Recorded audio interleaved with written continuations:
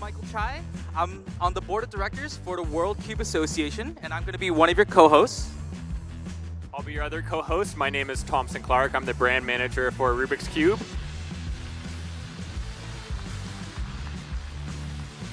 And we are really excited for the stuff that you're about to see today.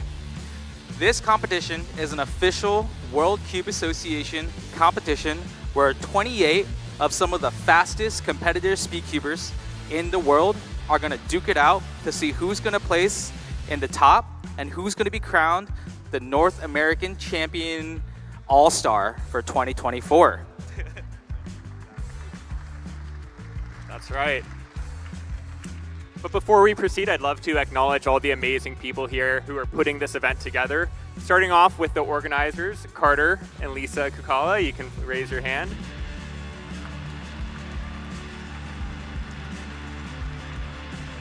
Carter and Lisa are two of our delegates from Minnesota, and also our delegates and officials for today's competition. I'd love to introduce Walker Welch, who is our regional delegate for the Midwest area. And then Calvin Nielsen, who's joining from the Minnesota team as a delegate, and will also be running our timekeeping system for this event, these amazing displays that you see here. In addition, we have 12 other World Cube Association team members that will be helping to staff today's competition, filling various roles such as judging the competitors when they come up to compete and running the cubes to and from the stage. These are all volunteers who are passionate about speed cubing and growing the hobby into these amazing events as you see it here today. And lastly, I'd love to acknowledge Happy Feet Productions, who will be live streaming today's event so that all of our friends, cubers across North America and even the rest of the world can join in, watch this event in real time, as well as other spectators in various locations around the mall. The competition will be displayed on video screens to hopefully encourage people to come check out the action in real time. Also, we would love to give a huge shout out and thank you to our sponsors for this event today. First and foremost, we'd like to thank Rubik's for partnering with us for this special event. Thank you, Tom. Thank you, Rubik's. We would also like to thank Games by James and Air Traffic. They are locally owned stores in the Mall of America that primarily sell games and puzzles, but of course also Rubik's Cubes. They're actually hosting a booth in this competition area. They're right behind you over there. Please feel free to check them out.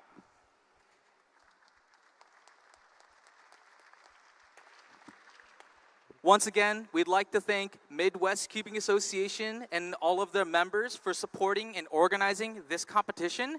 They primarily support and organize all the competitions in the Midwest region. So thank you guys so much for hosting this. Finally, last but not least, of course, we want to thank the Mall of America for having us today. Thank you guys so much. All right, now to get into the details about how this event's even going to work. What even is a Rubik's Cube speed cubing competition?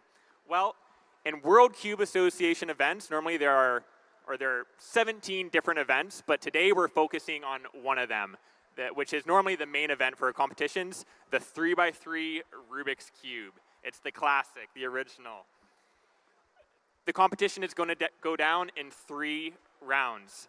Round 1 will feature all 28 of your North American All-Star competitors, and that first round will begin shortly at just 10:15. Round 2 will take the top 18 qualifiers from the first round, and that'll start around 11:45 a.m. And then the top 10 All-Stars will move on to the final round, and that'll be after a break for lunchtime. Round 3 will start around 1:30 p.m. So how each round works is competitors come up, they're called in groups, we will announce their names. They'll come up, take a seat at the station, and they'll compete 5 solves. So every competitor is going to get the same scramble for every solve of the 5 that they'll be doing.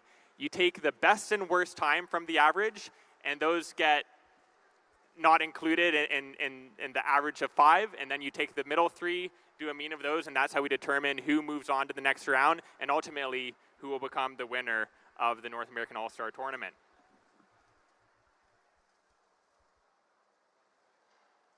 Of course, we wanted to describe a little bit more about what the schedule might look like for you guys. So the first 2 rounds of 3x3 are going to be in the morning, and we will be starting those very shortly. After lunch, we will host the final round of 3x3, which will ultimately determine our winners. So after that, we will also host a quick awards ceremony. And around 2:30, we're going to wrap up with some fun demonstrations that show some of the unique cubing skills that many of our competitors have in addition to solving a cube super fast. As well, throughout the day, we'll have some meet and greet opportunities with our all-star competitors here. You get a chance to get some autographs from the very fastest cubers in the world.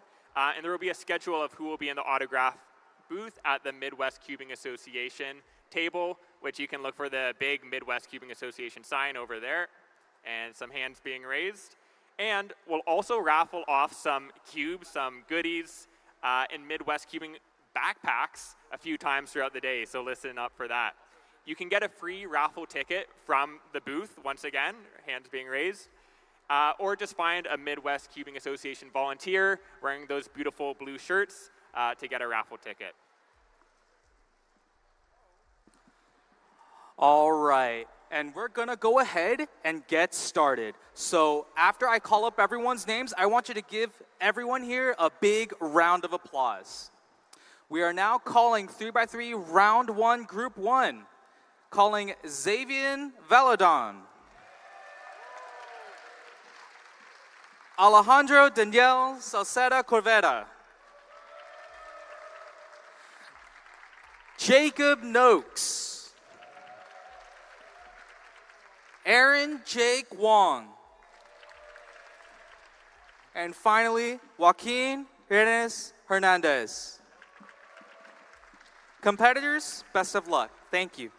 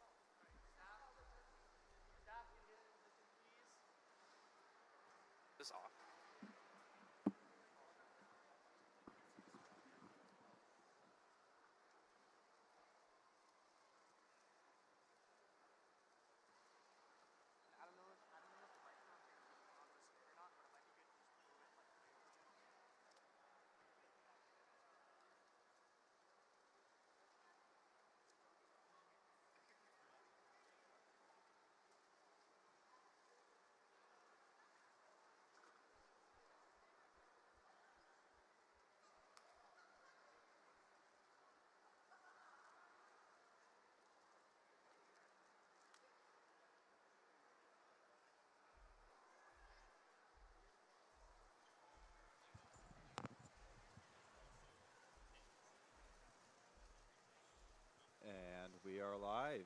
Are we? All right. Hello, everyone. Welcome to Rubik's NA All-Stars 2024. Hello. If everyone can hear us, it would be good to know if we can be heard. I think we can be heard. How's it going, everyone? In the Rubik's official channel as well as the WCA official channel. We're watching the chat. We have Nick Silvestri speaking. And on the other mic, this is Manu Singhal. Oh, there we are. There we go. Hello, everyone. How's it going? We're live. Hi. How is it going? Nick, this is very exciting. Last year, there was an All-Stars competition that happened. It was in Canada. This is the first time it's happening in the States. I think this is a great collaboration between Rubik's, the WCA, and, well, actually, let's talk a little bit about where we are. Minneapolis, of course, but a very special place. We're in the Mall of America. The Mall of America, the biggest mall in the country. I don't know if is it the biggest mall in the world? Oh, well, I mean, it's almost gotta certainly. be. Almost certainly. It's hard right? to imagine a mall being bigger than this. This mall is insane. What's crazy is, so you just saw a shot of the competition area, right? Like we got the stage and everything. Immediately behind that is like this amusement park, and I don't think it's open yet. But at some point, you'll be able to hear like the roller coaster rides and stuff we missed as the we first get salt. started. Oh my goodness. It's just all action here today as we get started here. So Nick and I are going to be on the broadcast all day. And so you better get used to our lovely voices. I know Nick has a lovely voice, that's for sure. We can start with a little bit of background information. So we have Yes. an 8.54 to start us off. Yeah. I think it is worth noting that the qualifications for this competition are very much unlike a normal competition. Indeed. So Indeed. at a normal WCA competition, it is essentially open enrollment. Right. People of all skill levels, no matter how fast or whether they just learned how to solve, are able to register. This is very different. Sub 7 only were allowed to register. You just saw the little competitor card there for Aaron Jake Wong. He has a personal record of 6.78. That's 6.78 seconds, everybody, and that's an average. So the way that the competition works is all the competitors are seated here. They're going to be doing 5 solves, and you'll see that on the display. Like, you know, the time is going to be displayed there. And what we're going to do to calculate the average, it's a little bit different than just like your straight average that you learned in school. Instead, what we're going to do, as we see Jacob's stats here, we are going to drop the best time and the worst time, and then average the middle 3. That's the way it's going to work. This is the standard for all WCA competitions. The way that it's done. And what that basically allows is it allows for the competitors a little bit of leeway. You know, sometimes you get unlucky. You'd like lock up, or Sometimes you get really lucky. Sometimes you get insanely lucky, and those are like outlier solves, and we don't necessarily want to count them. So that's the whole purpose of that average of 5 by removing those. So something you're going to hear from us, we're going to say a lot. Some solves are going to be counting, and some solves we will say are not going to be counting. So those counting solves, those are going to be the middle 3 solves that we're talking about here. So let's say like one of the competitors gets a 6, and then they get a 7. That 7 is now all of a sudden, it's more counting than the 6, at least to start off with. In order to count the 6, they would need to get a better time. You'll also see here on our little displays that there's a countdown. That countdown is the inspection timer. Competitors get 15 seconds to do an inspection before they start the puzzle. Here we go. Here's Aaron on his solution. That was a pretty big pause there right at the end of OLL into what looked like a G-perm to finish, 8.48. I think it's clear that we're seeing a good amount of nerves. Definitely. And the environment of this competition is very different. We already discussed we're in the Mall of America, but I think that there's an interesting dynamic given that everybody at this competition is so fast. That really adds the pressure. Yes, this is something we were talking about before we went live today. The competition is really different. Usually there's like 100 competitors, right? And there are several rounds, and in order to advance to the next round, usually you need to be in like the top like certain amount. Let's say like you need to be in the top like 50%, right? Well, 50% of 100 is like 50 people. These competitors, they're some of the best in the world, as we've said before. You know, like the worst ranking here is world rank 270. That's in the world, right? But here there are only 30 competitors, and to advance to the next round is kind of going to be a bit tough. It's not a given. It's the top 16. Yeah. So there's no free passes. At a normal competition with 3 rounds, most of these competitors can give it their 75% and comfortably make it into the finals. Right. That's not true today. No. We're definitely going to need to see some improved performance as we watch this last solve of Jacobs here. So interesting there. Something the advanced cubers will see. He actually solved his cross incorrectly. He actually swapped the down front and the down back piece and had to do MTU to M2 to fix it. That's very clever. Sometimes I like those solutions. I think they give you just a little bit more freedom in what you can look for as you're solving cross. And we'll get into what that means. Wong up once again. Ooh, interesting ergonomics on there. You saw him reach around. I don't know if it caused him a mistake, but yeah, it also looks like he didn't like completely finish cross. And there we go. It's kind of those competition nerves coming in. 11:48. That's definitely not a good time that he's looking for. But that means that those previous 2 8s right now, those are on the bench to be counting solves. And so he's guaranteed to count at least 1 8. As Jacob, he started off with an 8 and a 7. Let's see what he can get here. Using a pretty long inspection. A lot of rotations, a bit of pausing. That looked like a very fast cross. Yeah, Didn't seem to take many moves. Yeah, I think the cross was quite good. It looked, in my opinion, the F2L was a bit long. Definitely took quite a bit of rotations, but he had a good last layer. Had that pie case, as you're going to see, come up here into J-perm. Oh, interesting. That was interesting. So he actually did not execute that from the normal angle. Usually, you would just execute it from the angle that he had gotten it, but he actually did a U prime and then executed it, which gave him a better algorithm in the end. That is the kind of level we're talking about. Like that's the type of knowledge that it takes to be this fast. So there are so many algorithms that someone could learn. So many. And there's different sets of them. Each of these competitors probably knows multiple hundreds of algorithms. Easily, yeah. I don't know about you, but I only know the basics. Yeah, so I'm not very good. Amir, what is it? 21 for PLL. 21 for PLL. 57 for OLL. See, I don't even know those. I merely know 78. 78? 78 sounds right to me. 78 sounds right. And we have Xavier Valadon here. Okay, cool. The solve. We have a carry cam, which is something a little bit different. Yeah, the mobile camera.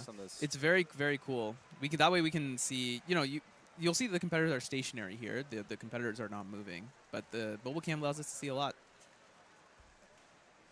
What station are we going to see top of the head? Here? Another white cross. Looks like a bit of a lock up there on F2L number 2. Yeah, big pauses. You can tell that definitely that's a lot of nerves coming. Yeah, in. a lot of nerves.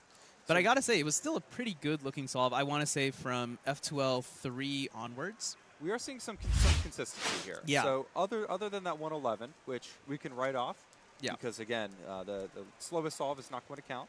We have seen, I do believe that is...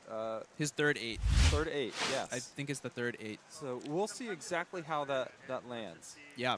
Because the qualification, even though it was sub-7, that is based off of out of the best average that someone has ever gotten. So exactly. Perhaps on average, each competitor is a little bit slower than their best ever. There we go. There we go. 688. That's the fastest solve we've seen on the stream, at least so far. And that was a really, really solid solution. Jacob's pretty happy about that, you could tell. Yeah. I was only really able to catch that very last bit, the last layer. But yeah, it was extremely solid. No significant issues there. Also competing in this group, we don't have cameras except for this wide-angle camera, but we also had Joaquin and Alejandro. That is Joaquin Hernandez and Alejandro Corvera. Yeah. I actually went to a competition in Mexico with Alejandro Daniel. That's where he got the Mexican NR for OH single. I had the same scramble as him, and we had the same starting solution. It was double X cross to start. Oh, wow. I got a 15, he got a 7. So shows you the gap of expertise there, huh? But I mean, hey, if you got the first same start of the solve. What can I say? I got that brain, I got that NR mindset, you could say. And you can get a view of the crowd here. We have a full venue. We are in the middle of a mall. We are in a big domed rotunda area. Yep. We can look up and see 4 floors. People, I assume, later on during the day, I see people standing around looking down at the competition. But we have a full space there going on. We got this nice double shot of both Aaron and Jacob. They're just doing some warm-up. See, this is something that I think is maybe not obvious, but these cubes are very specialty hardware. They're not like the same cubes that we had in the 80s. Well, I say we had. I was not alive in the 80s. But if you've ever used one of those cubes, you'll know you have to use like your whole hand to kind of turn them. And the sticker's kind of peeled. You'll see that there are no stickers on these puzzles. You want to tell us a little bit more about that, Nick? Yeah, so a lot of cubers use what we call speed cubes. So there are other companies that have designed cubes with magnets in them and different mechanisms that are different shapes. So you can turn faster with less friction. They have like magnets that float and repel each other. Yeah. So that there's even less friction. And really specialty hardware. Like I remember cubes used to pop, like the pieces would literally explode and pop sometimes if you went a little too fast. That used to be a big problem back when I started around 2013. Yep. I remember the invention of the torpedo. There we go. This is Alejandro and Xavier. So Alejandro starting this solve. Or excuse me, this is not Alejandro. This is Joaquin. This is Joaquin. Did he have a F perm at the end there? It's a little bit hard to tell from this angle.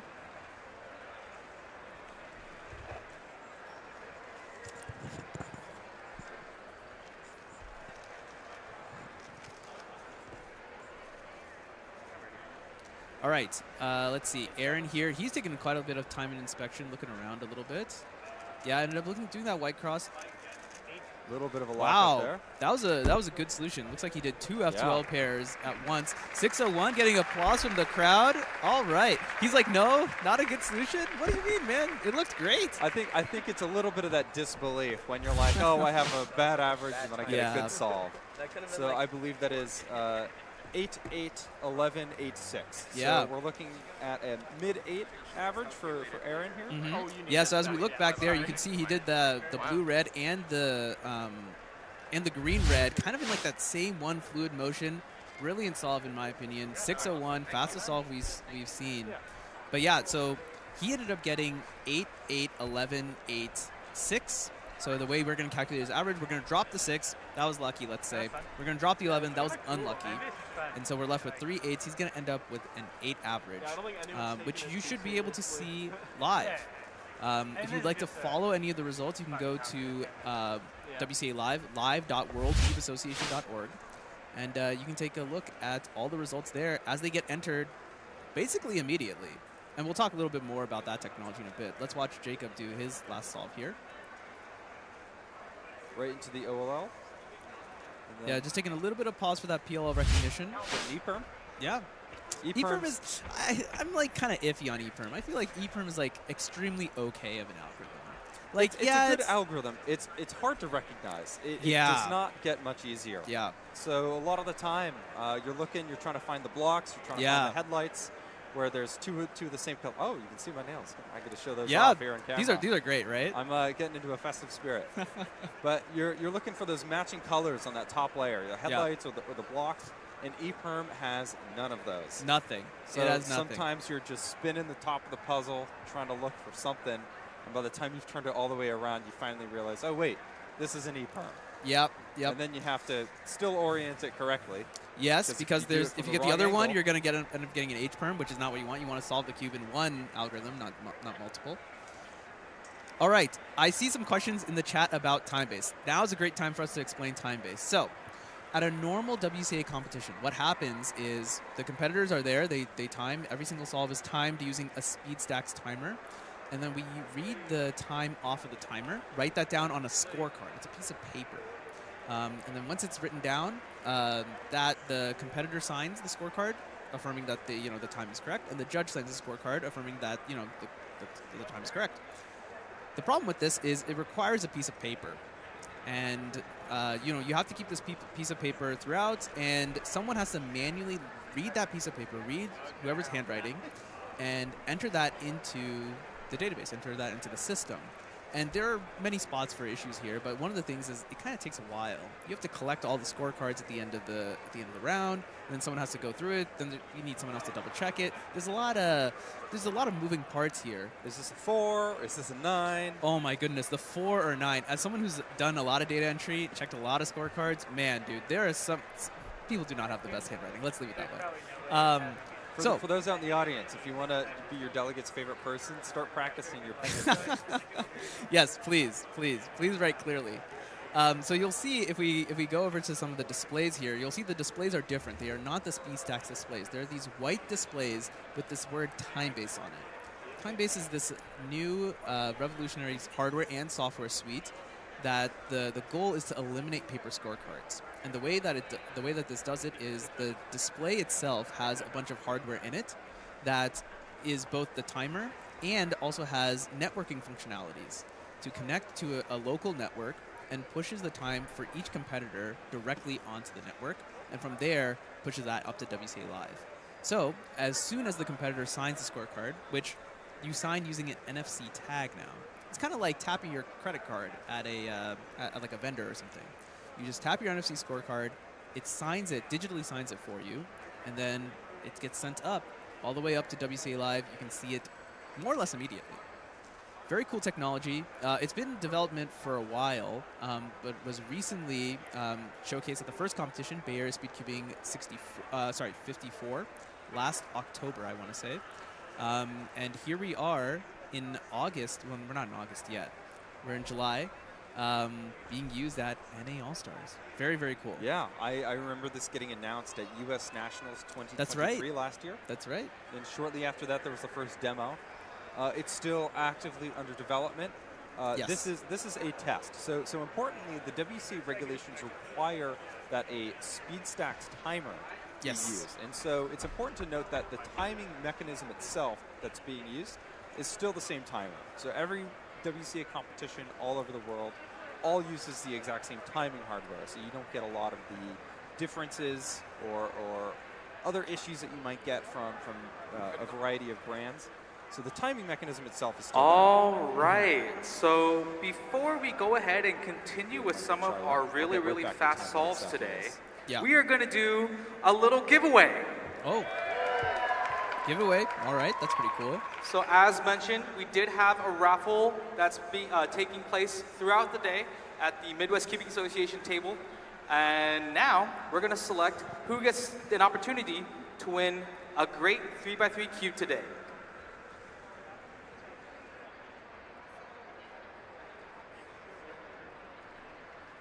All right, and the winner of the first giveaway of Rubik's North America All-Stars, number 049.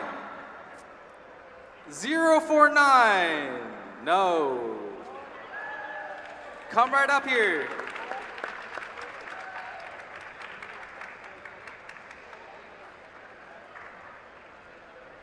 Congratulations, and also just a friendly reminder that the raffle is indeed free, and we'll be hosting it throughout the event today.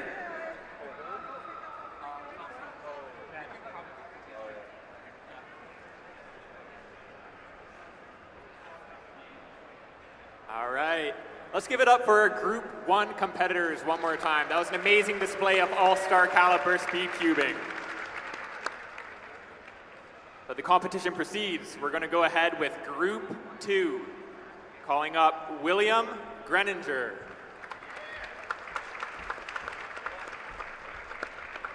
Alex Meadland.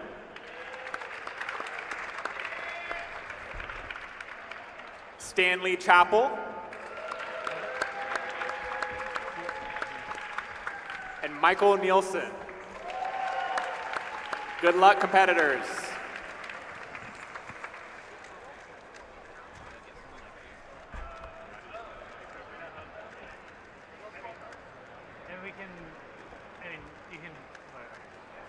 All right.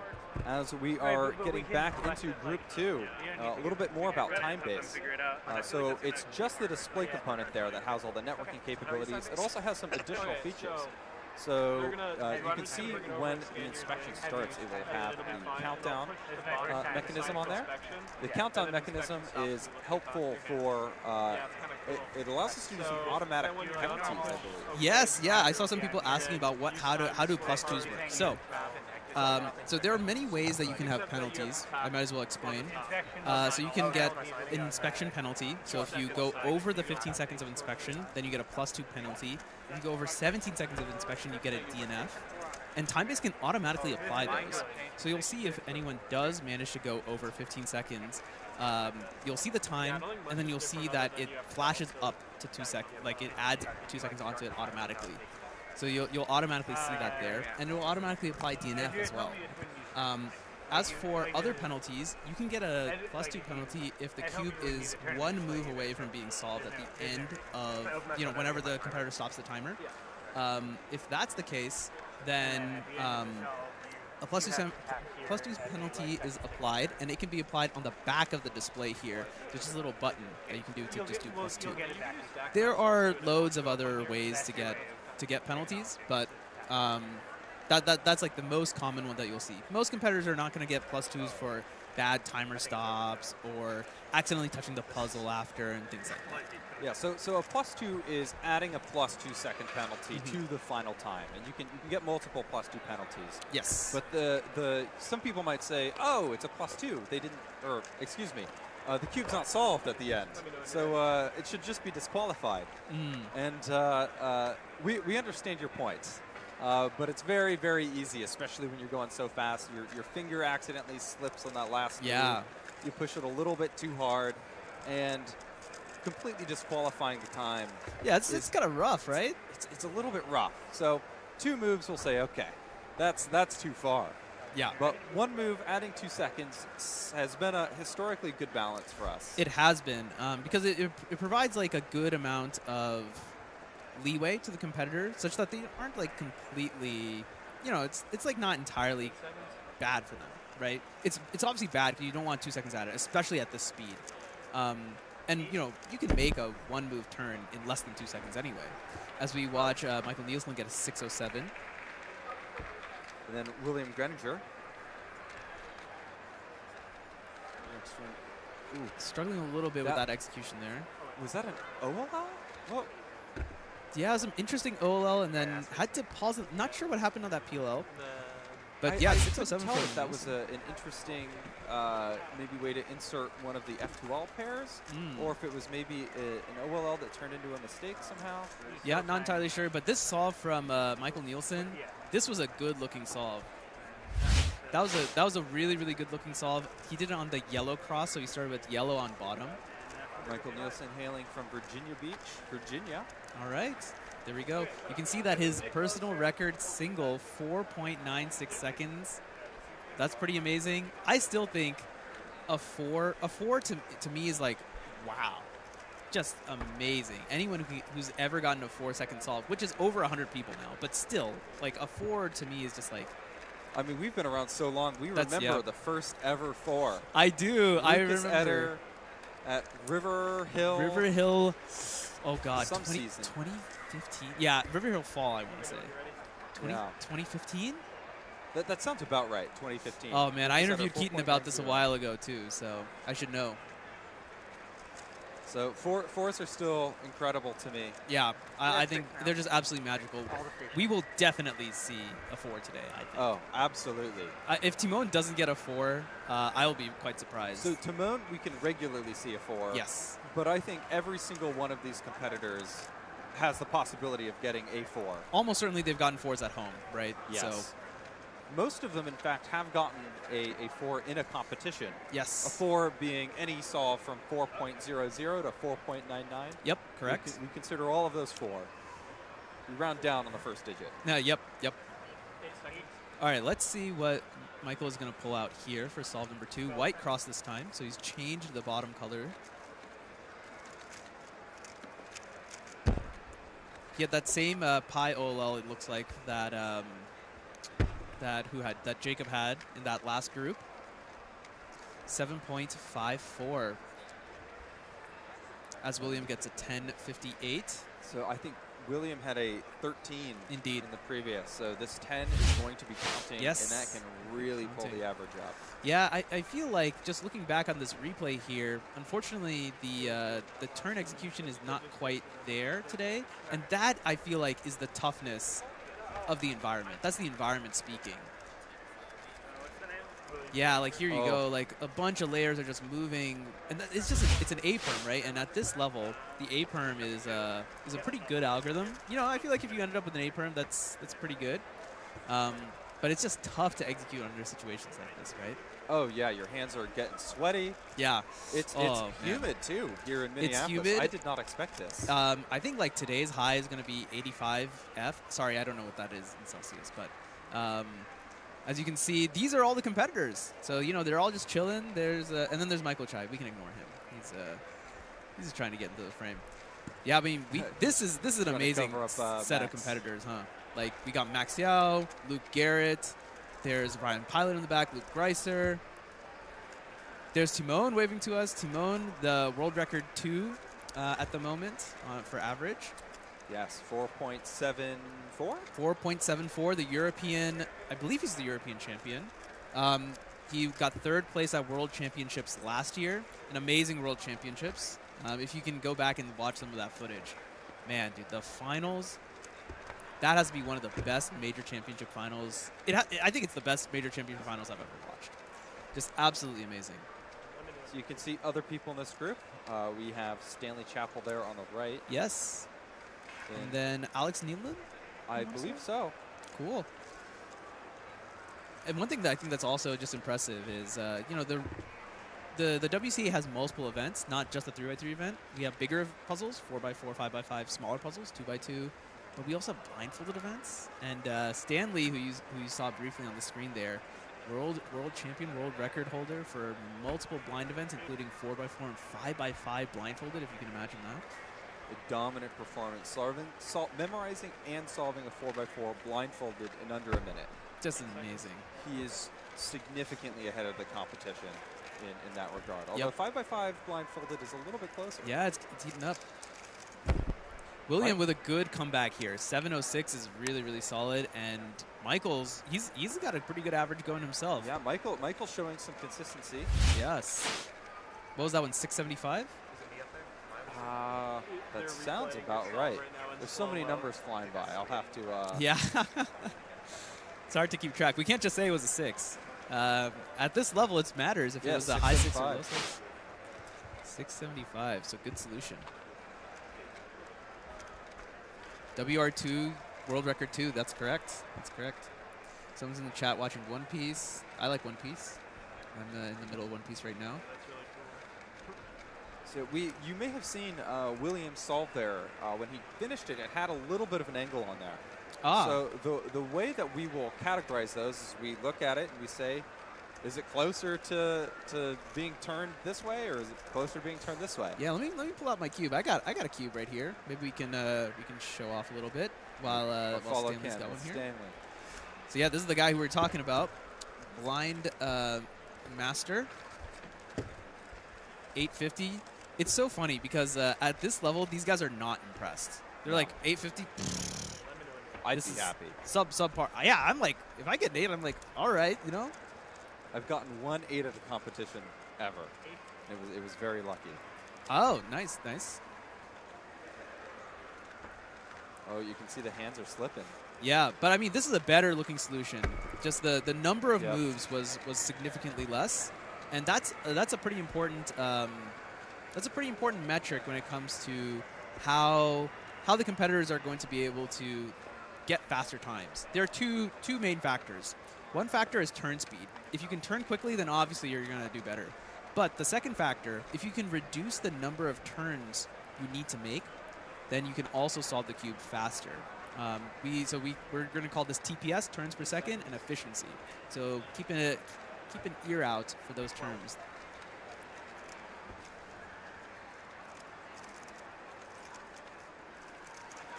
No commentary on this one because I was just mesmerized. Yeah. That was a really solid. It was pretty clean. There was a little bit of a pause there, exactly. I believe, between the second and third F2L pairs. So part of the TPS that we're talking about, you take the total number of turns in the solution, and you can divide that by the length of the solution. Mm-hmm. So part of that is that even if you're not turning, you're not. Yeah, the time's going. Yeah, the timer's still going to tick. So one really important way to increase the turns per second is by not pausing. Yes. So even if you're able to blitz out 15 moves in a second, if you're not able to keep track of the next move, it's going to affect your total TPS.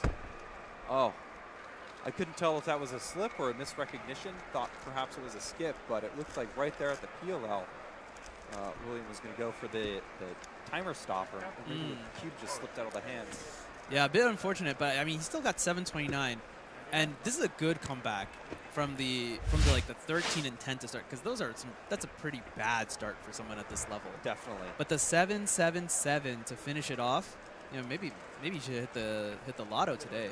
That's going to be finishing with an 8.32.01 behind Alejandro, who was in the previous group. Okay.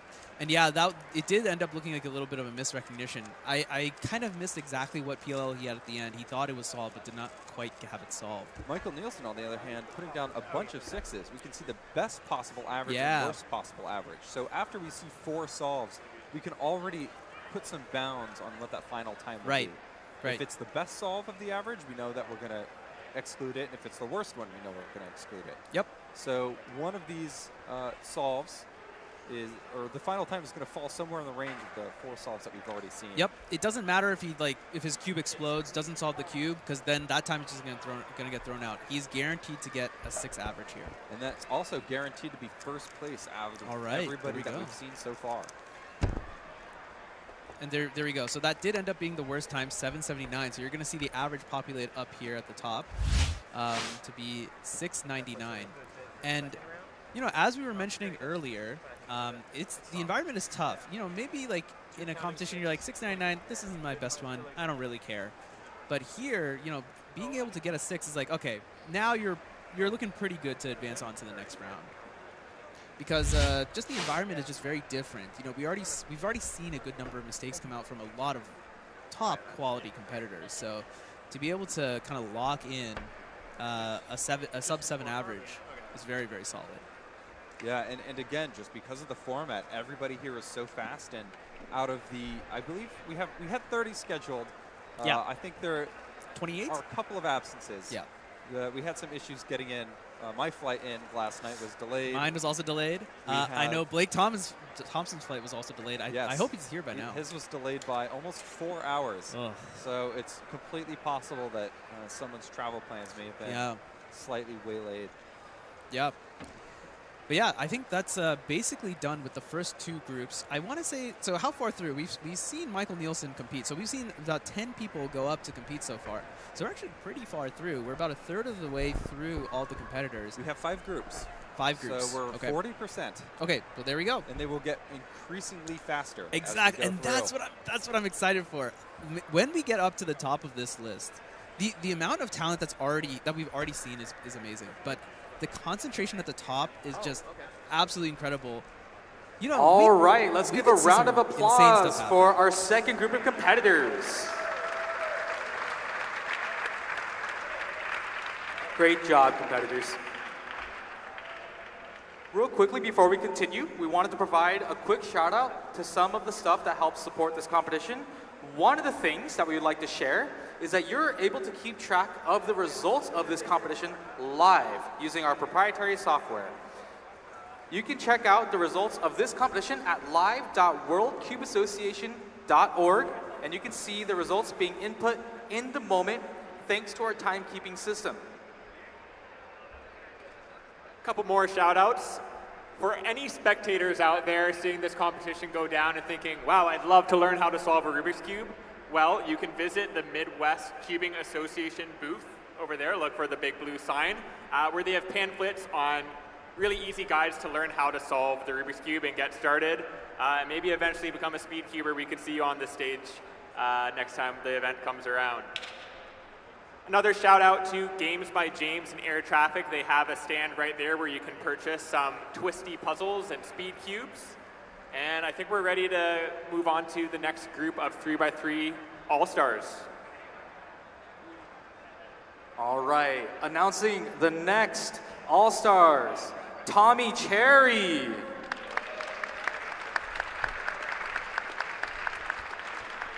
Nicholas Sanchez.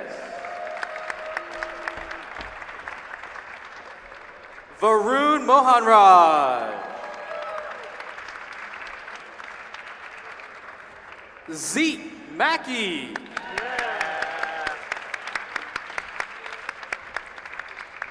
Carson Wajaya. And Ryan Pilot. Good luck to our competitors.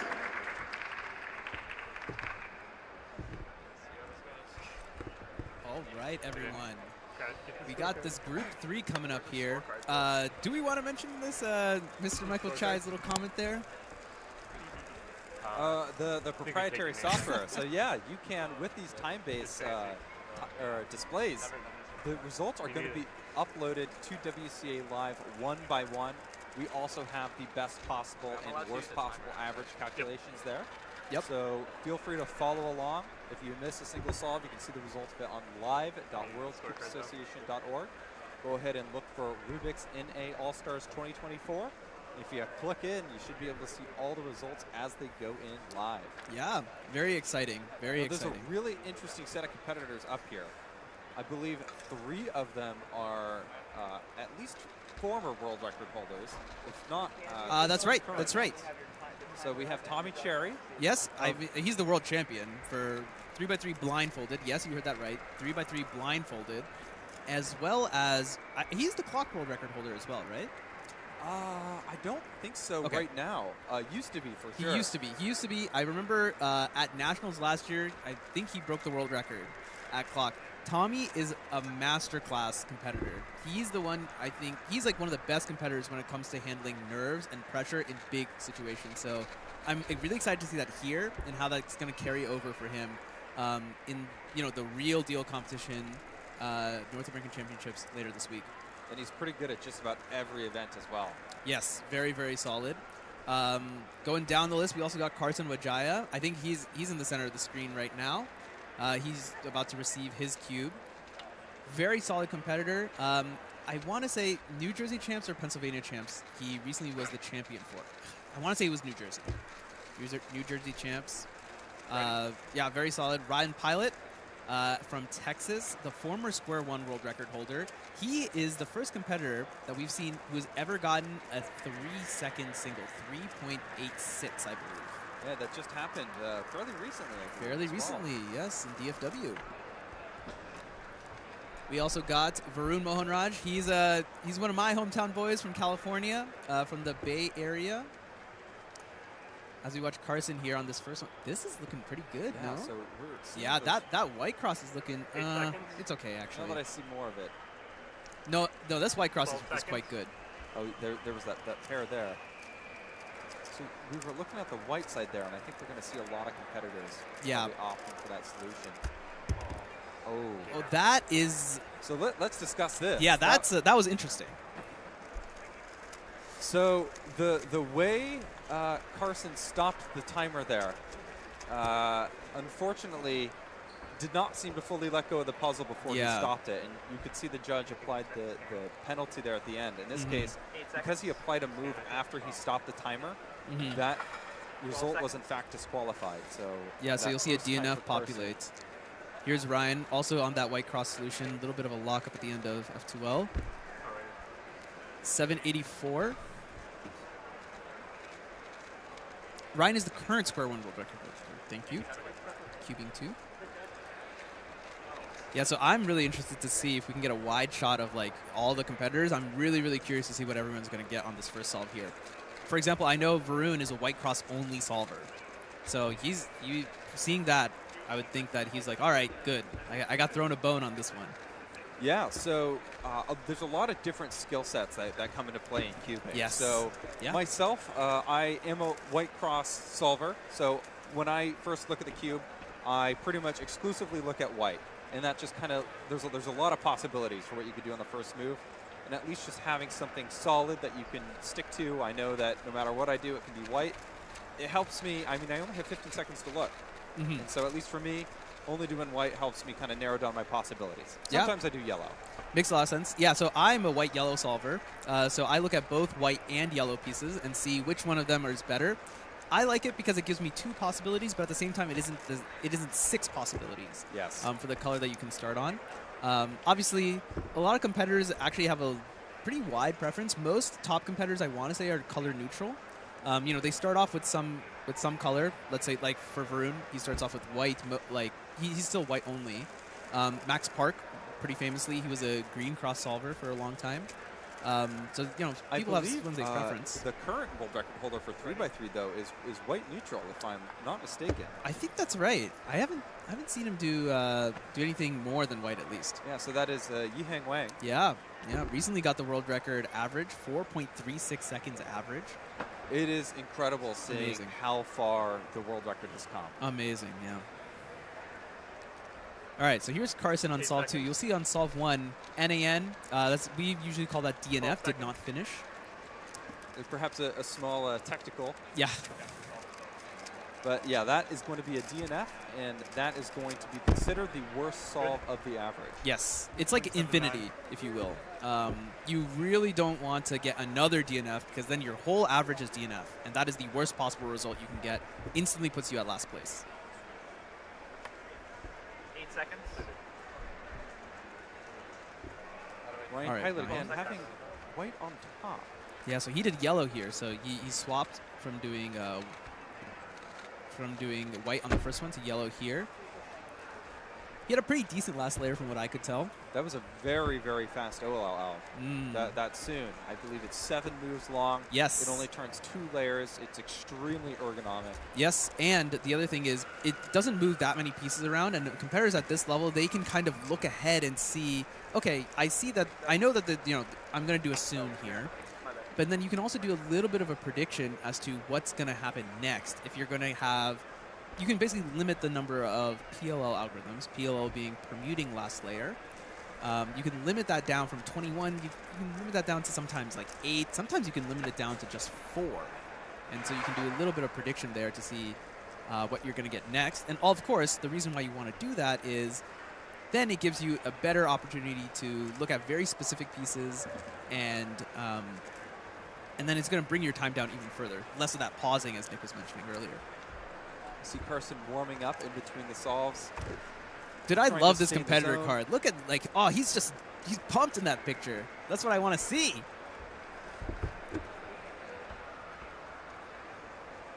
So Carson's on a little bit of a precipice here, you could say, with that first DNF. Yeah. That immediately on the first solve removes all margin for error. Yes, exactly. You'll hear me. I will refer to this during North American Champs as the trap. It does not count right now, but any other solve is going to count, no matter how bad it is. He can get a 20-second solve, and it's still going to count. So it's a little bit of a trap. He has no margin for error. That, my friends, is a ZBLL. So you'll see what he did there. He took extra time to inspect and, sorry, not inspect. He paused a little bit on that OLL to kind of track all the pieces, and he used one algorithm to solve the remainder pieces there. Ryan Pilot did in order to get that 695. So I believe most of these competitors, perhaps all of them, don't quote me on that, but I believe most of these competitors are using a method called CFOP. That's correct. CFOP. That's correct. Stands for center, first 2 layers, orientation of the last layer, and permutation of the last layer. So that O and P step, there's kind of been a new, what would you say, a new revolution? Meta, perhaps? Perhaps. So normally there are 57 OLL algorithms to make the entire top layer of the cube yellow. And then the last move would be to permute all of those pieces or to move them around to solve the rest of the cube. So normally that comes in 2 steps. However, there is a set of algorithms with 493 algorithms. If you have that yellow cross on the top when you get to the last layer, you can actually solve the entire cube in a single algorithm. It takes a lot of work to memorize. A ton. Much harder to recognize, but it can save you a significant amount of moves, and it can prevent any pauses it takes from having to stop in between after OLL to recognize your PLL. Right, right. And, most competitors do not know all of these. There's only a handful of competitors who know full ZB, as we say. But there are a lot of really good ZBLLs. There are some ZBLLs that are only like 9 moves, and those ones are worth memorizing and committing. Because then if you get them, then instead of having to do 2 algos, you can just do like 15 moves to solve the rest of the cube. That's pretty good. Good little pseudo slot there at the end. So that was really, really smooth last layer. I don't think it was a ZB. I think he ended up doing OLL and just had really solid PLL recognition / prediction. I would like to call out, we missed it on the cameras here, but we had Varun Mohanraj getting a 5.00 flat on the 3rd attempt. Nice. So that is so far the fastest solve that we have seen today in this competition. 5 flat. 5 flat. That's really, really, that's like a really, really good solve. I mean, we were saying that we're going to see 4s, right? We almost got a 4 already.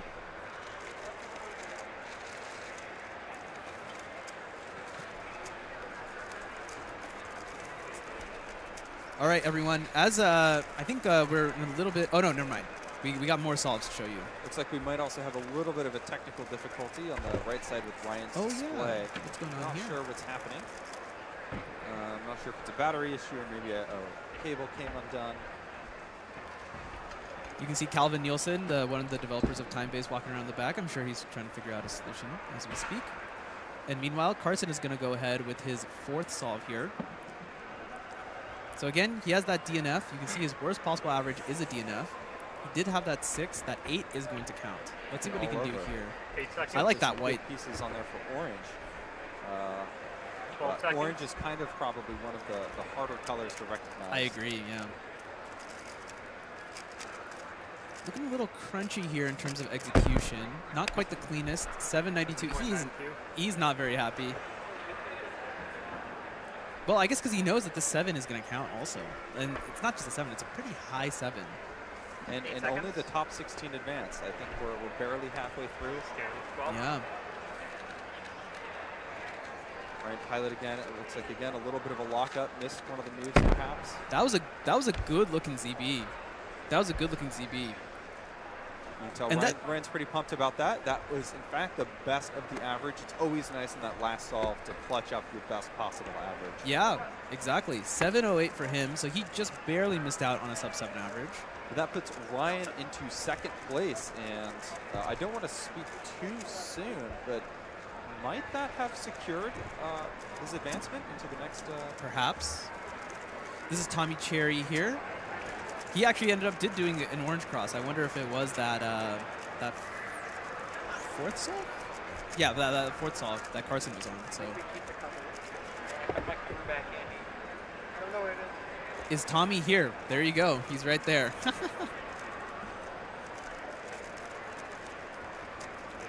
Yeah, that ZB was super smooth, right? Mitchell Lane is calling me out when I said C-pop. I misspoke. I said centers instead of cross. Hey, Mitch, how's it going? Yes, there's a delegate out in California. Yes. Legendary speed cube. Here's Carson on number 5. 8 seconds. Let's see if he can get one of his lower 7s to count. Well, he has a 6, so he wants that to count certainly. Looks like not quite going to get there on this one though. 934. Yeah, that 6 is not going to count. He's going to end up counting a high 7, a high 8, and then this 9. He ended up with 868 average, which is not a good average for him. That's for sure. It's so easy for your performance to start spiraling. Yeah, you just definitely. start off with the DNF. I mean, to start off with DNF is so tough because I'm going to repeat it because it's true. No margin for error. You have to be on your A game for the remainder of 4 solves. In an environment like this, it's already kind of tough. It's just difficult to deal with. So I don't blame him. Unfortunately, just didn't quite come together in this average. Yeah, and about half of our competitors are not going to advance. So, man, that's so tough. Person hopefully doesn't take this personally. But yeah, top half of already the top 0.001% in the world. Yeah. Like the 9th. Yeah, I mean, I think you may know the exact number, but it's like over 200,000 competitors registered speed cubers, right? I believe we've had almost a 250,000. I haven't checked the number. That is wild. That's a wild number. And he's like a top 100 competitor. All right, let's give a round of applause for our Group 3 competitor. Great job, everyone. And of course, we're going to do another raffle courtesy of Midwest Cubing Association. And the lucky contestant is number 079.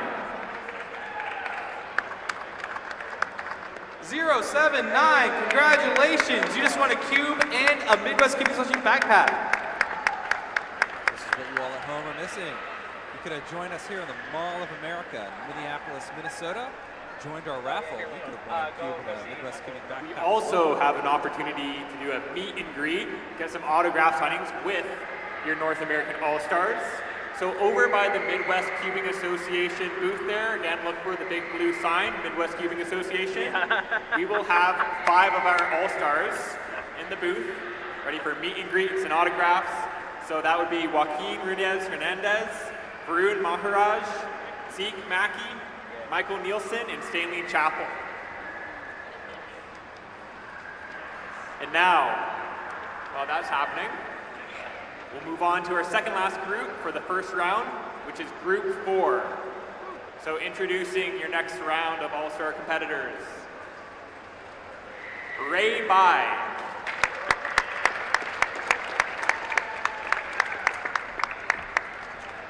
Dominic Radici.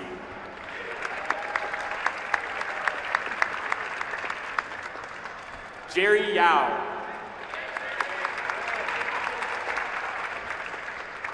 Brian Johnson. Yeah.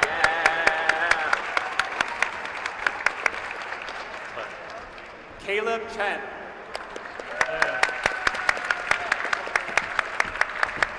And Brennan Lin from Canada. It is a North American All-Star Tournament. Good luck, competitors. Simon? Yep, I am. All right, with That's me. Brennan And they Lin don't put from your name Canada, tag on it. I think it's worth discussing. So this is the North American All-Stars, Do you have your name tag? but it's not all North right. America. In fact, Almost all North America. but- We'll get to that pretty shortly, but Yes. we do have a certain, you may have heard of him, Timon And Kolasinski. you are allowed to have your phone out From if Poland. you want. It's just Poland. gonna be on time. So even though this is North American All-Stars, registration was still open. And Timon will be attending the North America Championship later this week, so why not tag on the North American All-Stars to the Tuesday before as a little bit of a warm-up. Yeah, definitely. I mean, it's a great way for all of us North Americans to get to see Timon live in action. I've never been to a competition with I have Timon. not either. So I'm very excited to see I'm that. very, very excited. I think it's going to be great. On the stream right now, we got Caleb Chen and Brennan Lin. What's funny enough is both of them actually have the same PR average, 5.63. So it's a bit of a toss-up. I'm kind of curious. Everyone in the chat, both in the Rubik's chat and the WCA chat, let us know. Who do you think is going to win this matchup right now between Brennan and Caleb? There you go. Brennan, oh, yes, forgot to mention. Brennan also the Canadian national record holder for both single and average, as well as the Canadian champion. He had a very good performance at Nationals last year, U.S. Nationals that is, as well as the World Championship. He made finals in World Champs, which is an incredible honor. And you know that really goes to show what kind of top-level competitor he is to be able to make finals in such a huge competition. I mean, Worlds is just massive, right? All right, I see some shout-outs for Caleb. I see shout-outs for Brennan. All right. Oh, that's actually kind of even, I would say. Actually, kind of even. All right. Let's see. I like this. I like this back and forth a little bit. We got loads of good competitors, so I'm excited to see what everyone is going to come up with here. I can't tell if we just have some practice solves going. No, it does look like on the left we do have some. So Ray by. Yep. Yeah, Ray's. Wide angle camera here.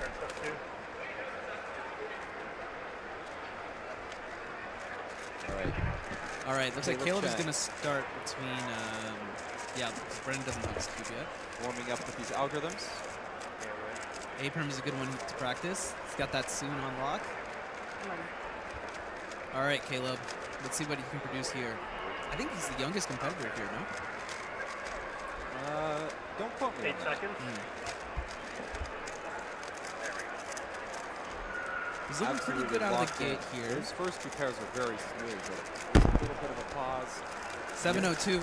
It's just because of the pause. I mean, the turning looked really good. Yeah. I think that has to be probably some of the smoothest turning we've seen so far today. Didn't look like there was any like major. It was major fast for lockup. sure. It definitely looked like some of the fastest. Yeah. So you get a few different turning styles here. You get the Mhm. fast splits out as many as you can, but perhaps affects some of your look ahead. 8 seconds. So let's see what Brendan's going to do. He's completely, looks like he's 12. ignoring that blue-red pair that was made on white, instead opting to go for yellow. I don't know if he's yellow only, perhaps. 580. All right. And getting some applause from the crowd. Well deserved. That looked like an efficient solution, no? Yeah, we got to the last layer very quickly. I think we were in the fours. So Well, let's see what he did here.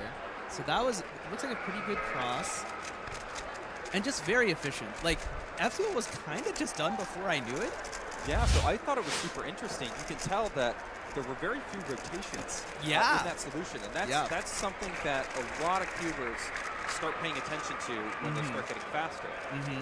In order to rotate the cube, you have to let go with one hand, grab it with the next hand, and then let go with the other hand and re-grab it. Each of these is called a regrip.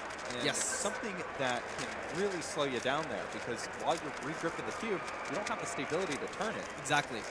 And, you know, the other thing is it kind of affects your look ahead somewhat, too, because it's kind of like you're moving all of the pieces at once.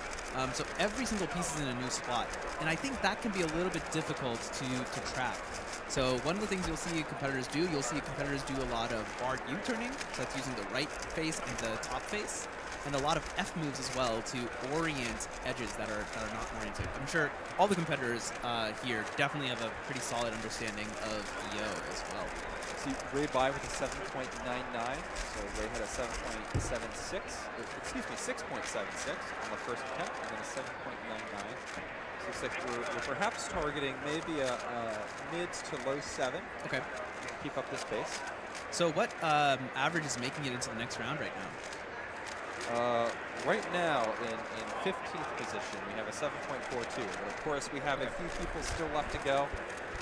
That will probably move some people out of advancement position. Yeah, makes sense. Makes sense. Excuse me, I said 7.42. I meant to say 8.98. 8.98. I'm tripping all over my words on the screen here. No, I see where you were though. Yes. Yeah, 8.98. But I think that's just because it looks like everyone who's competed is currently advancing. Ah, look at that. So it would seem. Okay. But again, the top 16 are going to be advancing. Yeah. So we had, I believe, 28 people when we started. Right. So this is just a little bit over half. Yeah. Sounds about right. All right, Caleb Chen, what can he produce here from the Southeast? 2022 ID. That means he started competing just 2 years ago, and look at where he is now. WR 25 average and 25 single. Very impressive. Very impressive. His come up, so to speak. I'm ready. What did he get on the first solve? He got a 7.20, right? Yes, 7.20. So pretty solid start. Let's see if he can 8 keep that seconds. up. Looks like he's staring at that yellow. Another big pause there. You can tell it was a pause and 2 rotations. I believe. Yeah. Still is a very good result. 6.37. Yeah, 6.37. He had, it looks like, maybe we can see it on the replay. I want to say RUL J-Perm, which was interesting. Up top. Oh, Yeah, you don't see that too often. So RUL would be turning the right side of the cube and the left side of the cube and the top side of the cube. Right. And you don't see a lot of RUL algorithms because the way doing R and L moves at the same time moves your hands can make it awkward. Yeah, it is awkward. It can really slow you down. That was a solid solution coming out for Brandon here. 762.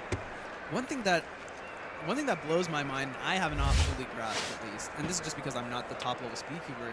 Competitors will do D moves during F2L to kind of do this thing we call pseudo slotting. It's where you solve a pair by offsetting the D layer, and that's something that he did here, and that's really impressive to me. It's very advanced. So normally you're trying to match colors when you create those pairs. You have the white, red, blue corner, for example, and you're matching it with the red and blue edge piece. When you're doing pseudo slotting, you have to completely change your recognition. Yeah. So you're no longer matching colors. You're matching colors with the adjacent color with the understanding that when you later solve that pair, you're going to do a D move and it's going to realign the correct colors. Yeah, it requires a ton of practice. And of course, all of these competitors are super practiced, right? You know, they do a ton of cubing. But that's kind of like the level we're talking about here. These aren't just guys like who's like kind of showed up, you know. Like these are actually the top of the top. And we're going to see a lot of cool stuff, not just from these competitors, but also the upcoming ones as well. We have Brian Johnson. If we have him on screen, Brian has a really interesting turning style. So we were talking about doing rotations. Brian does do a few rotations, but he does this interesting thing where he moves his F move with his index. Ooh, that was a pretty big fumble there, unfortunately. But he moves with his index fingers, those F moves, which is not something you see terribly often. But it often leads to his solutions having relatively fewer rotations than you might see in some of the other sure. Yeah, it makes a lot of sense, yeah. It's so fluid watching. I love Brian's turning style. It's so cool. I've been trying to do more of those index finger F moves on the front face. I'm not very good at it. It's kind of awkward. Yeah, index finger is it's a little tough. Not the most intuitive thing to me. You want to see Jerry? Well, there you go. Here's Jerry Yao. competitor from the Northeast. You can see his PRs there. Looks Jerry like was he's just recently waiting. quoted in a Wall Street Journal article on speed cubing. Yo, I what? believe Oh! some people may have seen that. Yeah, I saw the headline, but it's paywalled. I want to read it. I think Keaton was on NPR. That's where he was. But yeah, speed cubing getting a lot of attention recently. It is the 50th year. He was on a 50th anniversary. podcast by Tom 8 Scott seconds. as well. Yes, yeah. So All right. we're 12 seconds. into the mainstream media. Yeah. Caleb again. You can tell Caleb's turning style is very, very fast.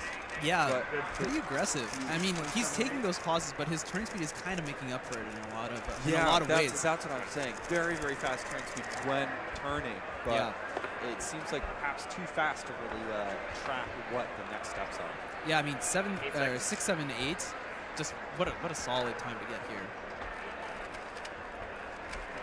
A bit of a lockup, unfortunately. It was a really good solution for that first F2L pair, but yeah, lockup is going to give him a 7-7-4. He was probably looking at a sub-7 there, I think, otherwise. Just a little bit locky. Sometimes I feel like one lockup can sometimes lead to another, especially if, you know, because I feel like sometimes it gets into, at least it gets into my head a little bit. It's like, man, really, I locked up? I make the lockup, my hands start getting sweaty. Yeah. Next thing I knew, The one we swapped out, my right? fingers are The cue was on the spaghetti. floor at that point. Yep. All right, now, a little later. We just saw Jerry with this 5-7-7. Great solve from him. And there you go. There's that lockup I was talking about. Yeah, a little bit of hesitation as well on that OLL. That was a good-looking G-perm, though. I should learn that G-perm. RUF G-perm. My G-perms are still from 2013. I think that's a major reason why I thought RUD G-perms were the good ones now. So RUD is good. There are some RUF ones as well. I used to know those and then I forgot them to learn RUD. I still use the wide move ones for. Oh no. Yeah. So I gotta update mine. All right, Caleb Chen on solve number 4. We're having a pretty consistent. We're mid to low 6s into low 7s. Caleb's inspection is really interesting. He's like picking one cross color and just going for it. This is a fast solve right here too. That was a Wow, there that we is go. our first 4.94 soon ZB. 4.94. Caleb Chen with the first sub 5. He's smiling. That was a great solve. You could see in his F2L he was just completely turning pauseless at that point. Recognize the anti-Soon ZBLL to execute. That's a set that many people will skip. Let's see if Brendan can find something similar. 6-11, very Also solid. like a very fast solve, but that Yeah. ZB recognition is tough. Yeah. So ZB, we were talking about that yellow cross. Depending on what other yellow corners are pointed upwards, Yeah. is broken into different categories. So we have H, we have high, we T, have T, L, U. L, U is a very and then interesting. soon and anti-soon. Soon and anti-soon. That's all 7. And those soon and anti-soon ones Yeah, are considered to be the hardest ones to recognize. Yes. And a lot of people end up skipping them. Yes, for I that mean, reason. partially because Soon is such a good algorithm. As Yeah. we were mentioning, it's a 7-move algorithm. It's 2-gen. It requires only R and U moves. It's almost easier to just eat whatever algorithm you Yep. get next, right? It's like usually you can get some sort of, and it's the same thing I was talking about, you can have some sort of recognition about what the PLL is going to look like. Whether it's going to be, maybe you don't know if it's going to be a J-perm, but at least you know that it won't be a Y-perm. Especially because we're talking about learning an additional 104 algorithms, I believe, Something like that. for all of those soons. Try to calculate in my head. I'm not very good at math, though. If someone knows in the chat exactly what that looks like for Soon and anti-Soon. But 104 algorithms is a lot of overhead. It's a If lot. If you recognize that, you not only have to recognize it correctly, You gotta but execute you also that. have to execute it. Yeah. You have to not confuse it with all of the other algorithms that Oh, are in yep. your head. Because a lot of these then might start with like the same first 4, 5, 6 moves. Yep. Or like, you know, maybe like 2 or 3 pieces are just swapped. It can look very similar. Here's But Caleb again. They on pay off when you can execute them. And we Yeah. saw that 12 with Caleb's seconds. last solve. Taking white cross here. He looks so locked in. Interesting. So 6.36. 6.36. He ended up there. It looked like what he had is he had the 6-move OLL, F sexy F prime, and he actually did it from the he did it from the correct angle, the right angle. If he had done it from the other side, he actually would have gotten a different corner case. So he ended up actually eating the V-perm, but still ended up getting 636. Great average for Caleb. Brendan Lin has a best possible average of 6.51 and a worst of 7.16. 615. 6.15. Brendan also got a great average here. Somewhere in between, yeah. So we are going to be looking at a mid-6, which I believe is going to place him in 3rd place with the people that we have seen so far. All right. Looks like Jerry off stream got a really solid average. 6.09 off stream. 609. He almost got sub 6. Caleb Chen, we saw on stream, it was a 6.50. So Jerry is a full 0.41, almost half a second ahead on average. And Brennan looks like half a second behind on average to Jerry. Looks like what he got, 6.62? Yes. Luke Greiser showing off his algorithms. We got the last 6 competitors on deck. Luke Greiser, Max Yao, Dylan Miller, Maddie Hiroto Inaba from Hawaii, Luke Garrett, and Timon Kolosinski. Hold on to your hats, folks. This is going to be a good last group. We have a little bit of a correction from Brendan. Oh, yes. Let's hear it. Sorry, Manu, but that does not you don't get different CP. You don't get different CP. Okay, never mind. I didn't know that. Well, that's why he didn't do it then. I was kind of surprised. I was like, really? You want to get diag there when you could just very easily just instead of doing U, you need to do U prime. That's why we're in the commentating booth. That's why we're sitting here. Hey, look, I don't know the CP recognition for non-EO oriented. All right, I orient edges after F2L, and then I just do COL. Let's explain some of this terminology. Yes. So we're talking about ZBLL, which stands for something.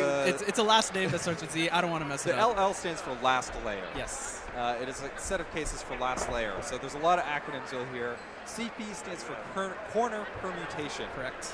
And it essentially means that while making the top all yellow, you can also solve the corners into the correct spot. Yes, so that only edges are yeah, and so... All right, everyone, let's give a round of applause to our 4 competitors. I'm getting a bunch of words in my ears, and it's tripping me up. All right, up to this point, we have seen 22 of some of the fastest solvers in the competition, but right now, we are about to present to you some of the truly fastest speedcubers in the world.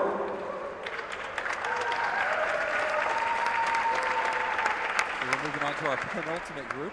In our 6th seed, hailing from Georgetown, Kentucky, with an average of 551, Luke Greiser. Luke Greiser, you heard it there, Georgetown, Kentucky. I know it. Very famous words from Nationals last year. Let's see what he can pull out here. Qualifying in our 5th seed, hailing from Washington State with an average of 549, Max Xiao. There you go, Max Xiao, current square one world record holder, amazing competitor, amazing all-rounder. And our 4th seed, hailing from Baton Rouge, Louisiana, with an average of 546, Dylan Miller! Dilly Millie. He's one of my favorite cubers. You should watch him on YouTube if you don't. Amazing. And our 3rd seed, hailing from Hawaii, with an average of 5.10, Maddie Hiroto Inaba! Chai said it for us. Maddie Hiroto Inaba from Hawaii, one of the hottest cubers right now.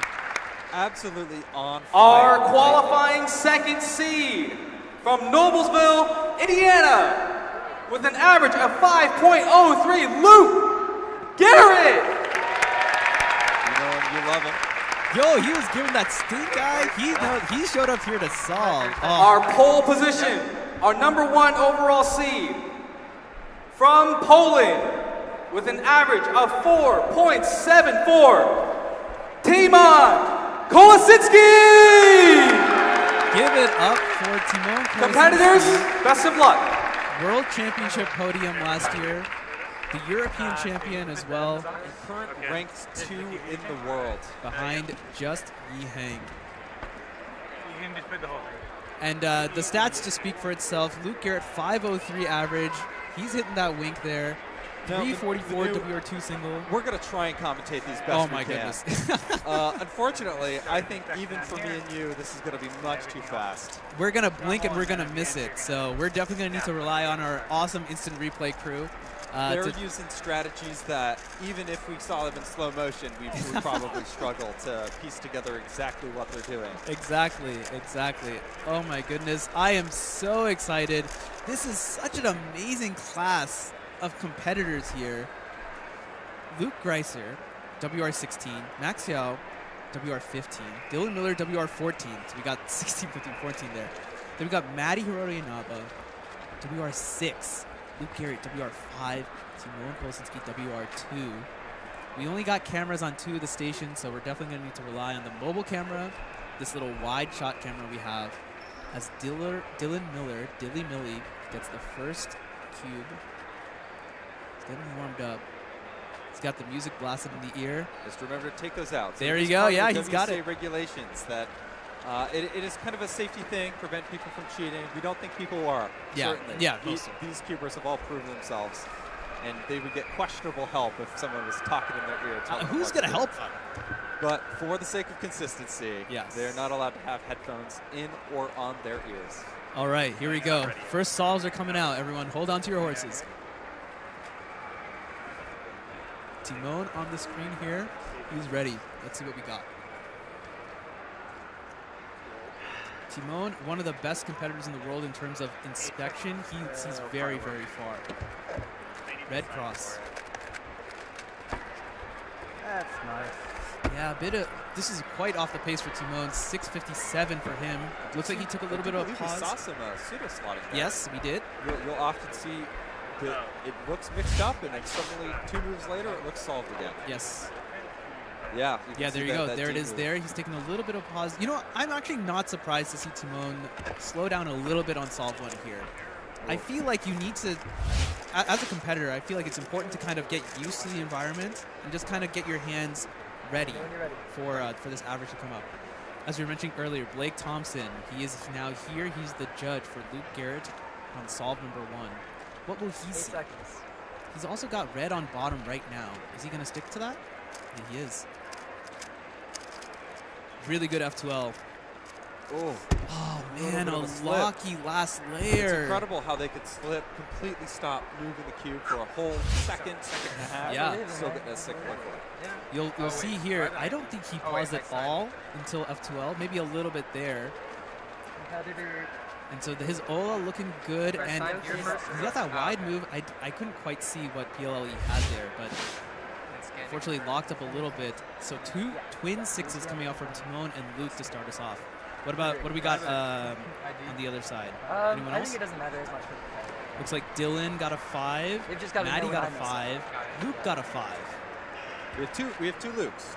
That's good. We have Luke Greiser and Luke Garrett. I can't just say Luke got a 5 anymore. Yep. So we have Luke Garrett will be on stream here in the center. Yes. Luke Greiser will be off to the side. We only have the 2 cameras for the center. Yes. And we'll occasionally be switching on Maddie and off. has the second solve in, a 6.59. And Timon on solve 2. What does he see? In yellow? Yeah. Oh, wow. Really good F2L. Just amazing. It's an H There we from go. 4.87. Fastest solve, I think, today. Trumping Caleb Chen's 4.94. Just amazing.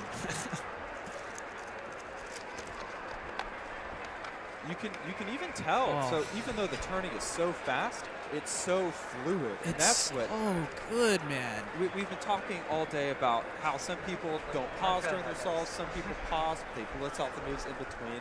I think that's what really separates this upper echelon of cubers. Not only are they fast, but they're also not pausing during them. They have the fluidity and the speed. They get the best of both worlds. Here's Dylan Miller. Also looks like he did a little bit of pseudo slot. Got locked up on that last F2L. A little bit of shakiness from the nerves. Otherwise, fluid last layer. 8 6-8. Luke Garrett on the Moyu cube. Green cross. Long F2L and off by that S slice. That's a ZB. 863. That's really uncharacteristic from Luke. So now that we have most of the times in for our first round of 3x3, I believe the competitors are going to be aiming to beat a 7.70 average in order to advance to the next round. Okay. So currently sitting in that position is Tommy Cherry. I believe Tommy is pretty close to that threshold. Okay. I believe Stanley Chappell has guaranteed a spot in the next round. So All right. as long as Tommy is not knocked out with a 7.79, we'll be seeing them advance. All right, Timon just, I mean, the turnaround on getting his cube was super fast, 5.83. Let's take a look at his solution here. It was interesting. There was a rotation and then a wide D move. Yeah. So that was probably not the most optimal way, but Also looks like he locked up. Yeah, 5.83. He had that anti-soon there. I'm sure he probably has some sort of recognition of what it's going to be, because as soon as he did the anti-soon, he immediately went on to doing PLO. I believe Timon was one of the first people to really put full ZBL out. There was kind of a 2020, I think, was kind of the turning point. Makes a lot of sense. Before the pandemic, you didn't see too much ZBLL. You saw some people who do some Hey, if you're cooped up at home, that's a good time to learn Alex, right? Nowadays, I think ZBLL is really well known as a very mandatory algorithm set. And I was going to say, in that last all that Luke had, he actually had a pretty interesting ZB. It didn't look like it was actually too hard of one to execute. It looks like it was actually the stock seal that you do there canceled into another out. So let's see what he can do here. Is he going to ZB? He does have that 8, which he doesn't really want to count. 8 seconds. He's on, yeah, definitely going to go for that yellow cross, it looks like.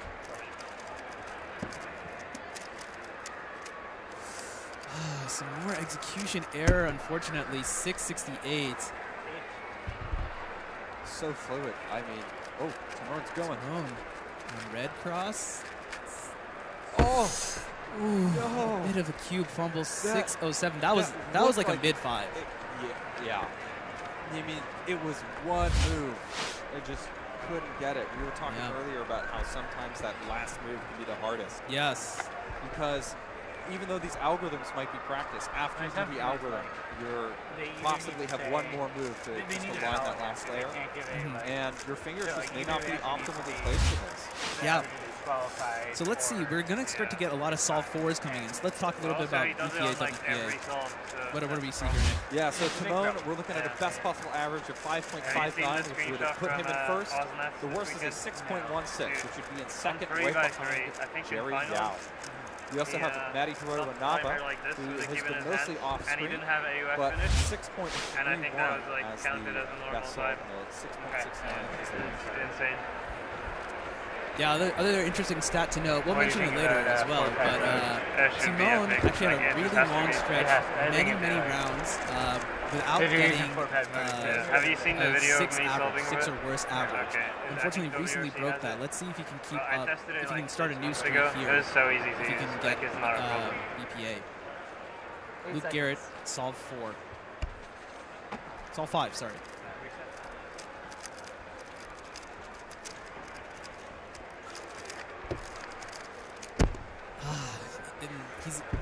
No, this is solve 4. This is solve 4. Okay. 8.119. So this is unfortunately going to be a counting solve. He's going to count that, yeah. 8.63 on attempt 2. So we're looking at 641, 668, and an 841. Final solve for Timon. 414. Timon is going to count a 4 as he in this first round. That's going to give him BPA 559. Let's take a quick look here. What even happened? I thought he was still on F2L. He was, then he did a ZB. Oh my goodness, just such a very fluid, that pseudo slot there. Oh, he had a very a simple ZB. Easy to recognize, very blocky, 414. Excellent execution from Timon there. That is world class. That's WR2 solving right there. Amazing F2L, very efficient, very efficient. That's the reason to do that pseudo slotting there. Your efficiency improves so much. And hey, it's not a crime to get lucky. Unfortunately for Luke, though, it looks like he's been having quite a lot of lockups, bit of sloppy solving. Unfortunately, ending up with an end perm, that's really unlucky. Probably one of the worst PLLs you can get. Yeah, end perm is, how long is the standard algorithm? Is it 22 Oh my goodness. moves? So a It's Rubik's awful. Cube can be solved in 20 moves from any position. Any position.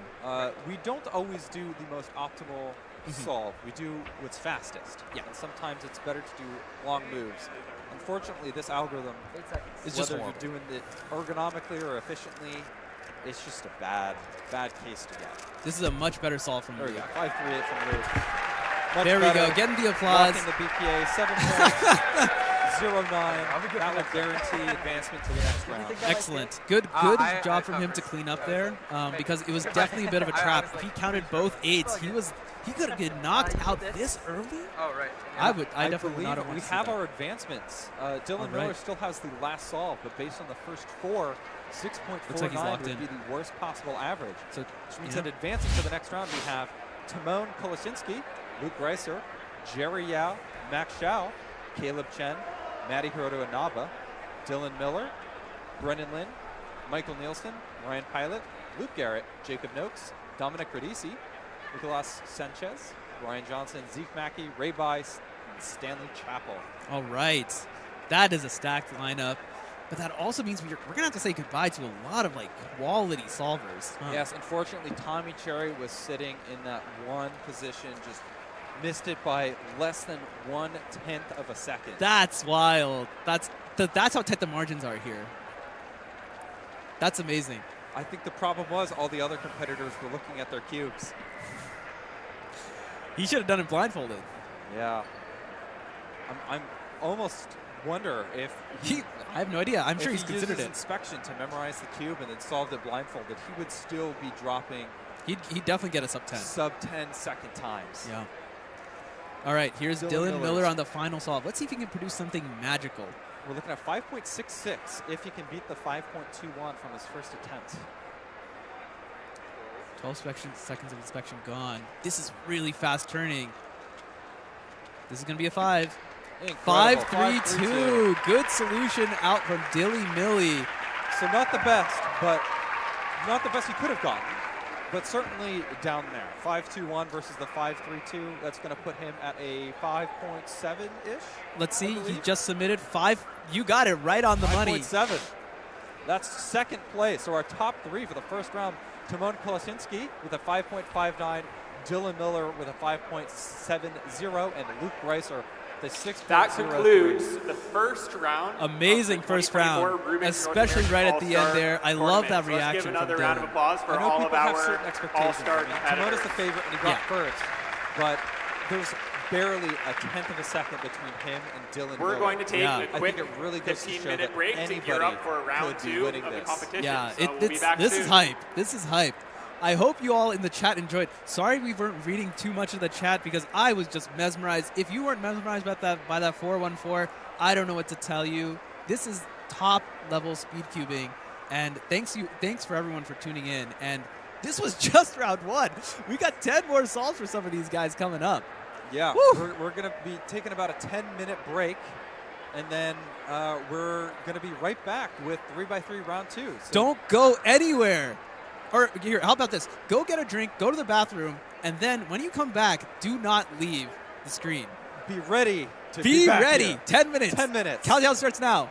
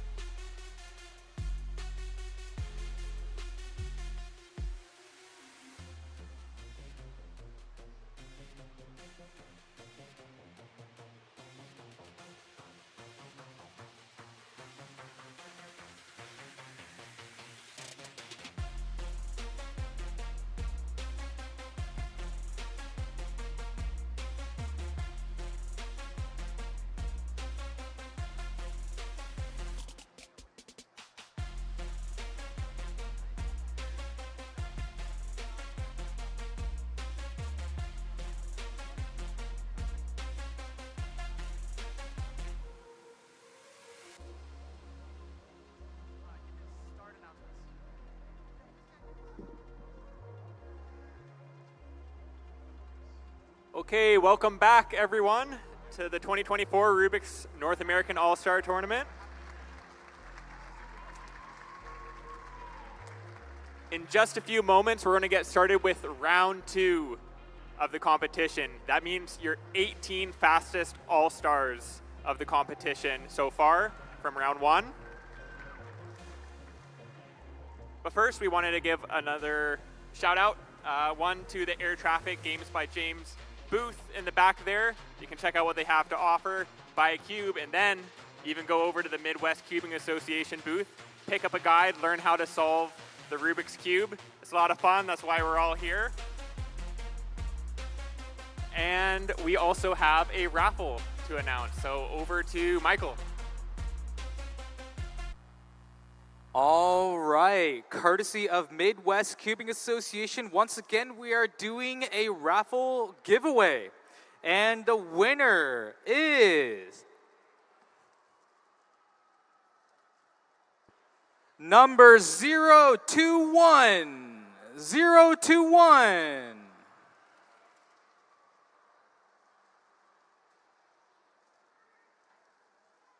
Last call for a 021. All right, we're going to call a new number. The winner of the raffle is number 087. 087. Congratulations. We're going to go ahead and give you your prize, your cube, and a bag on the side.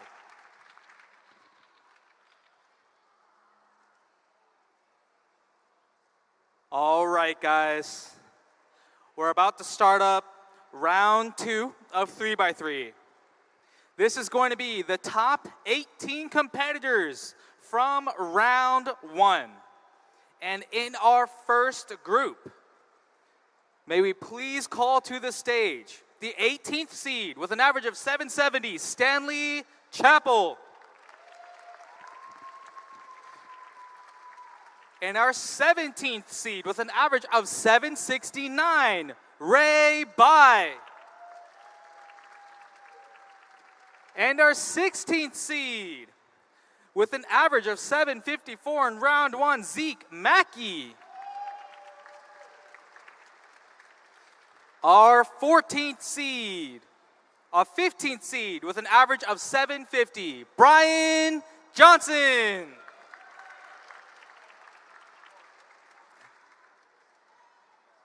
And our 14th seed with an average of 735 from round 1, Nicholas Sanchez. And for this group, our pole position in 13th seed with an average of 731, Dominic Radici. Competitors, good luck.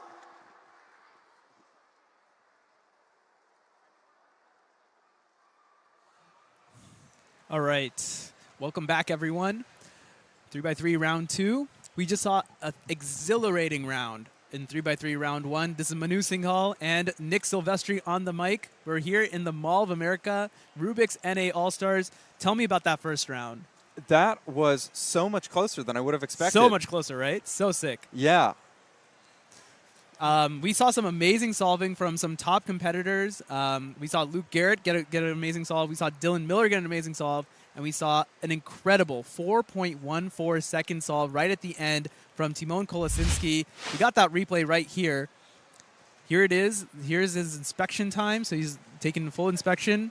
At full speed, 4.14 seconds. Such a fast F2L. Amazing. Let's look at that again in slow motion to really see what he's doing here. So he's looking at yellow cross. He's going back and forth, looking across all those pieces.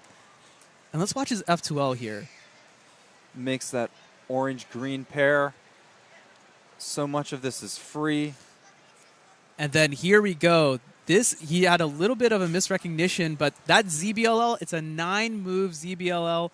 I have it pulled up right here if we switch back to the caster camera. It's a super, super easy alg. Here you go, everyone. It's this one. I did the inverse. Shows what I know. It was not that one. It was not that one. It was a different one. You tried. Hey, that's why I'm not up there, right? Dominic Radici, 6.64. Oh my goodness. Getting started with 3x3 round 2. So as you heard Michael Chai say, the top 18 competitors advanced, which means we lost out on a bunch of talent, including Tommy Cherry from the round 1. But now that we're into round 2, I'm thinking we're going to see some better solving. I mean, we saw a good solve from Dominic right there. A lot of nerves are going to be shaken out here. White cross from Nicholas. 5.56. 5.56. Good solve. Good solve. Is it good OLL, good PLL? It's always nice to get those lucky cases. So off screen, we had Brian Johnson with a 5.87. So Brian and Nicholas right now have the 2 sub-6s. All right. I'm completely not sure what. I know top 10 is going to be advancing, right? I believe top 10 is going to advance. We could double check that. Yeah. While we were talking about top 16. Turns out it was top 18. Turns out it was 18. That we're advancing. So that's good. That just means more solving. yeah. Always So- like more. So it looks like we're going to do it in 3 groups then. You're going to see this first group of 6 competitors, as Michael Chai had announced earlier. Then we're going to get the second group and then the third group. I don't know if they're going to be organized by speed as well, but we will see. We will see shortly. I hope everyone is enjoying the live stream. While we have a bit of a lull, here's what I want everyone in the chats to do. I want you to say where you're watching from. If you're watching from the States, what state you're watching from. If you're watching from abroad, what country you're watching from. 617. That looked like a good solve, too. This is Ray Bai from Texas. From Texas, yeah. Recently moved from the Mid-Atlantic. Ray. Right, I was going to say, I feel like I associated him with like New York, New Jersey. Yeah, Dominic recently Radice. moved there. So Dominic is from the southeast, right? Oh, man, I actually don't know. Now I'm unsure. That just goes to show exactly how many people there are cubing. Yeah. It's hard to keep track of everyone. 829, unfortunately, not the greatest of a solution You there. could tell basically as soon as he started, something Something went was off. wrong, and Yeah. he had a little bit of a pause to recalibrate. But that's okay. Once again, just going over the rules. Yeah, let's go. Yeah, so we will be ranking people by average. Mhm. So everybody will have 5 attempts. Everybody within the group here will have the same scramble. And of those attempts, we get rid of the slowest one, because that's unlucky. We get rid of the fastest one, because that's lucky. And then we average the middle 3. And then the ranking of that average will be who advances to the next round. Bingo. So I believe it was top 12 will be advanced. No, I see top 10. Oh, okay. Top 10 are Top going to be 10. advancing to the next round. Cool. Cool. And I believe it will be... I believe the finals is also going to be a head-to-head, so we're going to have only 2 competitors go at each time, so we get to see everyone solve. I'm really excited for that. I love head-to-head solving. All right, Nicolas here. Solve 2. Can he back up that 5.56? Like a big white block on the bottom. Mhm. See if they take advantage of that. Bit of a pause on that final F2L, also orienting edges. Unfortunately, it looks like, what did he have, G-perm there? I couldn't quite tell. 829. Not a particularly good solve. Kind of lucky. A bit of a pause on... That looks a lot like when I'm trying to solve, and I'm getting the nerves there. Where Yeah. my moves have to be way more deliberate. You don't get that kind of fluidness that you really hope for, where you're in the zone. Yeah. I feel like what happens to me, if I see a good solution, right, then I have the tendency, and this is just because I suck, right? Like, this is something that's like, that needs to be improved on. But if I see a good solution, then what I tend to do is I'm like, oh, I know it's going to be a good solution. I want to try and turn fast and try and take advantage of it. But more often than not, it ends up being that I lock up or make a mistake and just ends up being unfortunate. I had that recently. I have an 11.42 is my PR average. And Yeah. I started off with I think it was a 10 and then a sub 10. Okay. And it was like a low There 10. we go. And so my first 2 started off great. And unfortunately, that means that I'm nervous knowing that it's going to be a good average. Yeah. And it completely ruined the rest of my solves. 'Cause Yeah, it's tough. I mean, my hands got slippery. yeah, exactly. It's definitely something, I think it's kind of underrated because most people don't practice under pressure. You know, I was at the Max and Felix. They did like this cube camp recently. As we watched Zeke do a solve here, that's one of the things that he had like these kids practice is like, you know, try and go and finish the average. Give yourself 3 good solves and try and clutch out this PR. Very clean. 608. From 608. That was really, really good. That was a good looking solve. Really, really good. I feel like the only thing that you could comment on is that he didn't turn fast enough. I mean, otherwise, like, it was completely fluid. No complaints from me. 698 from Ray. And we can see Brian there. If we get a little pan over. Love Brian's turning style. Yeah, when that it's was on point. It's on point. That was interesting. We had a double corner rotation, I believe. Yeah. It's kind of one of the fun little cases that when you get it, you're like, oh, look, I could skip a step. Yeah, so you know, you can call it a ZB. I mean, it's a relatively basic algorithm. In fact, I think it dates all the way back to the beginner method. I Yes. think something very yes, similar yes, is yes. there. 660. We're 660. seeing a lot more consistency, it looks like now. Yeah, this is looking pretty in this good. round. Everybody is pretty much neck and neck. I mean, Dominic does have that 8. He does not want to count an 8. Brian Johnson, though, turning on 5.87, followed by a 5.38 and a 5.35. Brian is looking at right now triple fives? a mid-5 pace. Nice. Nice. So what is he counting? Counting 5.38. He's counting 5.38? He's in the lead, like, by a good margin. That would, I believe, if he can keep this up, that would have gotten first in round 1. In round 1. Yeah, no, he's on very, very solid pace for a sub 5. Nicholas Sanchez has been warming up with a 4x4. This looks like another, like, you know, I see a lot of oriented white edges, so good solution so far. Bit locky on that PLL 691. You can tell it's still a little bit nervous, Still but just a tad. definitely just a tad. little bit cleaner than the one before. Yeah. Zeke off screen getting a 7.36, placing Zeke in the range of 6.54 to 6.97. So we're looking at a sub 7 for sure, guaranteed for Zeke. So what's interesting is Brian might be on a PR watch here. 583 is his PR. Wow. And he's in position. So there we go. So this is that nerves, right? This is what is that people train for, is how to clutch out averages. Let's see what he can do. He's looking for another 5 or a 6 maybe. 597. Let's see. So that would be, I think Brian just might have locked in a PR. He might have locked in a PR. So that would be 5.38, Actually, he almost certainly has. 5.87, and then he's guaranteed to PR here. WPA 574, 583 is what I have on my sheet here. Congratulations to Brian on a 3x3 average. That's frankly amazing. Those are, as a cuber, the best ones to get. I think the 3x3 single is always the 3x3 single is the holy grail, of course. Yeah. But the average really shows that you're improving and you can take advantage of these high stress situations. Keep those nerves down. Yeah, wow. So congrats Brian there. That, I think you're right, because what did Timon get? He got 590, I want to say, something like that in round 1. So, you know, with locking in, what is it, 574, we see it on our screen over here in WCA Live. So Pete, Timon was 559. 5.5. Okay, never mind. A little bit faster than that. Yeah, a bit faster. Does he have a chance to beat that here? What's his BPA? It does. Brian's BPA is 5.53. 5.53. So if he counts that 5.35 from earlier, he would have 2 counting 5.3s. I mean, we were talking, there are certainly some favorites here at this competition, but it really is possible. If someone can just string together the correct solves, there's enough variation here that really any one of these competitors could advance and even win. A lot of variation in the scrambles as well, as Stanley here. Looks like he's got a 663. Got a little head nod. He approves. Good solve. Stanley's putting solve down between the 6 and 7 range. Currently, I believe, on pace for a mid-6, it looks like. Okay. Here's Ray. Ray with a dot OLL.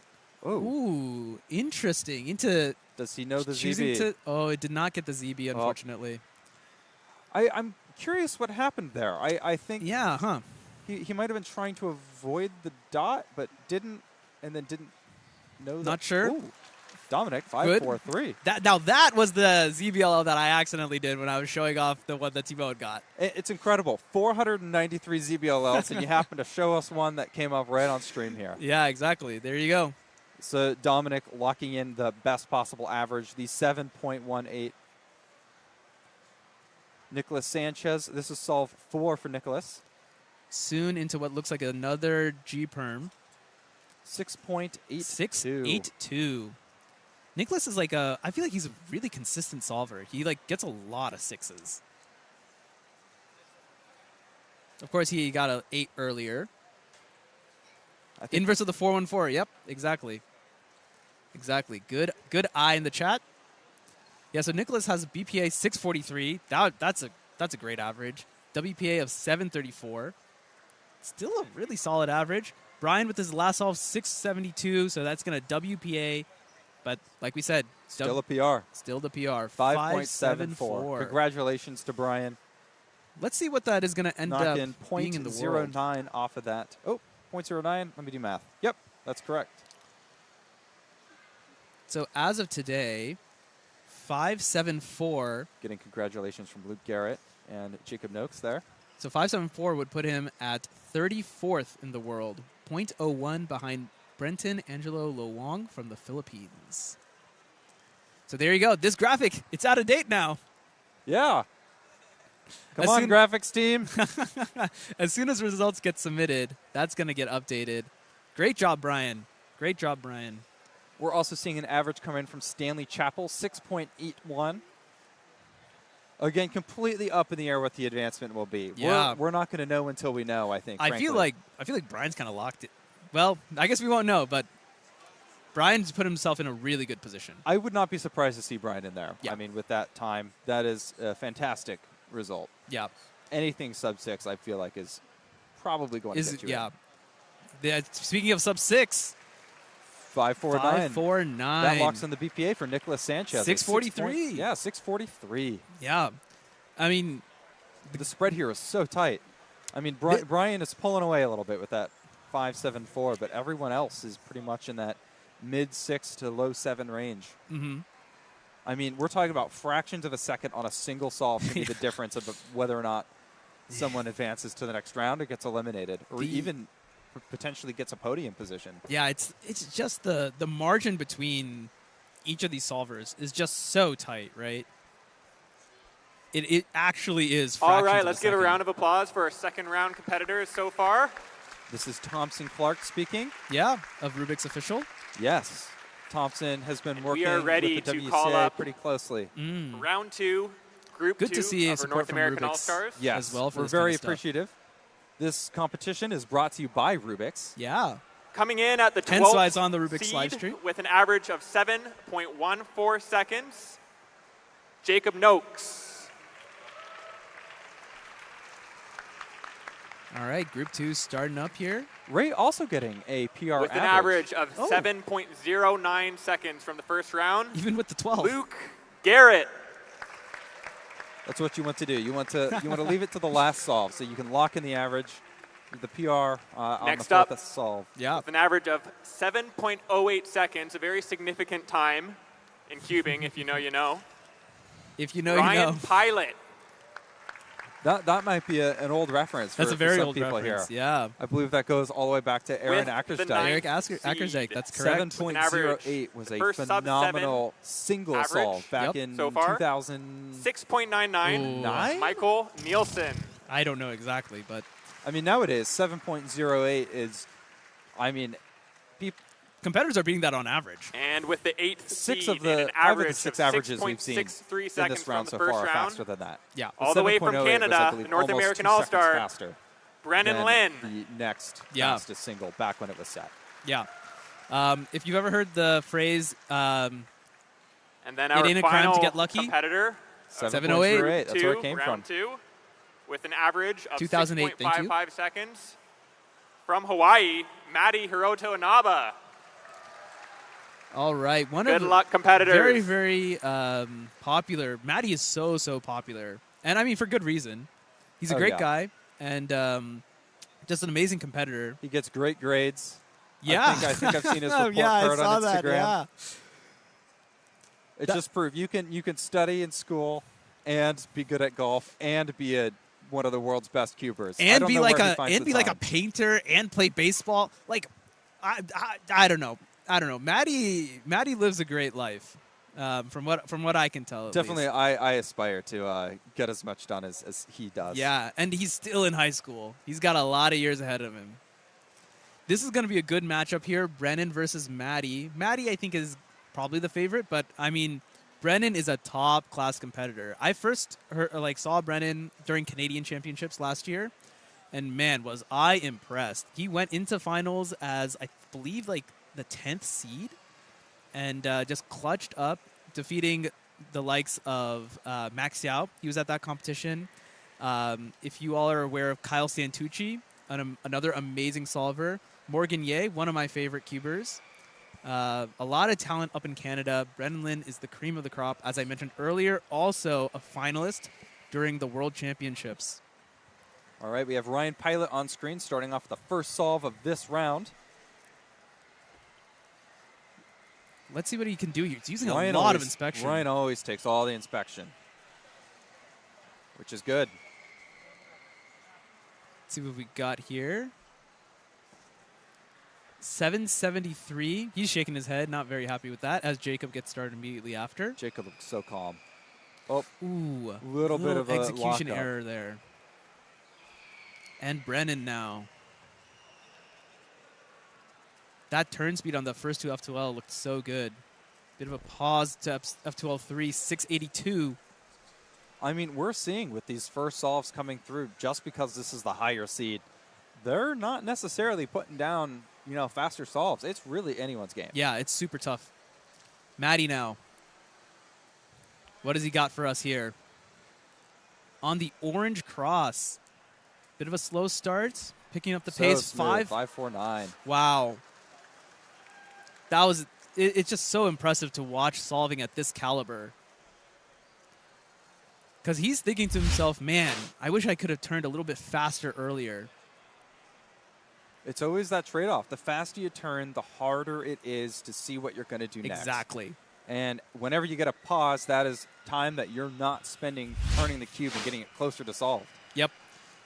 Ending up with the Y-perm, probably one of the, I would say it's the best diag case to get. Diag being that diagonal corner swap. Generally, those tend to be worse. E-perm, V-perm.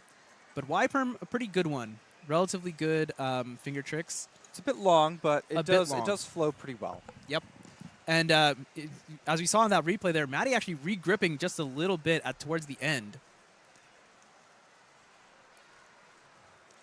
We have some warm-up happening in our competitor area. Timon and Caleb.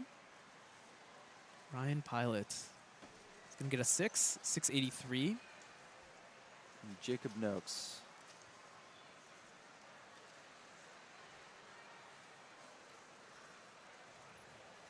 That was a lot of rotations, but they were so I wonder smooth. if there was like if you like mislooked that final F2L pair there. It was a little bit strange. Not exactly what I would have expected, especially since he paused and it looked like he was going really smoothly. So I have to think there was just a little bit, something did not quite add up. Maddie looking around, it looks like he still hasn't picked his cross color. It's going to go for white? Yeah. No, sorry. Red. Just it's red. 670. That's kind of what I expected. Just seeing an inspection, using up a lot of the inspection, hasn't really picked his cross color as Brendan is going to get started here. Something we'll see, usually when they put the cube down, their cross color is opposite what the up face is. But Yeah. sometimes that's not always the ergonomically fastest way to do it. Yep. If you need to do an F move, then, for example, sometimes you want to put it on the front face. Brendan, though, doing it the, quote, normal way. Yeah. But he looks like he kind of messed up there after doing a bit of pseudo-slotting, kind of lost track of one of the F2L pairs, needed to pause to insert to go ahead. 875. It's not a great start for him, I would say. Certainly, Brennan wants to get the last three solves to be faster than Yeah, he's going to probably be looking for something better than the 682, honestly. Again, we're looking at the top 10 are going to be advancing from this round. Yeah. So you really got to, 10 at a normal competition could be, what do you think? 10 seconds, sub 10? It depends on where you are in the world. But Sub-8? yeah, could be sub 10, could be like sub 9. In California, top 10 could be like a sub 9. Every single one of these competitors has a sub 7 average. Sub 7 At average. least sometime. Yeah, has an And official sub-7 average. Manu and I were looking at the times before we came live. Most of these were achieved within the last year. Yeah. So everybody is pretty much still at the top of their game. There's no one who used to be really good and is maybe not Washed. quite. I wasn't going to say it. No one is washed here, that's for sure. 654. Maddie not super happy with that solve. You Lacked could a tell little bit of fluidity, was I on want to that, say. that adjust U face. That final move was just struggling on getting that finger around to do that move. Yeah, it looks like he needed to take an extra look at that. I hear some applause. Perhaps we're going to see a good time I populate believe I heard this. I don't know if it's still true, but Maddie does not know full OLL. now. Oh, In interesting. fact, I don't know about this that. may be different, but I believe Maddie actually prefers to do edge orientation to avoid those dot cases. I know a lot of competitors do. I hate it when my edges are completely unoriented, that's for sure. Oh, no, a bit of a fumble on solve 3. Pressure's building. 749. This is a bit rough now. I would say he's got an uphill battle. 749, that's the counting solve so far. Off screen, we have Luke Garrett as well, currently on the 5th attempt.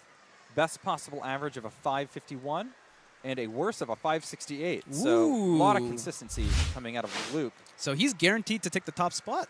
Yes. So Well, you're- assuming no one else does. But this I is mean, true, but I do believe that this guarantees that Luke is going to be advancing to the yeah. finals. Yes. So wow, good solving from Luke.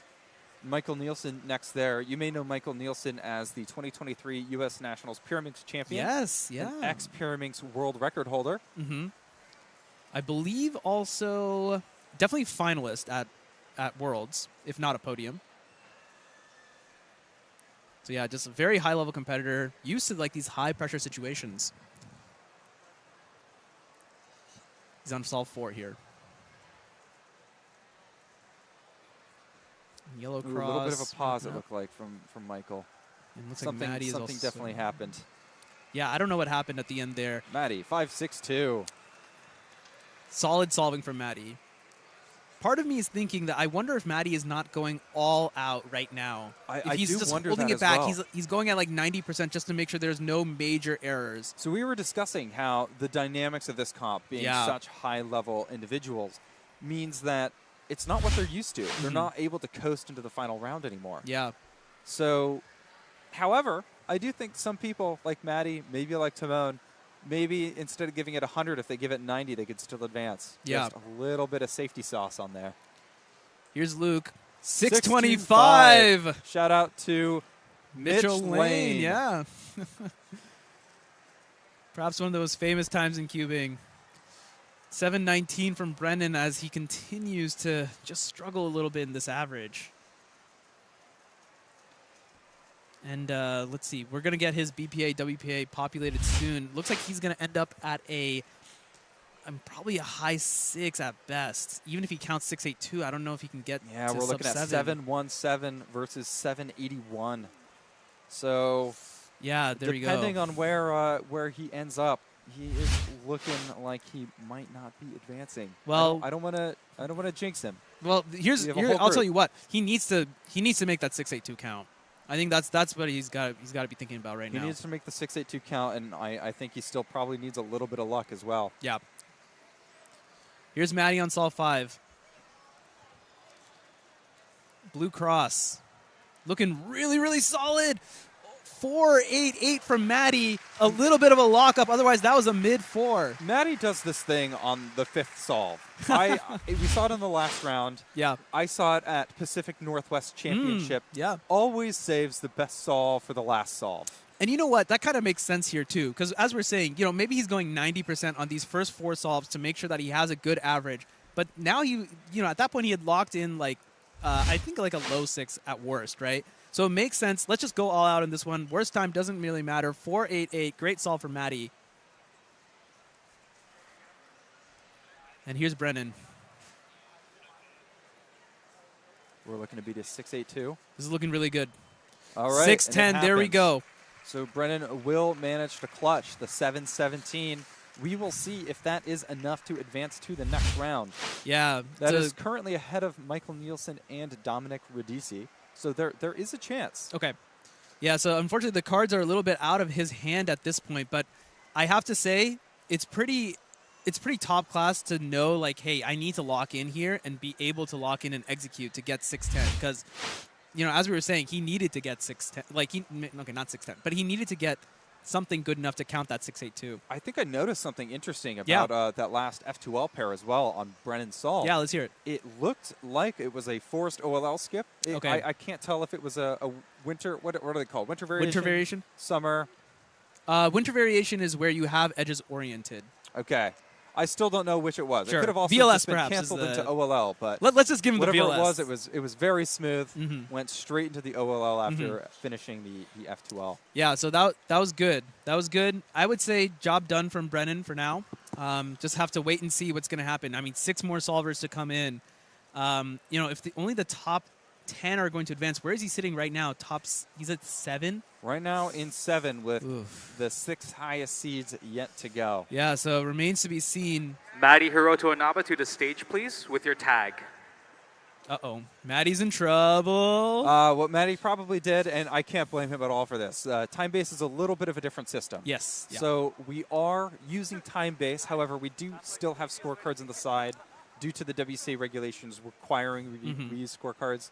What probably happened is Maddie forgot to badge in to his timer just to confirm. There we go. And that gets the time updated and sent to WCA Live. Yep. So now that that's there, you can see onto All the right, a big WCA round of Live. applause 588, for our does that say? group 588 2 for Maddie. competitors. Number 3 right now. So Maddie is the top 4 are guaranteed in the We final are right going to now. bring up our Luke Garrett, last Brian group Johnson, of competitors Maddie in just a Hiroto second, Inaba, but and of course Nicolas we're going to do Sanchez. one more giveaway right before that, courtesy of Midwest Cubing Association. And the winning lottery ticket is 002. Oh, that's my favorite number. 002. All right. Congratulations. I was hoping Come it right was up 2. here. You I got should your have said cue. something out loud. I was thinking it in my head. I would have sounded. People either would have said that I could predict was the rigged. future, or it was rigged. It was rigged.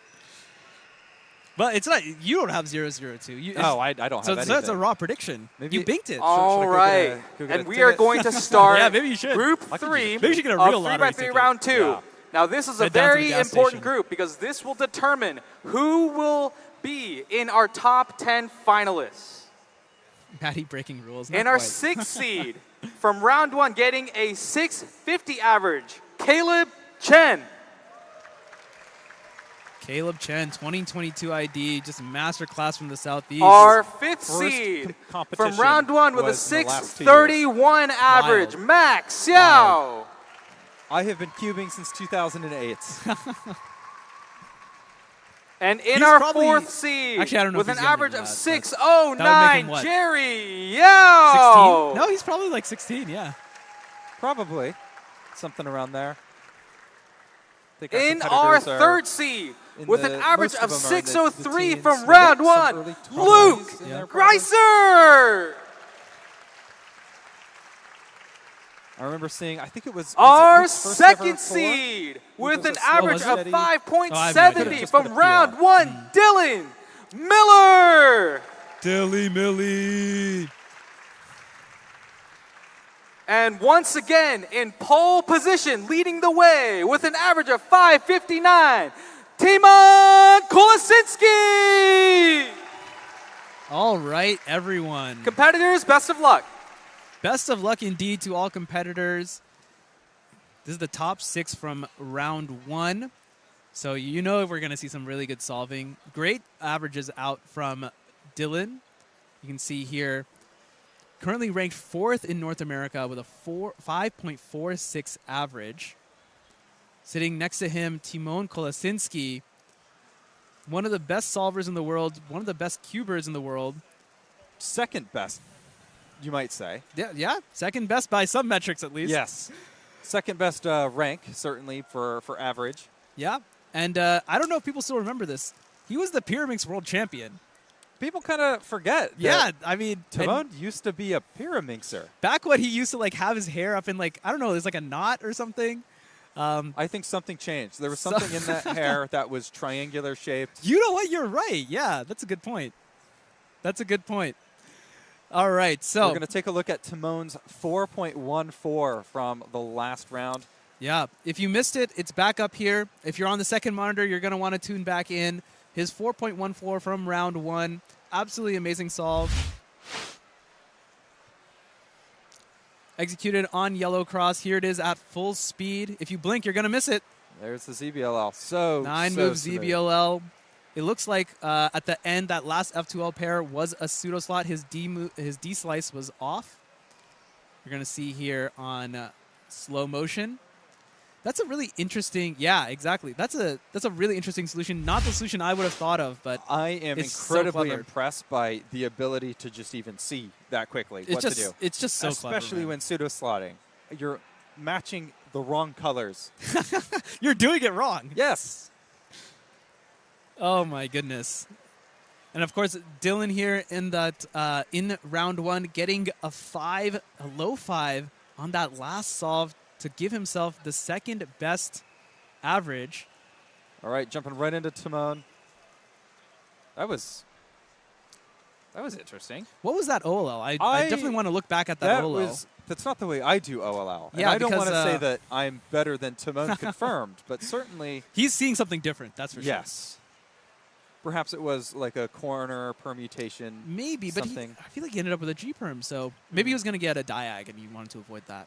Looks like yellow is the cross of choice for Dylan. Bit of a pause getting started in F2L here, but otherwise a pretty fast solution. 6:07, good turn speed. Yeah, I think after the pause, it was smooth from then on out. It Yeah, was- good start. Good start from Dylan.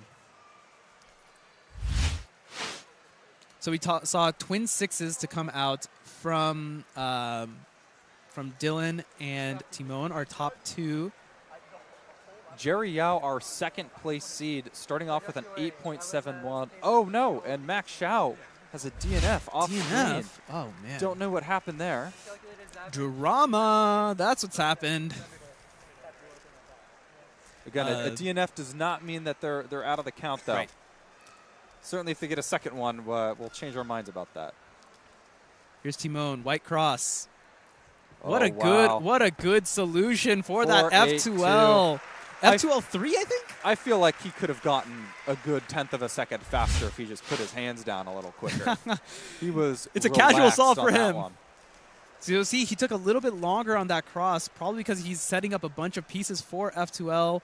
I just completely missed F2L 4 while I was commentating that, and then PLL to finish. Even on slow motion, Timon is just so impressive. There's a reason why he's the front runner here. Luke Greiser with a 5.91 and a 5.66. Luke has a Nice. 5.51 PR, so potentially on pace. We get a Good couple more good pace. solves. Caleb. U-perm. 6:02. Good start from Caleb as well. Actually, that's probably solve 2 for him, huh? I believe so. Starting 6.41 off followed by the 6.6. 6.02. So let's see. Timon looking pretty good. Luke Greiser, I think, right now, he's sitting in a really good spot. Yeah, absolutely. I think I really hope Luke can keep this up. Yeah. Dylan Miller. I love this shot. Just that little exhale, having that hair flip a little bit, it's getting in the zone. I see our judge, Blake Thompson, Yeah. has his hand on the timer. So normally at a competition, you'll see the judge holding a stopwatch. Mhm. The display here actually doubles as a stopwatch, so it can do the countdown and can also check. So when the competitor starts the timer, I do believe it actually checks to see if they go over the 15-second limit. Yeah. So decent solve from him here. I mean, you could see during inspection, he's rotating everywhere, right? So that's a sign usually for a top solver that they are undecided on what they're going to do for their F2L solution, for at least for their cross color. He looks a little disappointed with that, but I think if he can keep up that sort of pace, I do think that we could potentially see him advancing. Yeah, I mean, J-perm, I want to say that was a J-perm there. It looked like a J-perm from the 2 sides that I saw, at least.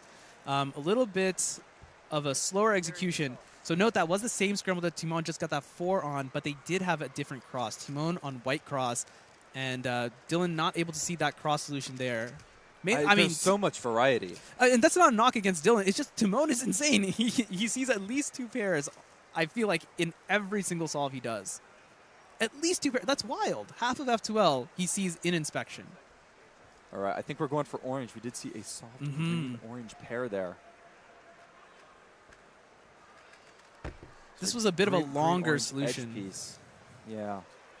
Fortunately, it didn't quite seem to pay off in exactly the same way. Yeah, 608, and this is going to count for him.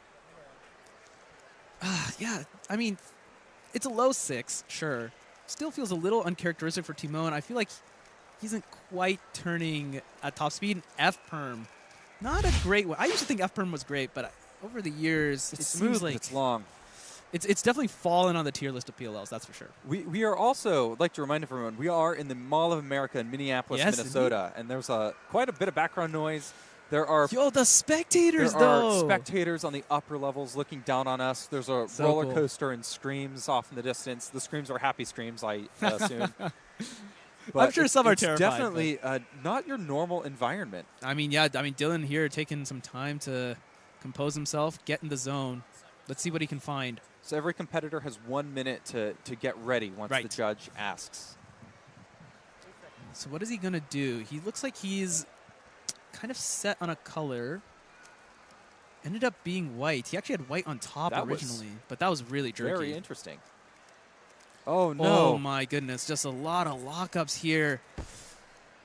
And he had he had that pie case. Unfortunately, that pie case gave him diag PLL. I think Dylan just looked up and saw all the spectators because I could see him be like, wow. I just did that too. And For Timon. lock up. F2L2. Oh, no. Okay, he got saved. He got bailed out. My goodness. PLL skip there. I don't know. Well, maybe it was a PLL skip. I don't know if it didn't look like he was anticipating it.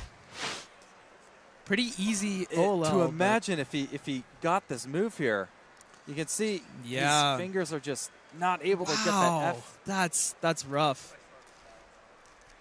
Yeah, I I don't think he saw it. I don't that. think he saw that.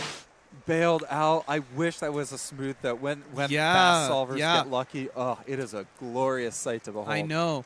And what's cool there is that you can kind of see his difference between his pairs that he inspected and the pairs that he didn't inspect. The first two pairs you can see there were very smooth, very controlled, even doing those wide moves, doing that wide U to do a little bit of that pseudo slotting. And then when it got into the next ones, it ended up locking up a little bit. He got majorly bailed out there, I would say. I mean, otherwise he's looking at definitely a 6 average. Now he has a chance for a 5. Yeah, Timon does have a 6.33 as well as a 6.08. So if he didn't get that PLL skip there, I mean, he would be counting some low 6s. He which can I would still advance him to the next round, Almost, yeah. assuming the fifth solve is not. Not an explosion. Yeah. But it could have been close. Mm-hmm. So here's Dylan. You got to say that I almost feel like he has his back against the wall here. He's in a better position than a lot of people. He has a 6. For the solves that he does have, he has a 6.0607 and a 623, which are good. But he did get a 1039 in the last solve. So if he gets an 8, he's going to count the 8, guaranteed. He's really, really good. I think he's going to safety. Everybody gets one. I don't One know freebie. if he can afford the safety if he wants to advance. Yeah, I guess we'll see. He needs to get he can't get a 7 average. He has to get a 6 average. Yeah, for sure. He's got the Noticing zoom in now the here. pearl. He's bracelet. still looking around. I don't know. Do you think all the weight on the wrist makes him slower? Maybe? I don't know. Well, this is All right. okay. 609. 609. So we're 609. looking at some good consistency. So trap avoided for now. On to solve 5. One more solve and he can finish the job. Timon here. He can still count the 482. Worst possible 614. This is Timon's last solve. What's he gonna do here? Green cross. Oh. Started off slow. ZBLL to finish. 536. That's gonna give him, I think, a sub 6. He's locked in. He's We're locked. going to see him in the finals. He's locked in. Although I don't know for sure what position he's in. Ooh, and completely off screen, Luke Garrett getting. Wait, no, that was in the last group. Never mind. I confused him for Luke Greiser, who's just finished. He got a 584 to clutch up a 622.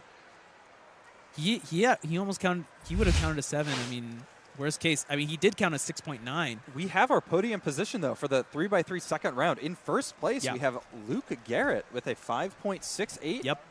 And second, Brian Johnson with a 5.74. That was a PR average. And third is Timon. That's kind of shocking. I think A little bit of everybody's a a shock. little bit surprised. I mean, we've been talking, it could be anyone. I mean, we're seeing it. If you're not convinced, seeing this. Matty Hiroto Inaba from Hawaii in fourth. Not even on the podium. And he got a 5 average, too. So our head-to-head is going to be interesting. Yeah. I think our second to last is going to be Timon versus Matty. So the two favorites are presumably going to be going pretty up cool. against each other. Let's see what Dylan can get here. Dylan can count. He can get 613 BPA. So best case we're looking at sixth So, place. and like we said, he has a 10 here. I don't know exactly what he needs to advance, but WPA would not advance. It would be the second worst average so far. He needs something. He needs something good, and he needs something good now. Ideally, if he can count, the. Wow, that's insane. Yeah, with a 6.81. So that's insane. We're hoping Max Shao and Dylan Miller both have to go. They can still advance, but so this is huge, very everyone. tight for both of them. Definitely one of the favorite. Well, maybe not a favorite to win it all, but definitely a contender to be on the podium. Could get knocked out right here. He needs a low 6. The finals cutoff is top 10. All right, it's getting started. He's looking a little bit better in inspection. I feel like he's picked yellow cross here. Now he's trying to figure out what is going to be the best solution for him. 12 seconds of inspection gone.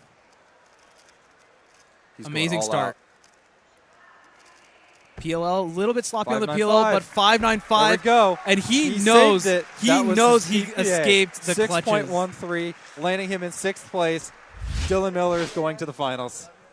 Amazing, amazing solve to finish up here. You can see the difference. Being confident in knowing what cross you're going to pick allowed him to predict the first couple F2L pairs. Good OLL into he misrecognized it at first. Had to do a U, then U prime. Wow. A perm. That Feel was the relief coming exhilarating off of him. final You could solve see that. there from He Dylan advanced Miller to with a finals. very, Great very job, clutch Dylan Miller. 595.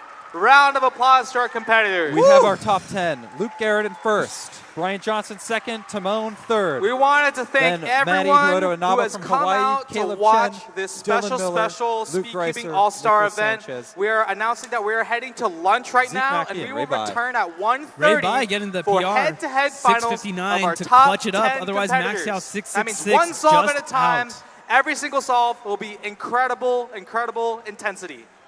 All right. We will also have some fun events have more after announcements. the award More ceremony. announcements. So please feel free to grab some lunch, and we can't wait to see you come back. Thank you, guys. All right. All right. You heard the man, Michael Chai. Yeah. Chai tea latte. Woo. We are going to be taking lunch. Yeah. Before we cut to lunch, though, I want to set the stage a little bit, what we got here. All right. Head-to-head finals. If you've never seen a head-to-head finals before, we're going to go 2x2. One competitor is going to solve, and the other competitor is going to solve. It is going to be high stakes. It is probably the most intense cubing can ever be. In a place like this, the Mall of America, we got 4 stories of spectators. We got all the spectators here. We got all of you watching at home on the live stream. You can see when 3x3 finals is going to start, 1:30 local time. That is in about an hour from now. Do what you need to do. Eat your lunch, go to the bathroom, get some popcorn, call a friend, bring everyone onto the live stream in 1 hour. It's going to be some of the best solving you have ever seen, I think. Some of the world's best solvers in a really, really interesting storyline. Timon going into the final round, not in one of the top 2 positions, incredible. And so many good solvers. Anything you'd like to say, Nick? You've just about covered it. I'm getting hungry. I'm getting hungry, I'm ready to go get lunch. But I'm so hyped. I'm so hyped. Can't All wait. right. I'm really looking forward to this. We'll see you all at home in an hour. See you in an hour, everyone.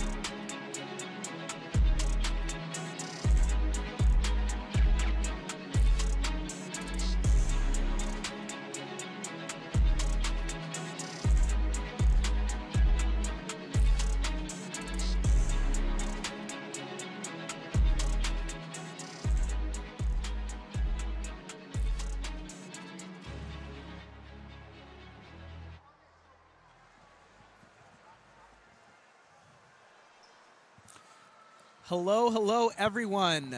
Welcome back to Rubik's North America All-Stars 2024. We're about to start 3x3 finals in what has to be one of the greatest lineups we have ever seen.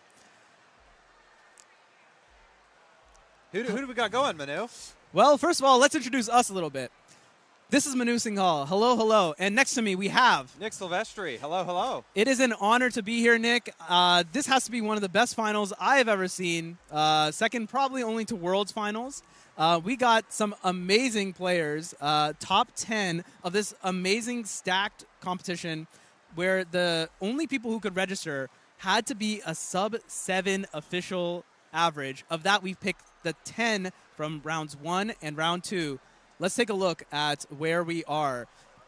Here we got the top 10 here. Luke Garrett. We have a bit of an upset, I might Yeah, say, exactly. From the expectations. Who's at the top? In our top 2 positions, we have Luke Garrett and Brian Johnson. I have no doubts that people were expecting good results out of them, but I think with other people on the field like Timon Kolasinski and Matti Hiroto Inaba from Hawaii, Yeah. they were probably the original picks for our top 2 seeds. Exactly. They're ended up in 3 and 4, so it's going to be very interesting to see how they're gonna deal with this here. Also making it into the top 10, we got the top 2 here. Zeke Mackey, Ray Bai getting a PR to sneak in over Max Yao. That's what, 700ths of a second difference on average between them? Wild. 500ths. No, 700. Oh, 7th there. Yes. Yes. 700ths of a difference on average to separate Ray Bai and Max Yao. Max Yao, if you don't know, one of the greatest competitors I think the sport has ever seen. That's who's in our top 10. Everyone on the list here. Some amazing names. Dylan Miller, if you look at this, 595 to clutch it up. Last solve of round 2. Amazing. We had 4 stories of spectators watching that solve. And the look of relief on his face to get that 613 average, that's what it's all about. That's what I'm here to see. I think there's a lot of emphasis on getting the fastest times, Right. the fastest singles, the fastest averages. Yeah. But I think what really is the most exciting is watching those stories come together. Yeah. Where Dylan had that 10 on his 3rd attempt, really was like on the edge of getting eliminated. Right. He needed to get his best solve on that last one in order Right. to advance to the final round. And when it mattered the most, he got it. We've been talking about it all day. The environment is very different than your typical cubing competition. Look at all these spectators here. There are people gathering on, what are these called? The banisters, the balconies? This is the Mall of America, if you didn't know. Biggest mall in the country, one of the biggest in the entire world. And, of course, everyone here on the Rubik's official stream, the WCA official stream, thank you all for joining us. You're about to witness an absolute treat. Some of the best speed cubing in the world. We have a shot of the people. Yeah. So you can kind of get a sense that there are multiple levels of balconies that people can be watching from here. There you go. It's all there. We're not even going. I'm sure as we start getting into the final, people will be hanging around, especially when we get to the head-to-head finals. We got people cheering and laughing. This crowd is going to grow. As some may say, I'm going to quote Michael Chai and Matthew Marinick themselves, this is going to be absolutely electric. You have a couple more minutes to grab your popcorn, get settled into that comfy seat, grab a little blanket, and put us onto that first monitor because you're not going to want to miss some of the best speed cubers in the world. I'm not sure how much time we have before they will start announcing. Let's explain a little bit about how head-to-head finals is going to work. We have the top 10 seeds. We're going to take numbers 9 and 10. They're going to come compete first. Number 10 will do their solve. So they'll do their solve. Then number 9 is going to do a solve. And we're going to go back and forth like this until they complete an average of 5. Now, you want to explain the average of 5? Yeah, so the average of 5, if you're not familiar with how WCA competitions work, the way that it happens is we grade people by average because just getting one solve, maybe you got a little lucky, maybe you make a mistake and you got a slow solve here. So we try and balance out these two factors. You have 5 attempts, your slowest one gets tossed out, your fastest one gets tossed out, and the middle 3 are averaged together, and that is the time that we are going to rank people by. Yep. It's going to be very, very exciting. There's a little bit of leeway for unluckiness and unluckiness. There's a lot of drama could happen here. It's still in the cards. Could be a 3-second solve. We could see a time that starts with a 3. How exciting would that be? I believe we have 4 competitors that have put down a 3 officially before. We have Timon, of course, has gotten multiple 3s. Luke Garrett has also gotten a handful. Yep, WR2, 344. Matty Hiroto and Naba gotten a few 3s. Famously got the 3.08 at at NAC 2 years ago. 2 years ago. That was unofficial. Unofficial. But if it was official, it would have been and would continue to be the current world record. Yes. So I'm always crossing my fingers for another world record single. I've never seen one in my life. Yeah, that would be wild to see one live in person on the live stream in finals. And then finally, we had a recent sub-4 come in from Ryan Pilot. Yeah. A 3.86, currently world rank 9 on the sub-3 chart. So there's certainly some potential for sub-3s among our competitors. And if we see a sub-3, there's a good chance that it would be like a PR single today. You can see on the stream right now, we got Michael Nielsen, Stanley Chappell, Tommy Cherry, Vishwa Sankar. You know, the first 3 were competing today. They got knocked out just because, and these are top quality competitors in and of their own right. So that goes to show the level of competition here. We were mentioning it earlier, 0.07 seconds separated 10th from 11th. That was the margin of error to make it into this head-to-head final round. So it's going to be all very, very, very exciting. Yeah, I see. We can also, well, we got pretty close to a 3. We did get pretty close to a 3 earlier. I think we have that on deck for you all. We got in round 1? Round 1. We got Timon with a 4.14 single. Yeah, Incredible it was solution. Great solution. This is the kind of stuff you are like that we're looking to see from Timon coming in from that 3rd seed. Hello. Welcome back, like everyone, to the 2024 Rubik's North America All-Stars Tournament. On screen while we listen to the announcements. Yep. Who's ready Just to see some of the fastest speed cubers in the world about to show down?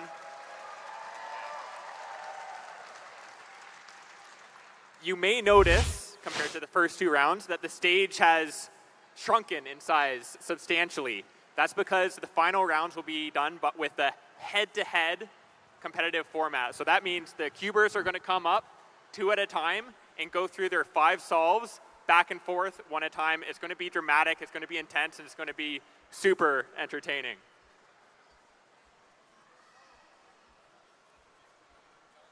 All right, and of course, you know, we're hosting this event. This event wouldn't have been made possible without our dedicated staff team. So we would like, thank you. We would like to properly introduce our staff team that will be running this head-to-head finals. Our scramblers, Braden Richards and Simon Kellum.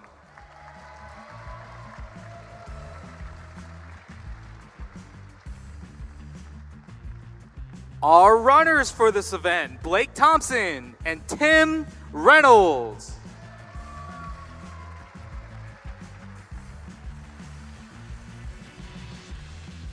And our judges for this magnificent event, representing the Midwest Cubing Association Board, Walker Welch and Carter Bitts.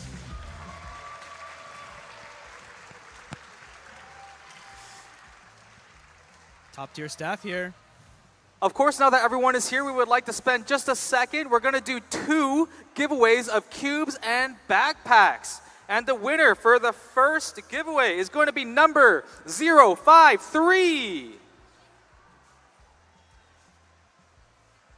The new winner of the first giveaway is going to be 023.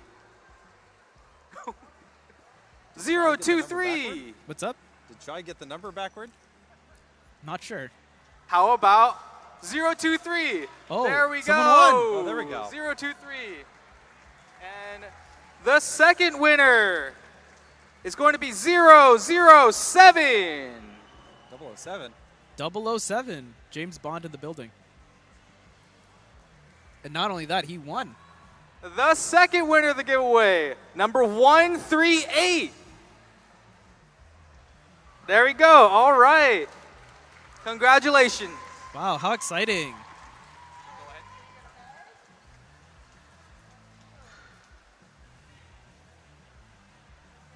We would now like to introduce our first two All-Stars. Here we go, everyone. To the final round of the competition.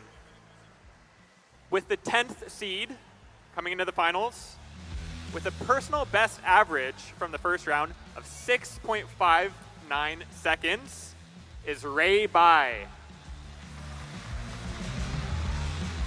Ray Bai, as they said. Ray is from Plano, 6.59. Texas.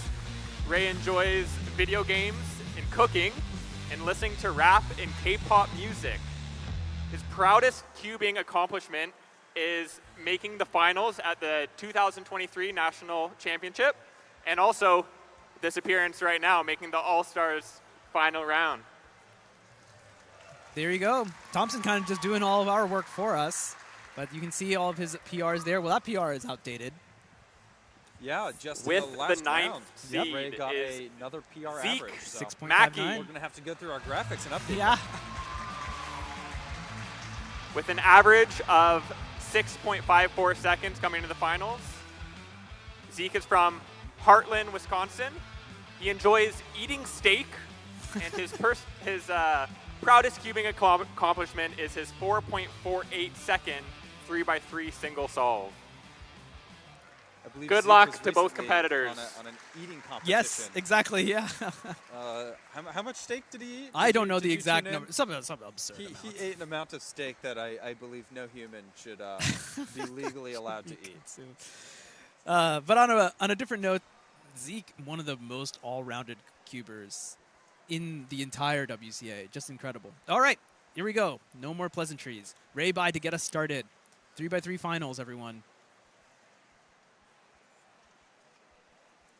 It's like a white cross solution, looking pretty good through F2L. Oh. Wow, what a last layer, 5.55 seconds. 5.55, another famous-ish number, maybe not as famous, but that Yes. was a world record single for a long time. Yes, yes. And now we just get a little bit of applause. I mean, this was a great solution from Ray. Very efficient in F2L, and what was that last layer? It was one of those simple, like, wide soons into a U-perm. That's Yep. one of the best last layers you can ask for. That was a great solve. Ray really, if he can keep that pace up, I mean, I'd love to see it. I'd be happy for him. Let's see if Zeke can find something similar. So Zeke is on yellow, and I noticed this while watching Ray's solve. Yeah. Yellow looks pretty good. Okay. Well, Zeke got a pretty good solve himself. 631 is nothing to scoff at. Yeah, don't look at the 0.8 second difference and think that is going to be consistent through the rest of these Oh, solves. yeah, definitely not. Certainly I mean, there's going to be a lot of give and take, push and pull between these two competitors as we get later on into the averages. yeah, Zeke finishing up with a Y perm. Not a great, I would say probably about an average PLL. He had probably about an average last layer. Ray on attempt 2. Another good yellow, it looks like, that he's not opting Yeah, to he lose. looks like he's using white, perhaps white only. Okay, not bad. 686, a bit behind the pace. I'm sure Ray is looking for much faster. Ray is still looking on point. I think he's familiar to this kind of pressure. This is a bit more familiar now. Yeah. With the previous two rounds, we were seeing, I think, a lot of nerves were coming from the fact that usually in these second rounds, they're not used to getting eliminated. Right, exactly. However, in this round, it doesn't matter. Just do the best you can. And Yeah. I think that's what our skilled competitors are doing today. Definitely, They're definitely. much more used to this kind of environment. All right, so you'll notice this is going to be the same scramble, but Z kind of flipping between white and yellow. What's he going to pick here? Also white, it looks. Good start. Not a pause. That was an interesting solution there. There's a lot of turning. I didn't see a lot of pausing. Yeah, Until yeah. PLL. But yeah, it looked like a good amount of turning. I thought F2L was originally done kind of early, but I think perhaps there was an extra pair that was not quite completed from our perspective. You can look at it here in the top down.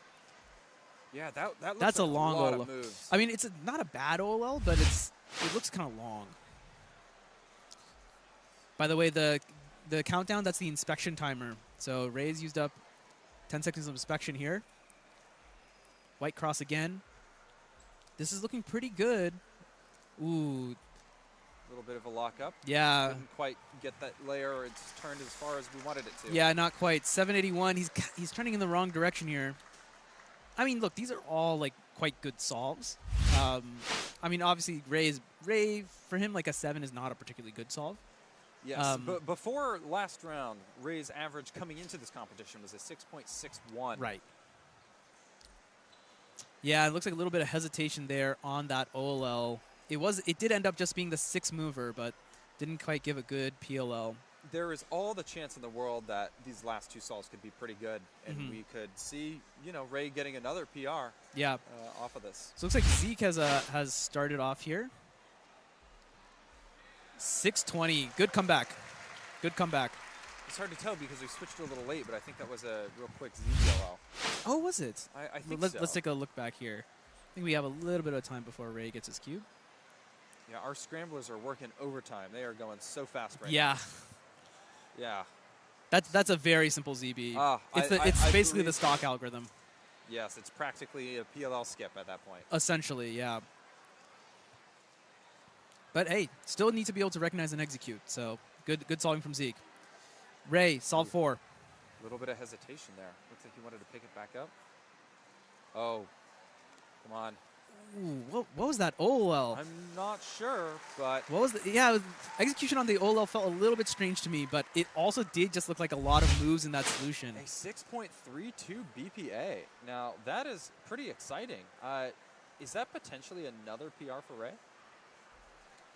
That would be a PR. I mean, 632 he- would be a PR by a long he- shot. In the last round, he got a 659.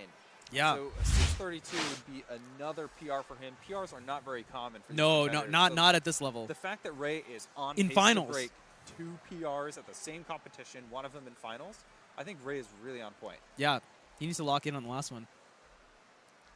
Good first turns. Ooh, that's a bit of a tough one. 612, good finish, good last layer there.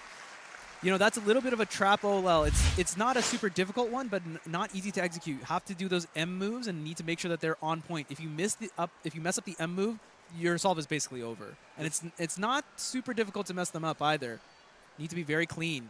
I think the field is wide open for both competitors as well. I mean, they're looking at a fairly similar best possible average. Worst possible, a little bit bigger variation, but either one of them could be finding themselves in front after this solve. All right, here's Ray. Can he make the 555 count and get a 632 massive PR? Great start. Turning. Yeah! 6-2-1 or it's Ray 5-2-1. another PR. Amazing. 632. 632. 2 in a row. That actually, so if he came into the competition with that, instead of being 22nd ranked in this, he'd be 17th. He's just launched himself up 5 places on this ranking alone. And what a clutch solve. 521.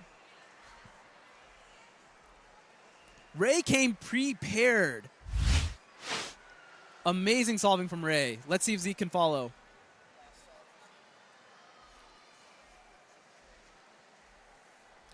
Zeke was looking pretty good there.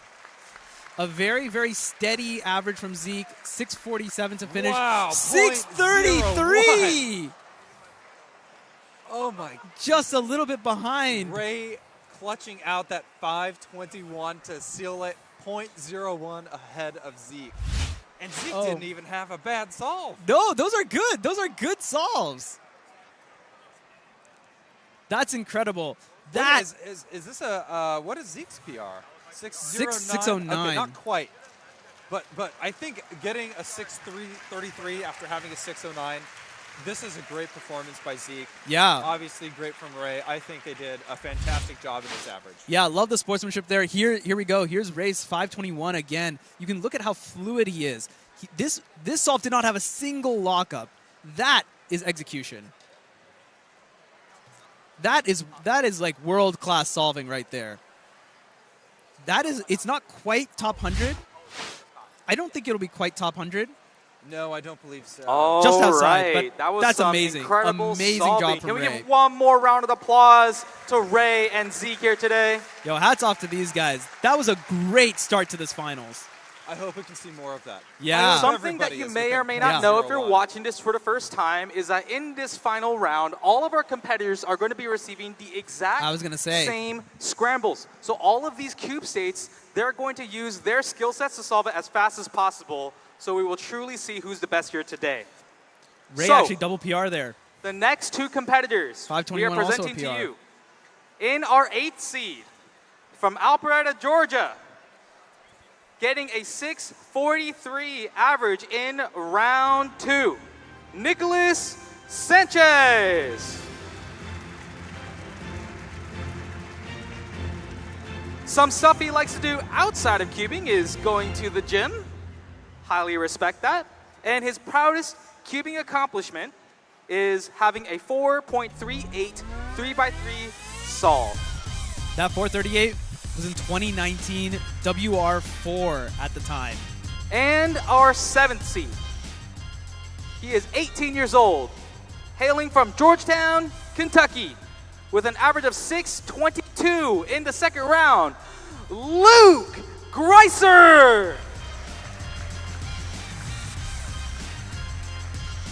Something Luke loves to do outside of cubing is lifting, singing, and playing the piano. And his proudest cubing accomplishment is having a 5.51 3x3 average, which at the time in July 2023 was 8th in the world. So impressive. Competitors, good luck. So impressive. We got two gym bros out here. Let's see if their hard work on the gridiron is that what, no, I guess gridiron is specifically football. In any case, you know what I mean. You know what I mean. Let's see if it translates over to cubing. Now, Luke is an interesting one here because he has a 5.51. 551, yeah. Which is really up there on the psych sheet. And he's been working hard, too. Let's see if Nicholas has anything to say about that. Starting off on yellow cross. This is ZB. He's trying to recognize the ZB here. I mean, he got the ZB, but the recognition. That's the problem with ZB. We've been talking about it. If you can't recognize it quickly, sometimes it's just faster to just do the stock and do the PLL. He had one where like the stock was just going to be 8 moves anyway, and it would have given him. So if he would have done it, yeah. If he from the U2 angle, if he had done the stock alg, the 8-mover alg, he would have had a U-perm. So a bit rough to start off here, but hey, it's the first solve. One solve you get that doesn't count. So Nicholas still has a chance for a really good average. Luke Greiser now. Solve 1.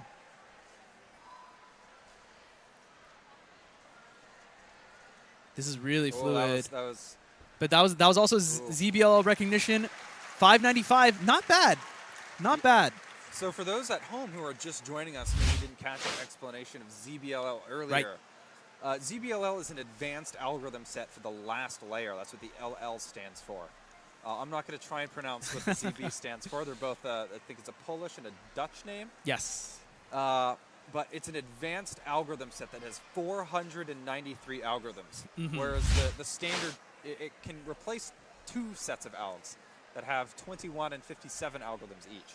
Yeah. So we're looking at, almost 8 times the number of algorithms, but when it pays off, you can skip an entire step, and you need that at this level. Yeah, definitely. For Luke there, it was definitely the right choice to do the ZB. Very fast. Solve 2 coming up. Bit more fluid, a bit of a pause in F12-4. Not a bad last layer, 780. Compared to Ray and Zeke, definitely behind the pace. Still has some time to kind of get settled, though. F12-3 was the pause, my mistake. Luke Greiser now. He's been grinding very, very hard, specifically for North American Championships. Let's see what he can produce here. Solve 2. Very, very smooth. What was that? That was great. That was just great. F2L directly into the OLL. Just a little bit of time for PLL recognition. 527. Fantastic solve. I think there was a very small lockup there. I do wonder if he had that smoothness all the way through, we might have seen a sub-5 there. We could have. There's that lockup you're talking about. And a Y perm, not even that good of an OLL, not even that good of a PLL. Ooh, it's getting intense, huh? Oh, certainly. Luke is bringing the heat. You can see me when they flip the cameras back. I'm leaning forward. Yeah, we're in. We're in this. All right, Nicholas here. He needs to come back. He needs a low 6, I think. You can hear some of the amusement park screams in the background. A very tough environment. Very, very different from a typical competition. What can he do here? 12 seconds of inspection gone.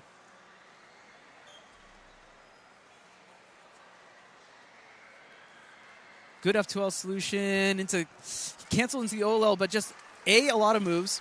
B, very locky at that end. We're seeing a lot of those nerves come through. It's tough. It's really tough. It's really hard. It cascades. Once you make one mistake, then you get tense and you lose control. Yeah, man. Sometimes, in my experience, I found it's better to just slow down, relax, get Yeah. don't make those mistakes. Dude, easier said than done, though. Oh, yeah. Yeah, I tell myself this all the time. Slow down and, just execute. But it's so tough when you're in a final situation. Yeah, Luke also starting off really locky. He's going to want this one not count. But still getting 636, that's not bad by any means. No, that's within half a second so far of the 595. I mean, if he keeps this up, I mean, this is, in some other rounds, I think we'd be looking at like a third-place podium. Yeah. I mean, what did Ray have again? Ray had like 630, right? 632. This is that is on 630 pace. So last round, in round 2, we had a 568, 574, and 582 as our podium positions. So certainly the 636 is a little bit higher than that. A little bit. With Luke's other 2 solves, I mean, he's still Yeah, in he's still in a good position here. Nicolas, solve 4. This is looking quite a bit better. Oh, commentators curse a little bit. It is quite a bit better than the previous solves. A little bit of that lockup / just not clean execution right at the end, but a lot better. Unfortunately, it looks like his best possible is going to be 784. It's very unlikely that that'll cut it, especially with 2 6s already on the board. V-perm. Oh, man. I hate V-perm. I think it's the worst PLL. It's one of the longer ones. There are not any great algorithms for it. Yeah, it's very unfortunate. Ooh, going back to inspect. That's interesting. I wonder what he sees here. Ooh, a little bit crunchy to start, but his turning is still... His turning is just so fast. 553. I don't know if you could hear that on the stream. He audibly goes, yes. He's going to count that 553. So 595, 533 counting. He has locked himself into a sub-6 average. His worst possible. His cube could explode right now. Okay, maybe not right. Sorry. In Solve 5, his cube could explode, and he would still get a 5.95 average. That's going to secure him the first place right now. 5.8 average would be the best average that we have seen. That's amazing. So far. That's amazing. To do this in finals, Luke is showing up. That is a first-place contention. Yeah. Right there. Yeah. He has a real chance. And definitely a possibility for the podium. So this is going to be a yellow cross from Nicholas, who we've usually seen do white cross. But this is a good solution. 636, solid finish. That usually happens when you have maybe a little bit of a rockier rest of your average. You get to the end and you're like, well. And so that kind of lets the nerves go a little bit. Yeah, it feels a little bit bad because it's like, if this were on a better average, then it could actually be useful. Here it's not even going to count, right? Yep. But, it is what it is. It's a final situation. It's tough. But everyone has gotten good solves on this. Everyone's gotten at least a 6. What will Luke do here? Can he lock up the BPA 558? He's also looking at that yellow cross. Which is crazy. White looks okay. Yeah. So yellow must be really okay. He did that UD prime to do that pseudo slot there. He's got a U perm to finish. Just couldn't quite execute it, unfortunately. 662. It's also not going to count for him. It's the worst solve of the average. 595 is the final, and that is very competitive. Certainly. I would be very interested to see what the other results are going to be, and we will learn soon enough. But I definitely think 595 has potential for a podium position. Man, looking at that solve, you have to be thinking that he is kicking himself for the execution. All right, let's give it up for Nicholas and Luke. Could have been way, way faster. Low 6, very likely. Very, very awkward, I would say. Very awkward, it's not usually the kind of angle or alg that you do. All right, time for our next 2 competitors. Just very, very tough to execute in these kind of environments. But seed. Well done to Luke. Hats off. That was a great average time of 6.13 seconds is Dylan Miller. Dilly Millie, one of my favorite cubers, had to really Dylan punch is up to 20 make the years old. finals here. Hailing from Baton Rouge, Louisiana. And outside of cubing, he enjoys basketball, 2000s rock, and one-season TV shows. His proudest cubing accomplishment is his 4th place finish at the North American Championship 2022. So yeah, definitely Dylan looking for a little bit of revenge, trying to make finals at NEC this year. The podium, In the 5th most seed. certainly. With an average time from the second round of 5.90 seconds. 13-year-old Caleb Chen. 13 years old Caleb. That means that was born right when I started cubing. Our second finalist. You've been from cubing longer than Alpharetta, he's been Georgia. alive, Nick. Uh-oh. Caleb enjoys basketball and video games, and his proudest cubing accomplishment is being a finalist at the 2023 National Championship. Caleb US Chen has a National Championship. 2022 WCA Good luck ID, to both competitors. meaning that Caleb attended his first competition in 2022. Yeah. That was maybe not even 2 years ago. It was probably less than 2 years ago he started competing. He got a sub-10 average in his first competition. He's one of these pandemic cubers, man. The pandemic definitely gave people a ton of opportunity to practice. And we're seeing that now. Cubing has seen such a growth, and it's amazing. It just means great content for me, Nick, and all of you sitting at home. All right, Dilly Millie, solve number 1 coming up here. I wonder if the competitors know what the other finalists have gotten. Oh, that's a good question, because I don't think that they're allowed to use their devices. Right. Because we are live streaming this, and we're holding them off Right. in a separate area. Yes. And we're keeping them away from any screens, so Yeah. they may not even know going into this what they have to beat. Right. Immediately saying, yeah, it looks like there's a big There's a ton of yellow block down stuff, there. right? I did not This solve see has this major earlier. potential. There's a lot of stuff here. I noticed. And Okay. I thought it was weird because I think someone did white on it. It's really fast turning going into OLL. Kind of locky, though. 672. Yeah, you saw him miss some of those turns. Yes. That's the disadvantage of turning so quickly is sometimes if you make a small execution error, your cube can lock up. Cubes have never been better before. We have magnets in these cubes now. Sometimes they kind of auto-align with some of the turns, but you still need to be accurate in order to make the most out of these really what looks to be some pretty good solves. I do have a small correction about the phone. So they do have their phones on them, but we are going to be observing them. Sure.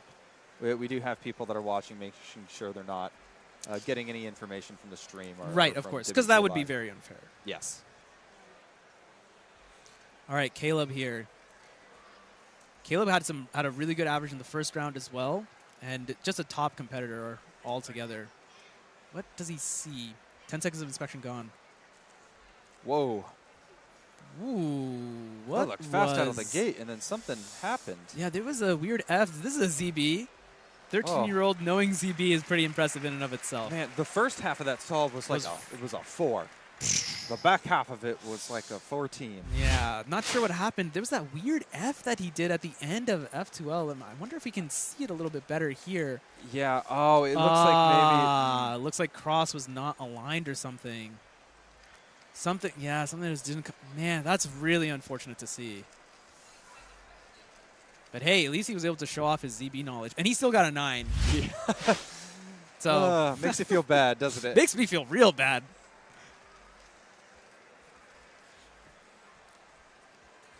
Taking that headphone out, I'm always nervous that they're going to forget. Because if they forget to take that headphone out, their solve is going to get disqualified. All right, Dilly Millie. Coming in, oh, he doesn't think it's that good just based on that facial expression. 10 seconds of inspection gone.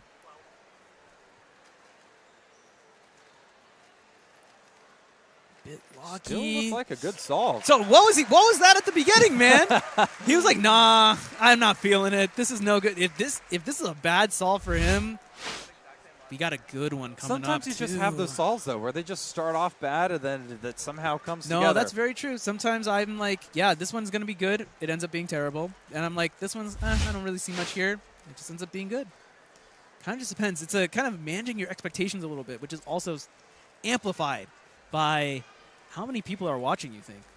There have to be like at least 50 people just here And of course, there's hundreds of you. Oh, in the crowd, Oh. certainly. I think we got a couple hundred people. We have a bunch of crowd on the balconies above us. Mm-hmm. What will Caleb do now? He was looking at white cross first. Now he's looking at yellow. Not an obvious solution to me. Oh, wow. Ooh, that's ZB, a ZB. ZB. No, no. Caleb. The missed execution. That was a good-looking ZB too. I'm not sure exactly which one it was. We don't know ZB. I don't think Full it's ZB. not one that I know. Well, maybe I can look at it from here. I definitely don't know full ZB, That but it looked did. so good. It was very blocky, which makes me think it was. No. I see. It was the 2-flip. We actually saw Brian get this one earlier. He actually opted to do RUD to solve it. Very beginner's method like. Caleb opting for the RUL algorithm here, which is a little bit different. Can be faster, can be slower. Depends on how much you practice it. Caleb getting 2 ZBs, unfortunately just the execution not quite there for him to capitalize. Very unlucky. So that 789 is going to count, and that's really going to bring up his average. Yeah, man.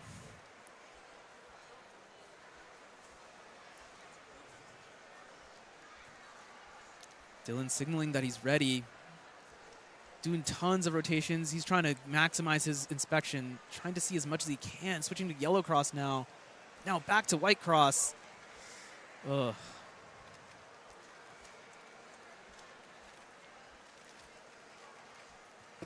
Yeah, a bit locky, a bit long F2L solution. 658. He isn't super impressed. Not too bad, but when there's a 5-second average on the board, 650 is pretty tough to count. Yeah, it's not what you want to be counting here. Definitely Yeah. when the past podiums were looking in like the mid to upper 5 ranges, you don't want to be counting 6 5s. Yeah, it's just not going to do it, unfortunately. So even though we are doing head-to-head, this is not going to be an elimination bracket of any kind. Correct. We are going to be ranking everybody else in the order of the average that they get. Mm-hmm. Interestingly, you can see Caleb kind of like counting with his fingers almost, pointing out where all the pieces are going to go. I think he had a pretty good cross solution, decent F2L, A-perm to finish, 636. Good comeback. All right, beginning to turn it around a little bit. He's still going to need to count something pretty good, like at the very least a low 6, if not a 5. He's going to need to count. So that's pretty tough. I'd say he has his back against the wall here.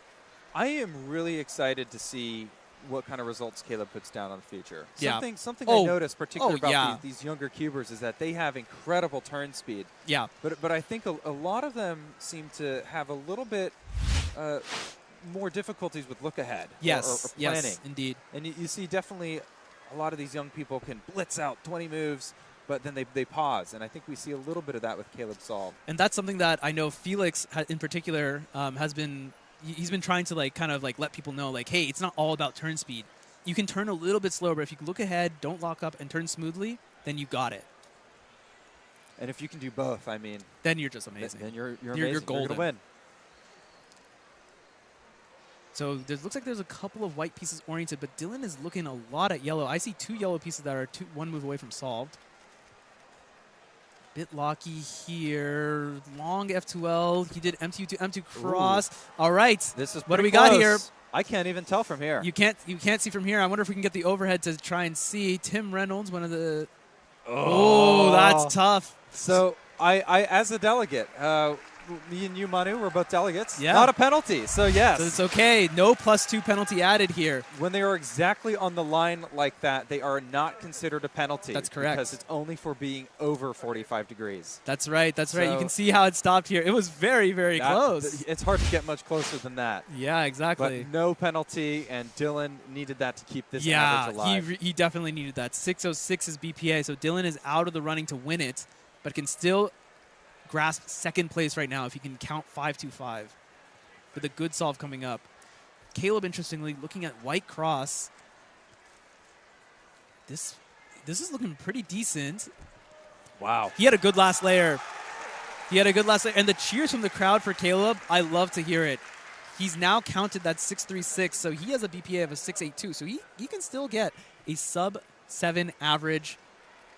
Good on Caleb. Yeah, he's beginning to turn this around. Started off with the 925, 789. Yeah. He's certainly not what he wanted to see, but the 636, 620, if we just pretend those last 3 are the real average. Yeah. I think Yeah, exactly. You know, and the thing is, we still have Solve 5 coming up, which Ray Bai was executed beautifully and got a 521. It is not impossible for one of these guys, even though they've never seen the scramble before, to come up with the same or similar solution. or something even better. Something better is also possible. Yeah, very true. It's all kind of in the mix here. BPA is still possible for both of these guys. Dylan still has a chance at the podium. He's looking around. Looks like he's going to favor yellow here. Strongly favors yellow right now.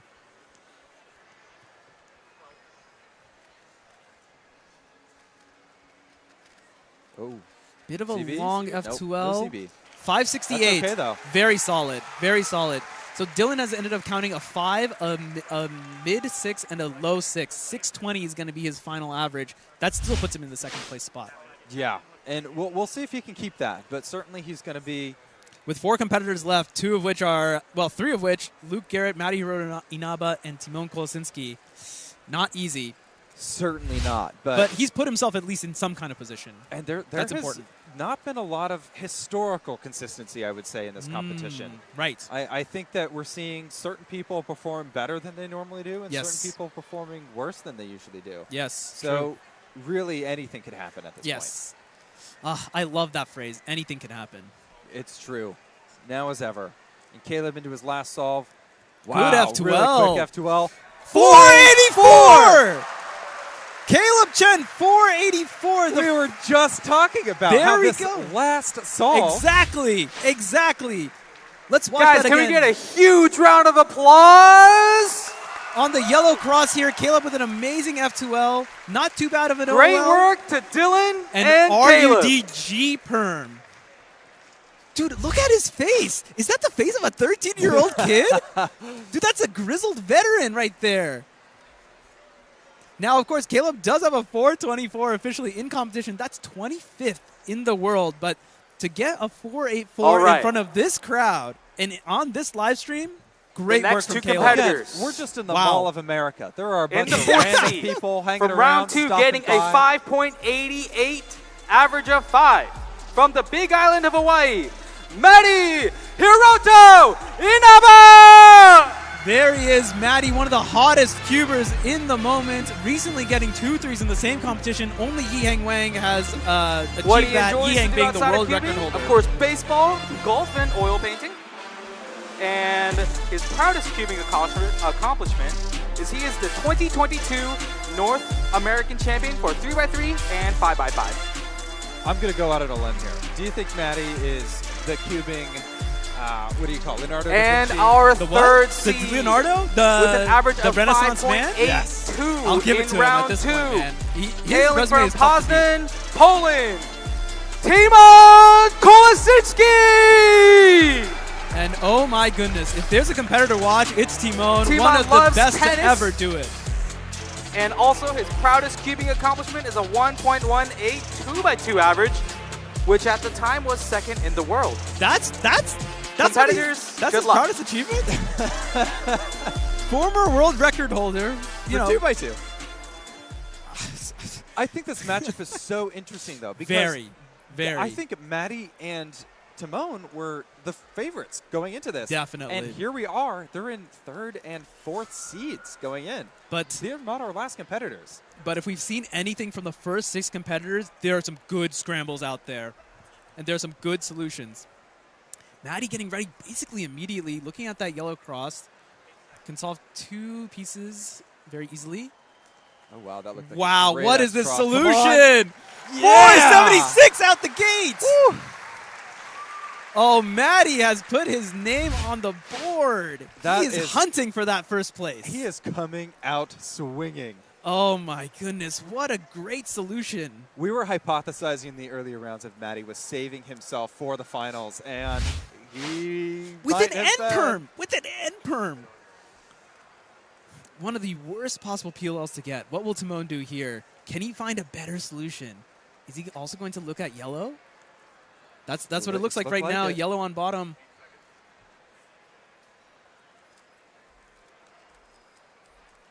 Bit lockier. U-perm. 438! What have these last 3 solves been? 4, 4, 4. Back to back to back. Ladies and gentlemen, We have buckle a match. up. Woo! Oh my goodness. It's getting hot in here, huh, Nick? Do you need a towel? I might need I have some cold coffee some from this cold morning. coffee. Maddie going into solve 2. Can we keep up? All these 4? right. I hope so. Oh, my I love goodness. seeing 4s. Now, these middle 3 were some of the worst solves from the previous competitors. Let's see what these guys can do. Blue cross. First blue cross we've oh my seen. God. Very Oh. relatively fluid. I thought for a second it looked like It looked really, really good for a second, but I think I want to say it was a G-perm at the end. there was a little lockup. It looked like going in between that OLL and PLL transition that just slowed him down. That's rough. We'll see. Yeah, right there. Right there, in yeah. that OLL. And yeah, that G-perm. GA, not a bad algorithm. Well, it's okay. Not the greatest. It's- Very long. RUD has a lot of chances to lock up. Yeah. All right, Timon, will he also do the blue cross here? Oh, it kind of looks like it. Yeah, blue cross as well. He looks so This calm. is Come on, looking really good. That's a CB. CB. Oh. 530. I thought that was going to be another 4. I don't know what I'm seeing. It was a long It was CB. a 4 in my heart. I It looked think- like a 4. I think it was an R prime to Y perm. One of those. Oh, interesting. One of those Let's kinds of see here. CBs. It was definitely a U case. That's what it looks like Yeah, based on the yeah, execution. it Yeah, R did. prime to Y prime. So It's that's a long one. Very And long. It took him a little bit to recognize. very long. 16 moves, I want to say. So yeah, so I mean 5. Wow, this is good. This is good. Yellow cross now.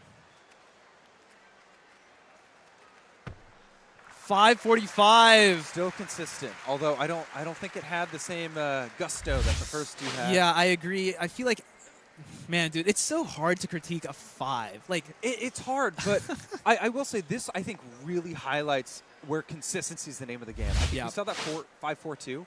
That was because of a big lockup. yeah, that's true. And here we had the consistency, and we got a similar time, even though it wasn't maybe quite as fast. What is Timon's turning here? He's got a Whoa. 4. Whoa.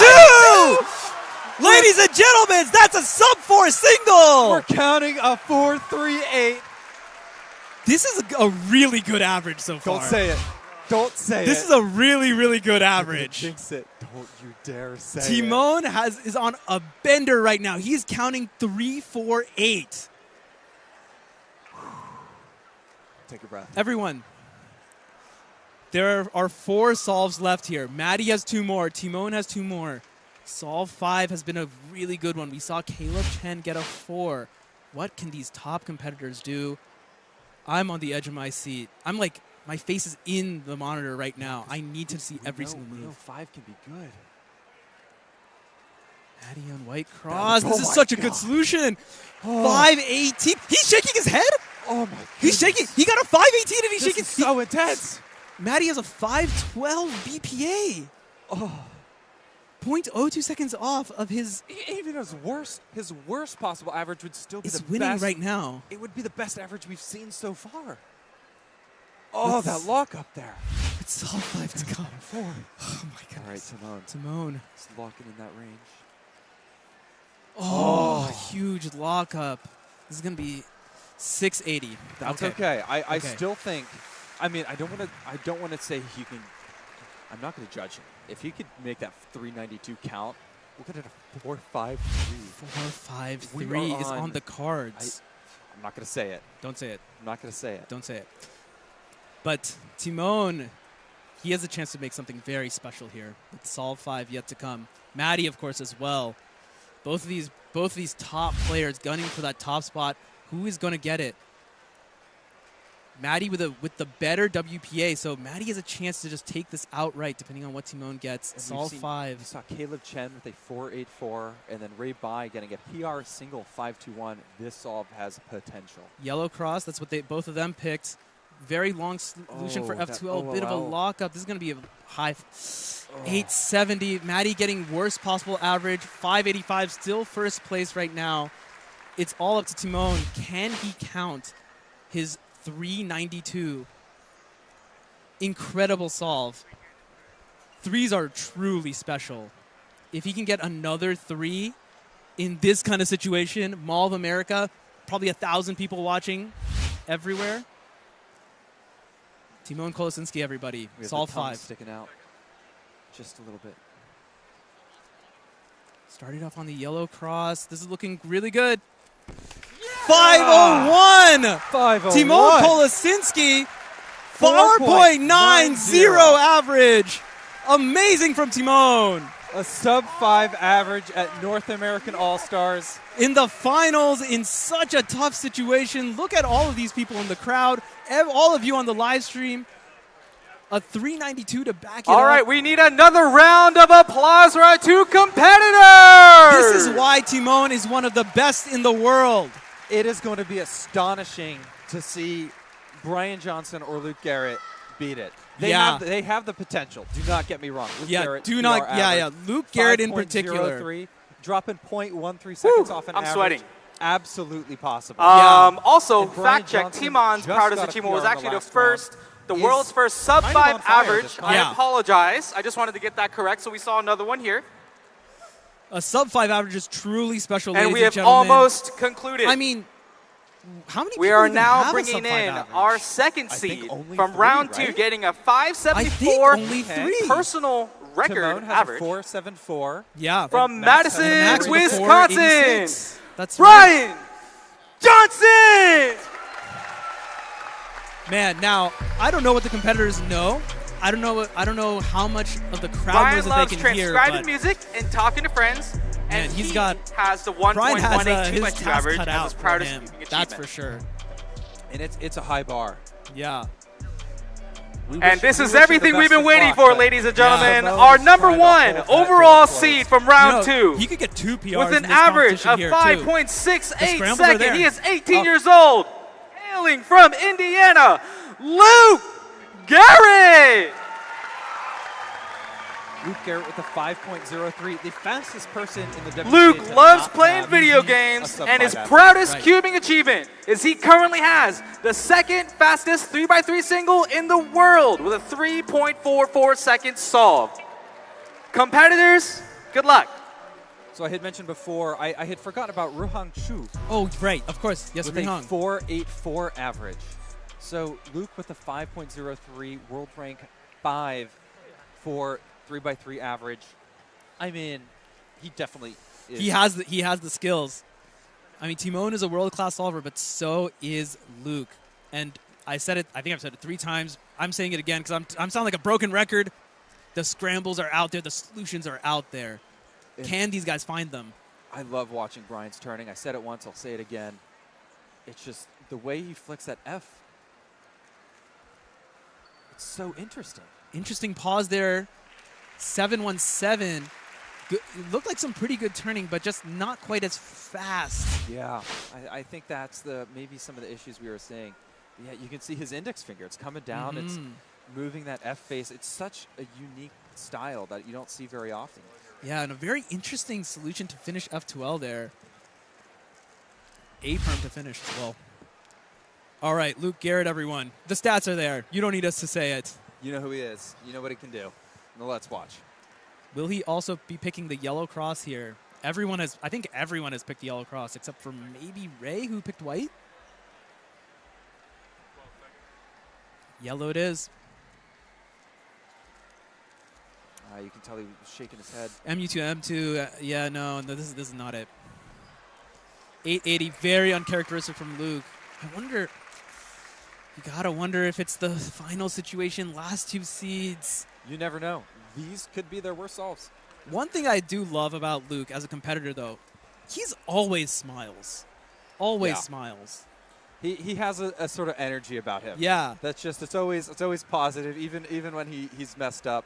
Yeah. When he gets some crazy results, it's always awesome to see him hyped up and celebrate those. Totally. So here's Brian. He's pretty deep into solve 2. Turn quite a bit slower, I would say. Yeah. I don't want to call it early, but I do think having that 717 might put him a little bit outside the range, you think? A little bit downhill of that podium range. Currently sitting in third place on the podium is Luke Greiser with a 5.95. Yeah, man. So I don't want to say the 7.17 is completely out, but Brian would have to pull some pretty remarkable times in order to drop that down. I mean, even right now, only 2 solves in, I feel like he's going to need to count a high 5 minimum to bring him. He might need 2 high 5s to get back into it, at least compared to Luke Greiser. Luke Garrett, what does he got? Blue Cross, interesting. I don't think anyone has picked Blue Cross here, but that's a 5 from Luke. Luke's showing what he can do. Good comeback. Good comeback. That was look, if Luke finishes with a bunch of mid-5s, he's on the podium. And that's all that matters. He needs to clutch up now. He does have that 8. It's a bit of a trap. Long PLL at the end there, but still was able to get the 5. The key is going to be for both of these competitors, they've got some pretty poor starts to begin with. The key is not letting that get into their head. There's so much mental that goes into this. Schwan Park talks about this a lot. Maddie has talked about this. It's what differentiates the world-class competitors from just everyone else. Looks like a bit of an execution error. That was very, very good last layer. I think we're seeing the nerves get to Brian a little bit.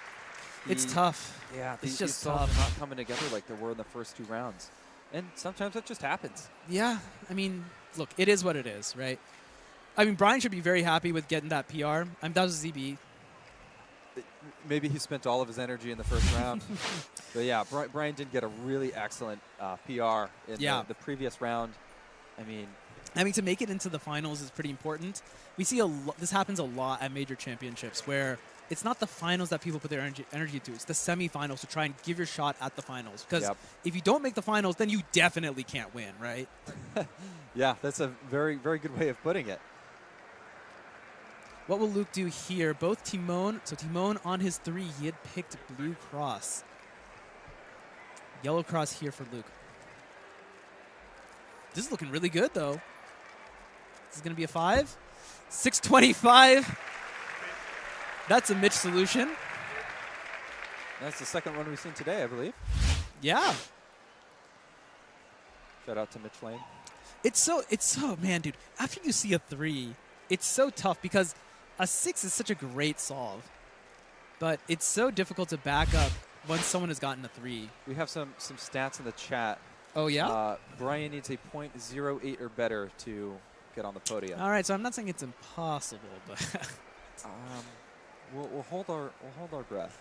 Certainly, not getting a good average, you can still get great singles. That's true. Especially when all the still pressure's get a 3. off. See? There we go. I That's told a 4. Ya. Brian getting a sub 5. See, even if maybe the average is a little higher than you want, it's always nice to have at least a little something to say about it. Yeah, definitely. Good-looking solution here. And this was that was a one-look last layer. Whoa. That's a one-look last layer, Whoa. folks. Very blocky. So, and it's not a particularly hard PLL to begin with, and it was just there. Yeah, it looked like he was about to do the OLL, and then he realized, wait a minute, I know this one. So we've been talking about ZBL, right? Solve last layer in one move. That only happens if your cross is oriented. One look last layer, I think it's 1,000+ algorithms. No one knows it. Oh, that's not true. I do believe there are really? 2 people who have learned it. I believe. All right, man. That's wild. Fletcher Berry, I believe, was someone who learned it. It's like 4,000 algs. That's a ZB. 580. Minimal reaction from Luke, but I mean that was a great looking solve. Very good F2L. I mean, just a short pause for the ZB. That's all she wrote.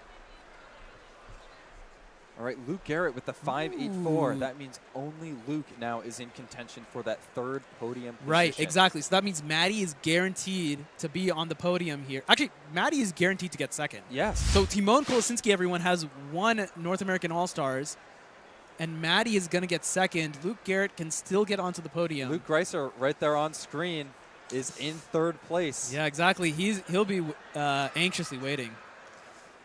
Brian on the last one. 655. Good solve from him to avoid WPA. 705 is going to be his final average. Brian looks like he's going to end up getting 9th place here in this finals. a bit off from his second place seeding, but hey, look, he got a 4. That's pretty solid. And he got a PR in the last round, right? Can't be too disappointed about the day's events. So this is going to be our last solve of the competition Indeed. that we're about to see here. And remember, Luke Garrett, what can he do? We Caleb got a 4. Yeah. Timon got a 5.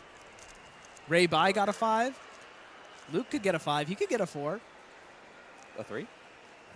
It's not out of the question. A 2? Maybe.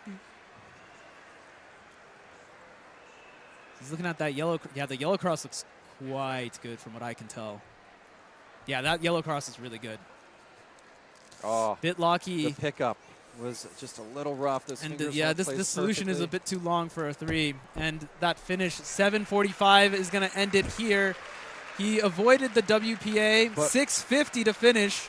That means that we have our top 3 Our top winners 3. for Rubik's. All right, let's give it one more round of applause to our competitors. That's it, everyone. That is 3x3 finals here at Rubik's North America Excellent All-Stars. work. Oh, shoot. And just amazing solving from all of the competitors. It really shows that they are in this kind of like separate leagues. You know, obviously some of these results are not great for these guys. You know, these guys don't want to get 7 averages. But They can think about it like a warm-up. So we do Yeah. have North American Championships Yeah, starting this exactly. Thursday. It is currently Yeah. Tuesday. All right, Yeah. we are One day to kinda digesting settle all of in, the results, and we will then be presenting Thursday, our awards we're shortly. starting with However, North we American have champs. 4 Yep. back-to-back giveaways courtesy of Midwest Cubing Association. couple of And the giveaways winner as they of go the on here, first but giveaway is number 238. 238. The winner of the first So, giveaway is number 245. How are you thinking about North American Championships? What do you think that these results have to show for the competition that's coming up? oh, it's so 245. Oh, yeah. I mean, look, All dude, right, this is amazing. Timon congratulations. getting 490, right, in a warm-up in this kind of – so this is going to be very The similar winner to of the the environment second of giveaway. actual NAC, right? And that's where the big bucks are. That's where all the 243. eyes are. You know, that's also going to be a head-to-head against, like, you know, in a bigger venue, a convention center. The fact that Timon can get 490 in this kind of environment, sure, the scrambles may have been pretty 243, the good, winner but of the scrambles could be better at NEC, 243. right? And So, we saw a sub 4. Congratulations. Here you go. exactly. That is a gift. Yeah. All right. Exactly. The winner of the I have third to step out of here. I think we're going to close up. I think we're about to wrap up 215. as Michael Chai is doing some announcements here. Everyone, this has been Rubik's NA All-Stars if you don't hear from us again. 215. I will leave you with this. Congratulations. Tune into NAC. We got 4 days of competition, 3 days of And we live have stream. one Friday, Saturday, more Sunday. giveaway. 3x3 finals is going to be absolutely amazing. We got these competitors and more. Stay tuned. This is the best solving in the And world, the everyone, last on the giveaway Rubik's channel is and the number WCA channels, the same ones you're 156. watching right now. With that, I think we're gonna wrap it up here from the commentary box. 156. Thanks a ton, Nick. All right, It was thank you, Manu. an absolute pleasure. 156. Yeah, commentating this was with so you. much fun to watch. You So won last good. giveaway. I absolutely enjoyed it, and thank you all for listening in. All right. You Hasta all la take vista. care. May you get good skips. Indeed.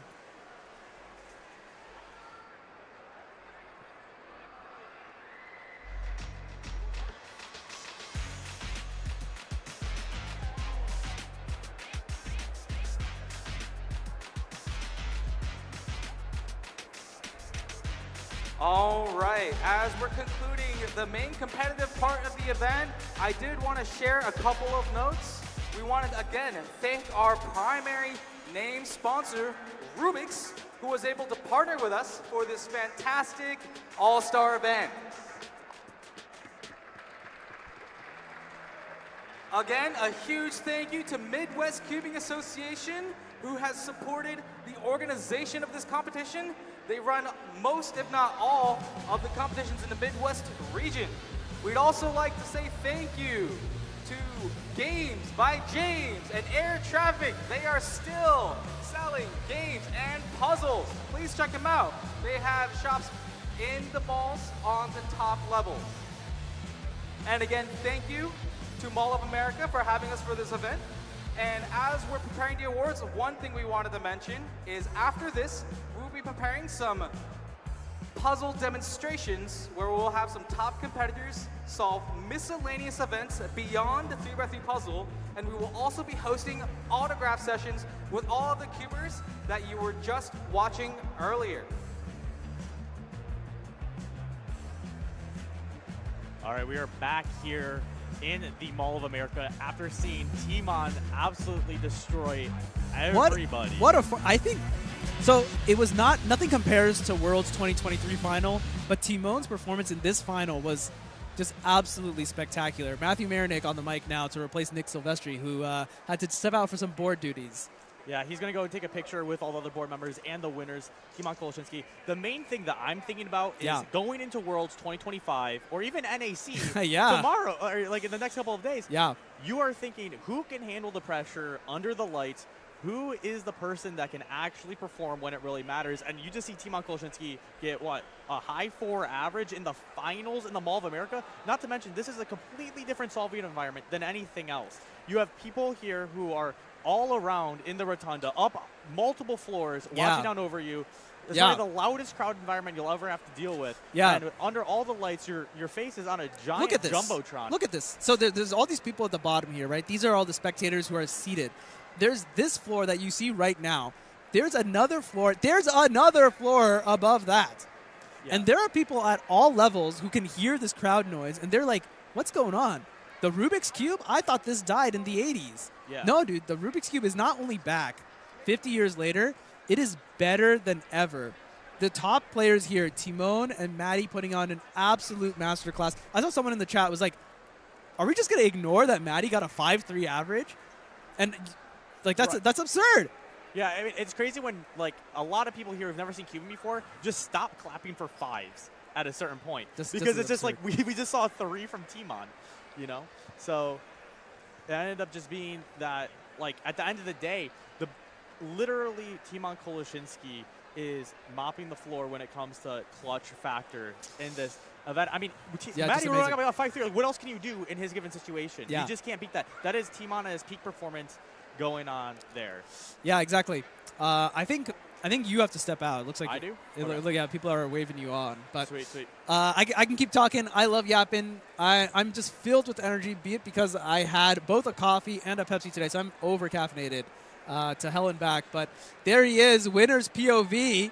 Timon Koloshinsky, he's all smiles, getting a 490, right? All right, so okay, never mind. We got Marinick back here. So what are we still doing here? We are going to be having a little showcase of, I believe it's 3 through 7 relay. Yeah, well, we're going to be doing that, but first they're going to do some award ceremony ceremony. Okay, yeah. Cool. So they're going to all get knighted by the WCA board here, basically. Yeah. And, you know, we actually have multiple board members here. 3 out of 5 board members. All right, everyone. Let's let Michael Chai take it away. Thank you so much for your patience. And now it's time for the award ceremony where we celebrate our North American All-Stars. One of them's a poll. Coming in 3rd place with an average of 5.95 seconds, Luke Greiser! You know, Luke Greiser is one of those cubers where, for the most part, he's one of your guys. He's one of my guys. Happy feet born. Here he comes. You know, won Michigan Championship. In 2nd place, now with an average of 5.35 seconds, Matty Hiroto Inaba! And this is my guy. Yep. Also Michael Chai's guy, too. He's a West Coast favorite all the way from Hawaii. Absolute on fire in the last couple months. And we all saw it happen live. In 1st place, with a sub-5 average, 4.90 seconds, Timon Koloshinsky! Timon just straight out of Europe, comes over here to go wreck the NA solvers' dreams, being a high 4-second average here. Your All-Stars! Give a round of applause!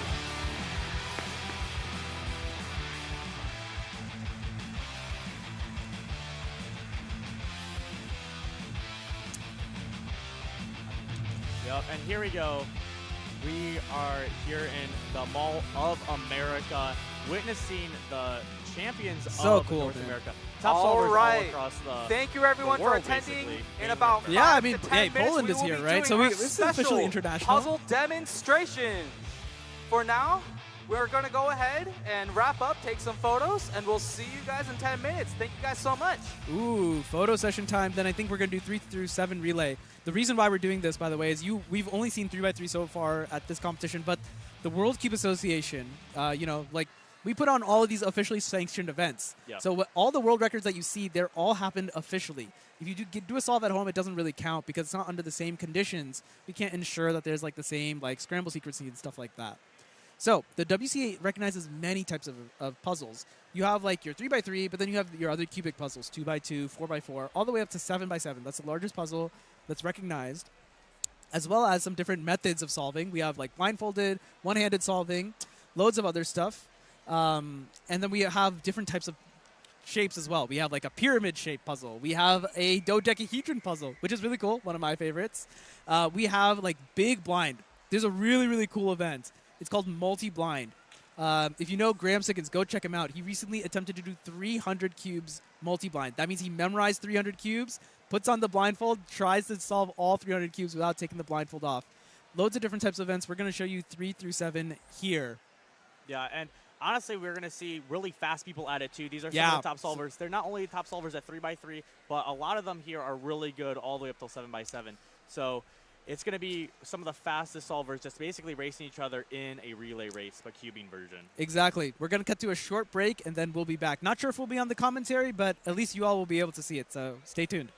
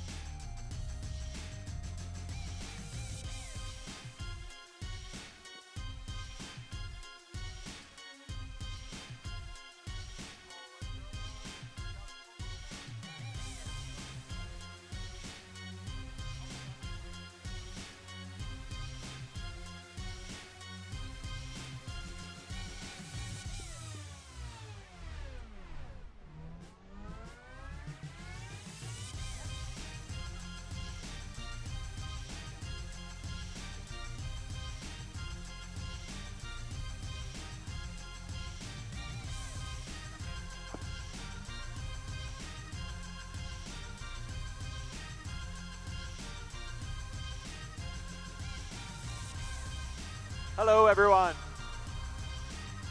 The cubing is not over. In fact, the fun's just getting started. Because we have some fun side events, unofficial events from this competition. And we wanted to showcase the wide range of skill that all these cubers have. So today's competition was focused on the 3x3 Rubik's Cube. That's the main event typically at these World Cube Association competitions.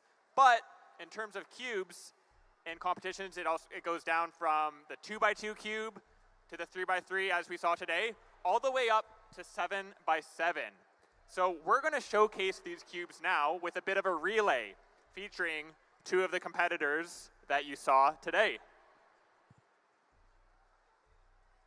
All right, so for this relay, the first competitor we're going to bring to the stage. He is a 17-year-old from Washington State, the former North American record holder for the 3x3 cube with a 4.52-second single. He is a 4-time world record holder in the Square One puzzle. He is the 2024 Northwest champion, and today he placed 11th in round 2. His name is Max Xiao.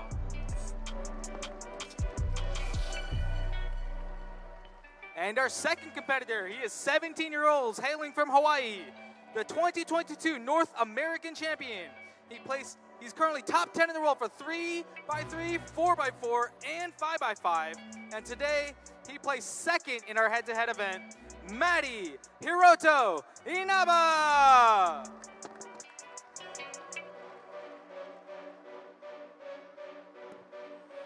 So this should be a tight race. If you add up these competitors' fastest times across these 6 events, Max comes in at a total time of 4 minutes and 24 seconds, while Matti is only a few seconds ahead. Adding up his times would be 4 minutes, 17 seconds.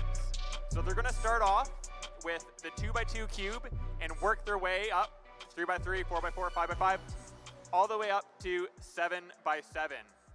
So just like our other events, each competitor will get 15 seconds to look at their cubes. We're going to call out 8 seconds, 12 seconds, and at 15 seconds, I'll count down from 3, and they'll put their hands on the timer, starting when we say go.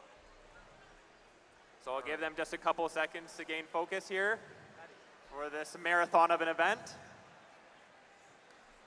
All right, competitors, are you ready? Yep. Yes.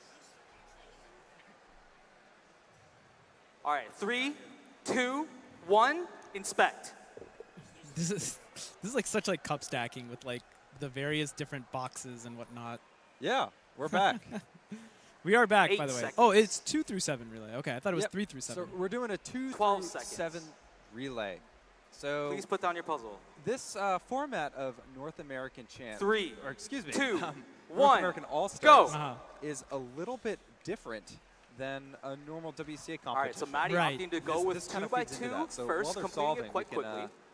kind of spend some time getting into what this format's about. Yeah. Kind of what some of the goals of it are. Yeah. So Moving on to the obviously, 4x4 I think the cube. big one is the venue. Mm-hmm. This competition is fully out in the public. So Yeah. if you've ever been to a cubing competition before, you know a lot of the time they're held in like school gymnasiums and maybe ballrooms in a hotel or something. Both Places competitors wrapping maybe are up 4x4 public, but almost not at really the same accessible. time. And Yeah, Matti has not in the moved same on way, to at least. 5x5. No. You with kind of have Max to. You need to know about the event in order to very quickly show up behind and him. spectate. Exactly. Super And so close there's match not so far. It's not very frequently that people just kind of come across a cubing So competition. as you're or watching know the that 5x5 solve, competitive you'll speed see that cubing the is a thing. competitors will solve So the one of the middle goals pieces for first. us Those when are what we doing, call centers. in a All-Stars is kind of to have a more As spectator-friendly they event. finish Yeah, the centers, totally. they are going to And- complete and the As a result, you know, we only edges did that 3 by line 3 up for the sides actual of the competition. puzzles. Of course, 2 through 7 relay is not Not an official event. Yeah, not an official event. But this is kind of a demonstration for the people that maybe are just walking around and they're like, oh my goodness, is that a 10 by 10? Yeah, exactly. Where we can show them kind of some of the other puzzles that are here, show off some of the skills of the competitors. let Yeah, them know because that- there are different skills. Yeah, there's different skills, and cubing is no longer just a 3 All by right, 3. it looks like Right. Matti That's is what people- pulling people slightly know of, ahead with a but fantastic it's 5x5 solve. definitely not Max the is only thing trying out there. to I mean, catch I don't up, even know if but 3 by 3 fumbling is my at near favorite the event. end. Right, exactly. And, there's so much that goes into it. And these are also just not all the events. I was listing out all the events earlier. These are just the cubic ones. These are the ones that are easiest for people to understand. Yeah, we have 17 events. Yeah. But, like, I don't really want to explain how a cube works over audio. Yeah, that doesn't really work very well. It's a very strange puzzle, to say the least. Yeah. So the 2 through 7 are some of the other ones that maybe can get people's interest, let them know that competitive speed cubing is a thing. I mean, even now looking up, we still have a crowd of just random people who decided to go to the Mall of America today and are now watching Max and Maddie solving big cubes. And it's so great to see it's Max and Maddie, too. Like, these guys are, like, very, very good friends. They've been doing this for a long time together. They compete against each other, so it's really fun to have them in, like, this little exhibition to show off, some of the best of cubing. Like we said, like, Max is one of the best all-rounders, and Maddie is really skilled at 2 through 7, so. Yeah. And it's important that we also remember that a lot of the people watching this stream, I believe that this is the first time we've streamed on Rubik's channel. I think that's correct. WCA. I think that's like correct. To remind you that this competition is brought to you My mom is watching. By Rubik's, yeah. And so we really think that competitions like these are a great way as to the get people end-by-end puzzles interested in come cubing. to Maddie, Let us know in the chat if you're just maybe subscribed to Rubik's. If you've never even solved a Rubik's Cube or never been to a competition, show us that you're there. Say hi. Yeah, totally.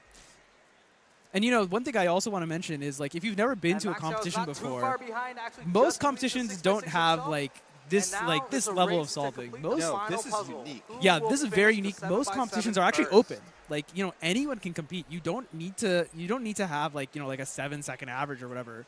If you can know how to solve the cube in less than 10 minutes, then you can compete. Yep. And you can get official results and be one of the almost 500,000 people who have ever competed officially. And that's really cool. That's something that we want to bring to more people. Yeah, that's exactly. a pop. Oh, where did that happen? I didn't see it. Max, it looks like he popped. He's behind the pace anyway, but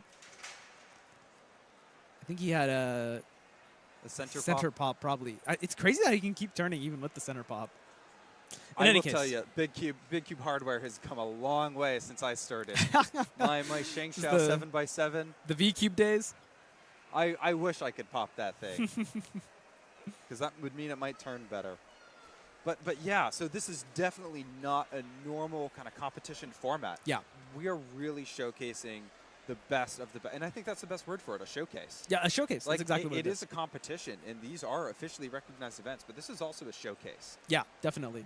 If you want to get a little taste of what other competitions are like, you can find loads of stuff on YouTube. If you just look up like WCA official competition, there's tutorials and everything. The WCA itself has done a good job of trying to make competing more and more accessible to everyone. So definitely give it a try.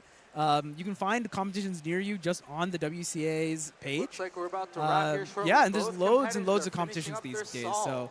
if you've ever learned how to solve a Rubik's Cube, please do attend. It's a life-changing experience, in my opinion. Yeah, you can go to worldcubeassociation.org, and then from the top menu, there's a little drop-down. You can go to all competitions, and then there's just a map Maddie there. finishes. And just the click on the relay map, with see if a there's anything near you. 5-minute, Chances are, if you live near a 7-second big attempt. city, there probably will be in the next few months.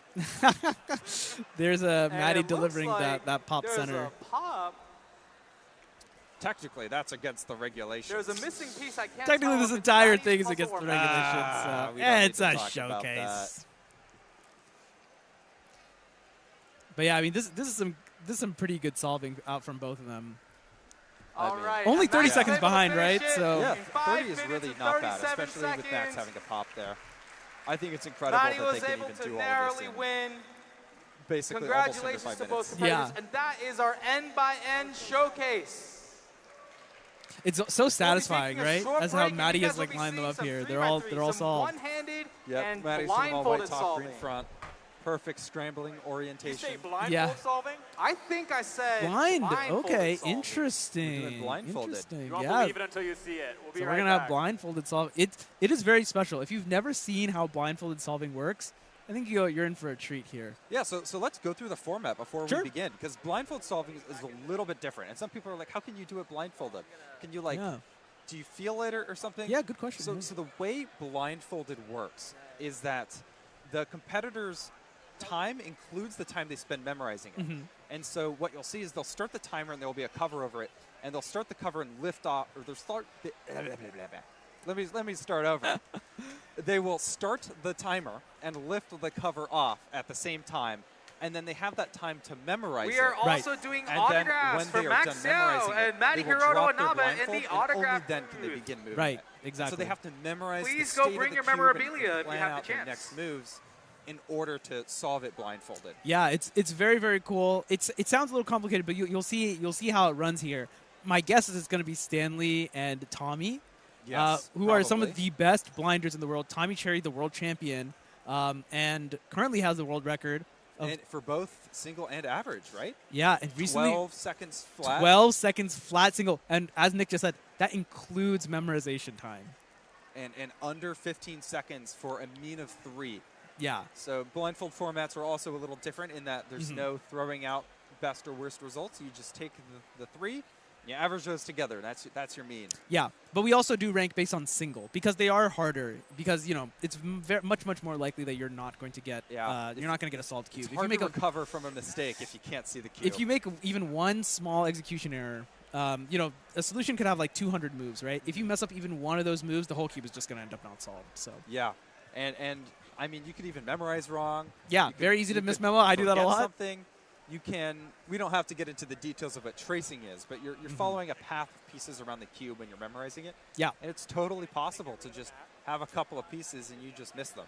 Yeah, maybe not for these advanced cubers that are doing it. Sure, but for people like me, I miss memo all the time. Yeah, let me tell you. The way that blindfolding solving typically works is usually what we do is we associate a letter to every sticker on the cube or every position. And then you string these letters together to kind of form a sentence. So, for example, I don't know, like you have J-O could be Joe, D-O could be dog, and I don't know, like W-K could be walk, something like that, right? So the Joe, dog, walk, you can kind of put that together in your head, right? And you can visualize that, and you can use that to memorize the state of the cube and the different moves you need to do. But it's very, very easy to, instead of having W, you have like U instead. And then UK, I don't even know what UK is. Oh, UK is the United UK. Kingdom. Oh, so instead of like... Don't you know your letter pairs, Minute? Oh, duh. I should have known. So instead of like, going on a walk, suddenly Joe and his dog are going to Britain or something, right? And it's very, very easy to like make mistakes like this. But these solvers are just like, so good. Because it's like, is it Joe Walk Dog UK? Or right, is it yeah. Joe Dog Walk? And when you have the blindfold off, it can get pretty mentally intense. Yeah, and there's no way to tell with the blindfold on, basically. Yeah. It's there are some things that you can do, like you can trace again basically in your head, but this is like very difficult. All this to say, blindfold is tough. What these guys are about to show you is very, very special. And then after that, we're going to have the OH one-handed event. Oh, exactly. One-handed is a very interesting event as well. There's a lot of interesting things that go on with one-handed solving. You'll see different solutions as well. And the one-handed is just very, very special to watch. Recently, the one-handed world record was broken, 6.05 seconds by Sean Patrick Villanueva from the Philippines. He uses a completely different method. We've been talking about cross, F2L. He uses a completely different method called Ru. Yeah, and Ru, so you might have seen where you have the top layer that you're solving a little differently like that, and you have this bottom layer that's solved. Ru's completely different, where in Ru, you're actually moving the middle layer around like that. Yeah. So you see the way they hold is very different. When they do it one-handed, they use the table to brace it, and they're using their ring fingers and index fingers to move around these pieces. Yeah, it's I'm not very good at it. It's a very, very interesting method. Being able to do this with the table is not trivial. It looks kind of easy, like I'll just put it against the table and move it. No, it takes a ton of effort to be able to do it at such a speed to match just normal CFOP turning. And yeah, they're very, very fast solvers. I mean, like I said, the world record was recently just broken. And so it's 8 seconds. Yes. Compared to I mean, we saw some times that were slower than that today with two hands. We did. Yes. 8 seconds is the average world record. So it's a very, very interesting event. And these are all like the 3x3 variant events. There's another one called Fewest Moves, but that one's basically a test, so we won't bore you with that one. It's still a very interesting puzzle, though. Yeah, I like Fewest Moves. I like Fewest. As an old guy, I like Fewest Moves. We don't have your dexterity, but we can write with a pencil. I can write. I'll let you know. as we are in just a little bit of a break here, it looks like we're doing some signings there. As you can see how popular Matty is. Definitely one of the most liked competitors, I think, in the entire WCA. He's got a lot of fans, for good reason.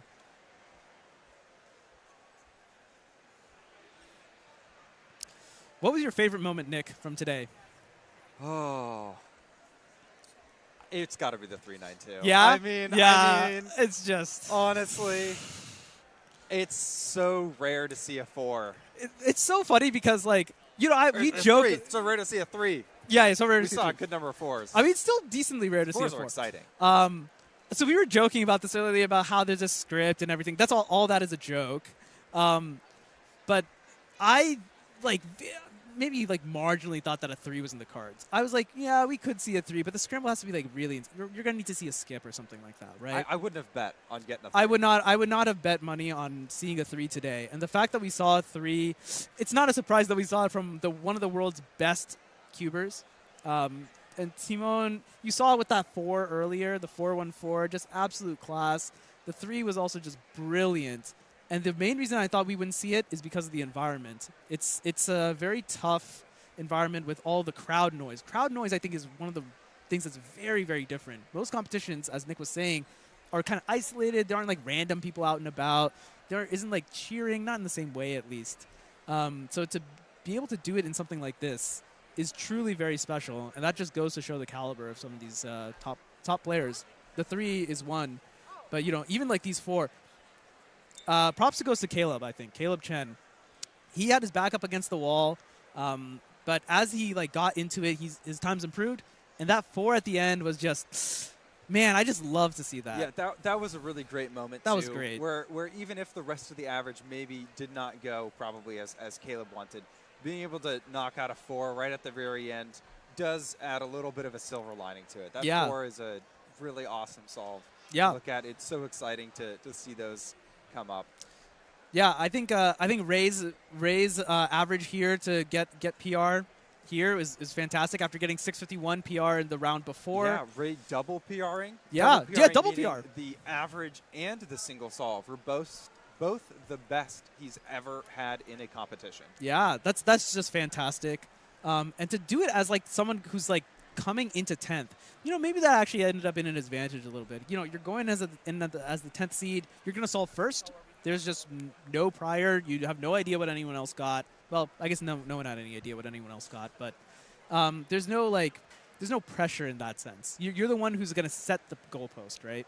And maybe that worked out to his advantage. I mean, didn't have like the most fantastic start, but 521 to clutch it up in the end, very, very special. And the fact that first matchup was really close too. 0.01 second different on average. What a great way to start off. Yeah, that was just awesome. Honestly, it was really special seeing this competition. Yes. We're going to see if we can get someone to interview. So that would be really cool. Hold on tight. We have a special guest coming in. Yeah. Get them on the microphone. Yeah, that would be really sick. That's something that we're going to do a lot of at NAC coming up in a couple days. Yeah, hype up NAC. Start streaming on Friday. I'd absolutely love to, mainly because I'm going to be there. So, you know, if maybe you enjoyed, maybe you didn't enjoy my commentary. In any case, you're stuck with me for the next couple days. But we have tons of other great commentators too. Kevin Hayes of Big Cube fame, former world record holder, North American or world champion. Yes, very, very good solver. We got Keaton Ellis, one of my favorite cubers, one of my favorite people. One of my favorite people. I love Keaton. Keaton is fantastic. One of my favorite commentators. 2 near world records for him. Welcome back, 5.09 was the world record for just a couple of seconds. And more to come. In addition, and we got loads of great solving and loads of other events as well. Today. I'll hand it over to Thompson. There are also variations on that event, including solving the 3x3 cube with one hand, or solving the 3x3 Rubik's Cube blindfolded. And we have some of the very best in the world here today at those different disciplines. And so we're going to have a fun little relay.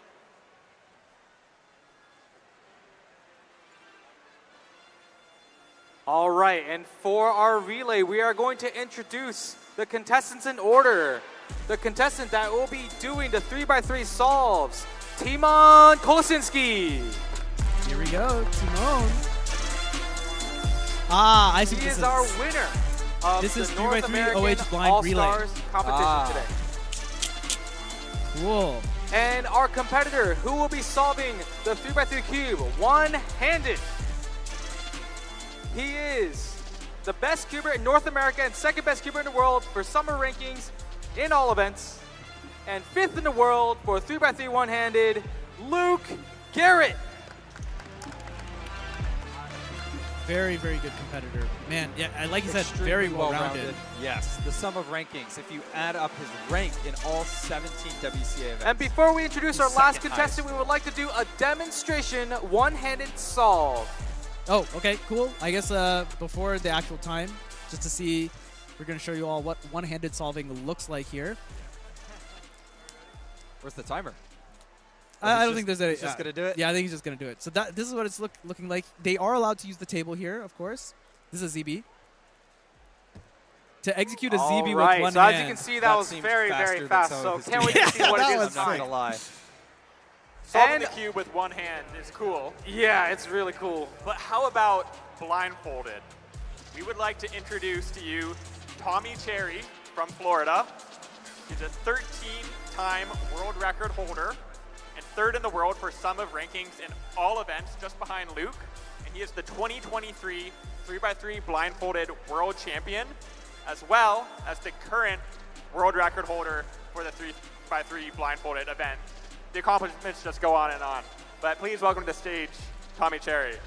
They do go on and on. One more accolade. He is also the national champion right now. So Tommy, this weekend, is looking to get the triple works crown. a little bit different to the other events that we have in the World Cube Association. Unlike the other events we saw where there is an inspection phase before the solve, this time, the inspection time that Tommy takes to look at the cube and memorize what he's about to do is counted towards his solve, combined with the time it takes him to actually execute the solve. So we will do a demonstration whenever Tommy is ready. This is going to be cool. Check this out. I wish we had a timer going. Yeah. It's been, what, 6 seconds that he memorized Maybe, that, yeah. maybe? And you'll see this piece of paper. This is to prevent any kind of peeking onto the blindfold or anything.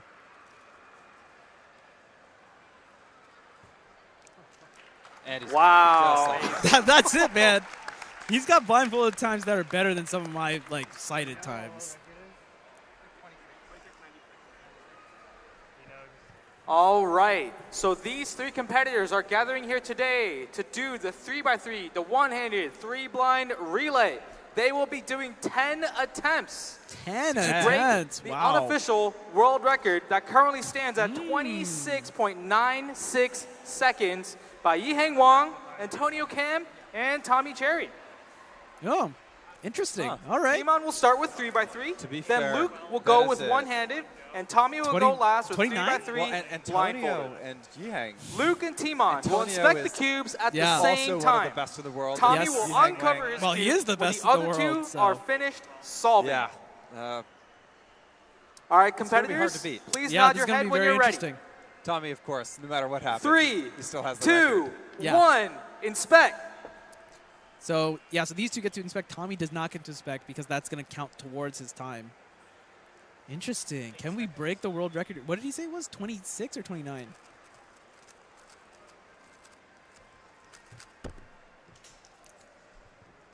Timon got a 5-second solve. That's a good start.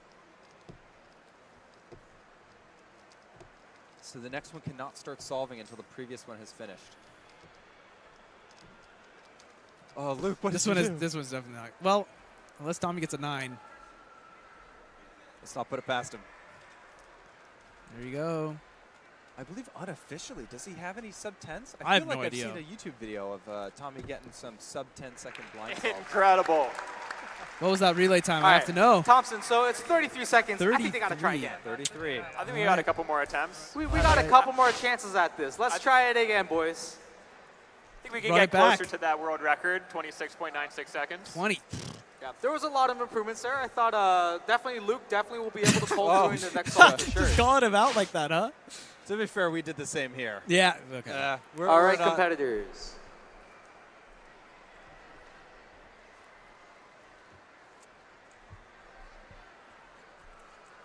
Are you ready? Second attempt. 3, 2, 1, inspect.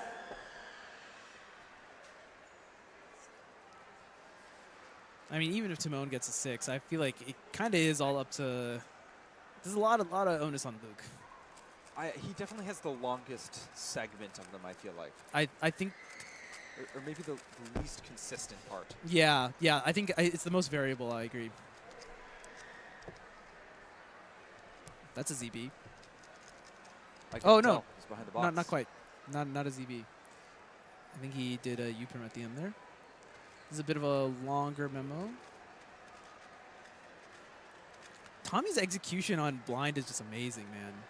It's so interesting that he uses the cube that he All does. right. Yeah. Relatively speaking, that is an older So cube. it Yeah, wasn't yeah. visible on the It came out display, in but it was a 2017 or 31-17 We were talking second earlier at the solve. beginning of the So stream better about than the how first cubing attempt, hardware has evolved. but we can get a little yeah. bit closer for Even sure. Since 2017-18, there have been some pretty significant upgrades. Definitely. The but skill it Tommy takes is to solve sticking with a this, 3x3 this cube blindfolded successfully 3 times in a row is incredible.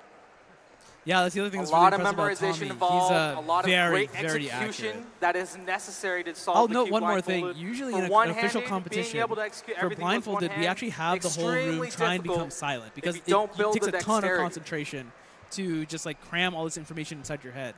Tommy's just doing All this right, in for your normal third audio. attempt, competitors, Like, are you there's ready? a lot of noise around here 3, compared Can't tell to the Mall of 2, America to be 1, quiet. inspect. yeah, exactly. If we could, that would be that would certainly be incredible.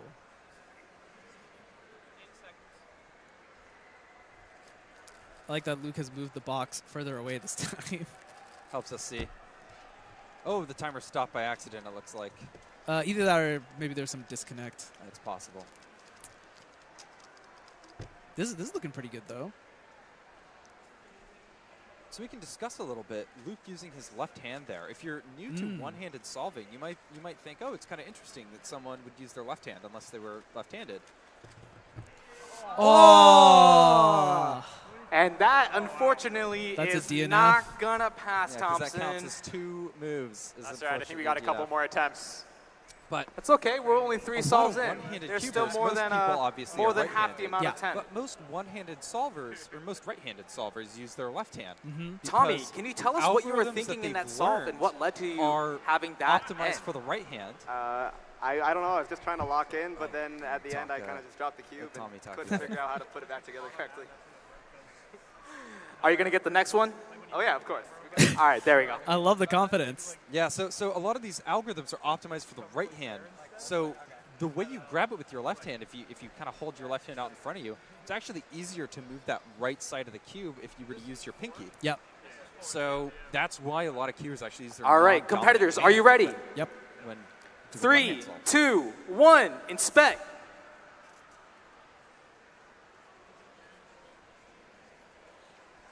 We're going into attempt 4 now. 4 of 10 to try and break the world record. Well, this was a good start from Timon. That was a 4.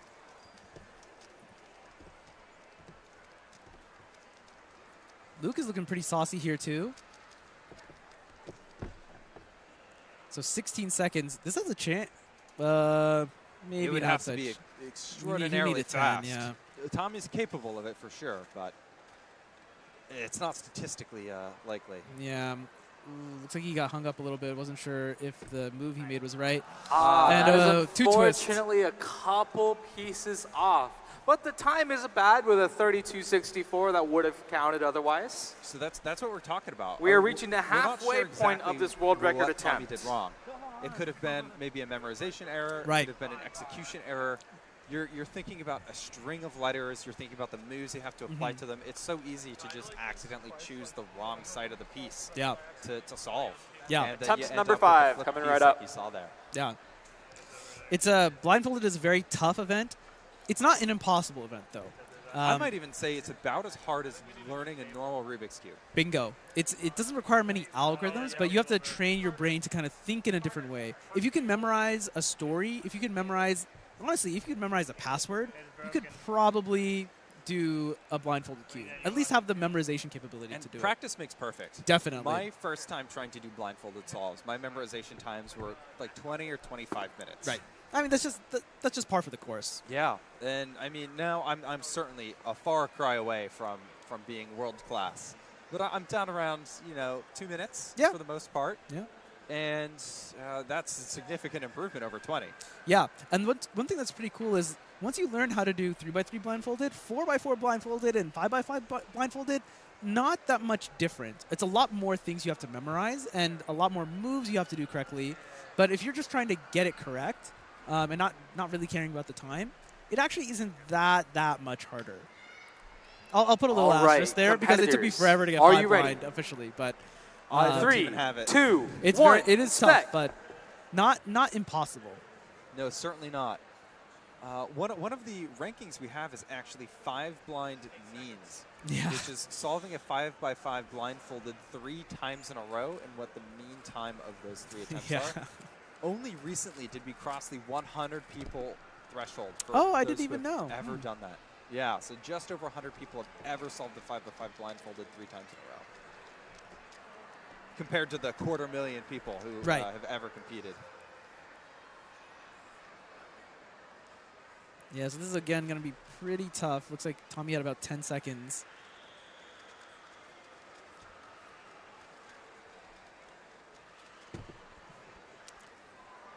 All right, that so looks this solved. sixth attempt was this fifth attempt here was pretty good, 32.89.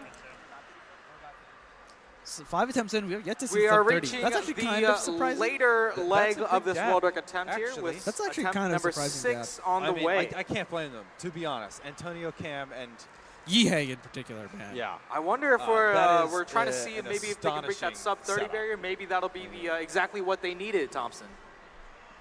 We'd be some of the only people in the world to ever do that, that's for sure. How do you think we do up there, Michael? How do you think we'd do up there? Oh man, we would not even come close. Competitors, are you ready? 3, 2, 1, inspect. One thing that's also interesting, you just saw Tommy kind of like nodded a little bit to put the blindfold on. This is not super new, but a relatively new development in blindfold solving. It's actually faster for the competitors not to put their hand up and put the blindfold down as you would normally do, but rather just kind of keep the blindfold loose enough so that it stays up there, but then just kind of be able to flick your head a little bit and get the blindfold on. That way you can start turning immediately. It's a very, very micro optimization. If you listen to Tom Scott's Lateral podcast, you may have heard about it there as well.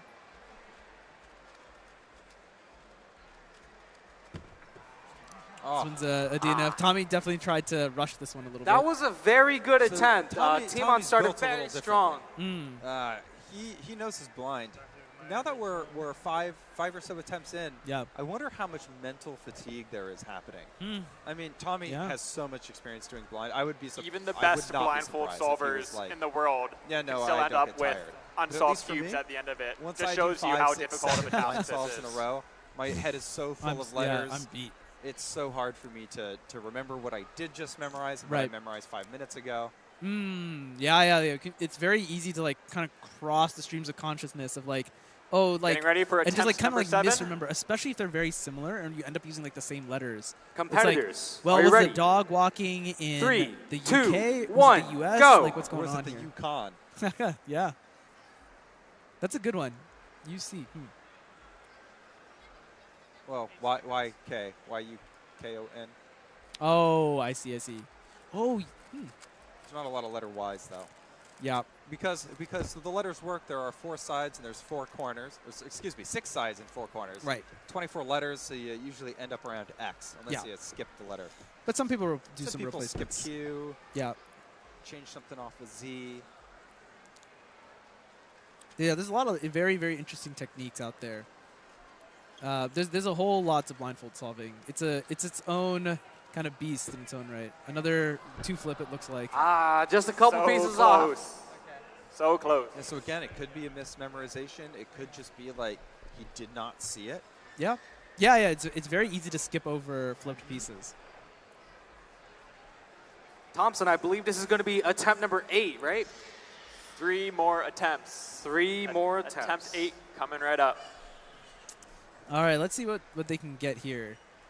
I'm not surprised that they have a bit of a DNF streak because, you know, All right, Tommy's competitors, are you realized ready? He needs to kind of push for it to get this up. 3, 2, 1, inspect. The world record was what, 26? 26 is going to be tough. 26 is let's try and calculate the time. So if Tommy has a good solve, let's say an average solve. Let's say he gets a 12. A 14. Okay, Sure. yeah. Let's say he gets a 12. Let's give him the world record. Let's say he gets a 12. That leaves 14 seconds for Timon and Luke. If Timon gets a 5, that means Luke needs a 9. Okay. I mean, it's certainly possible, but getting a 9 is kind of tough. Like 2 of them need to have fantastic solves, and the third one needs a pretty dang good solve. Yeah. We should not be very surprised if they don't end up getting this unofficial world record. Yeah, it's tough.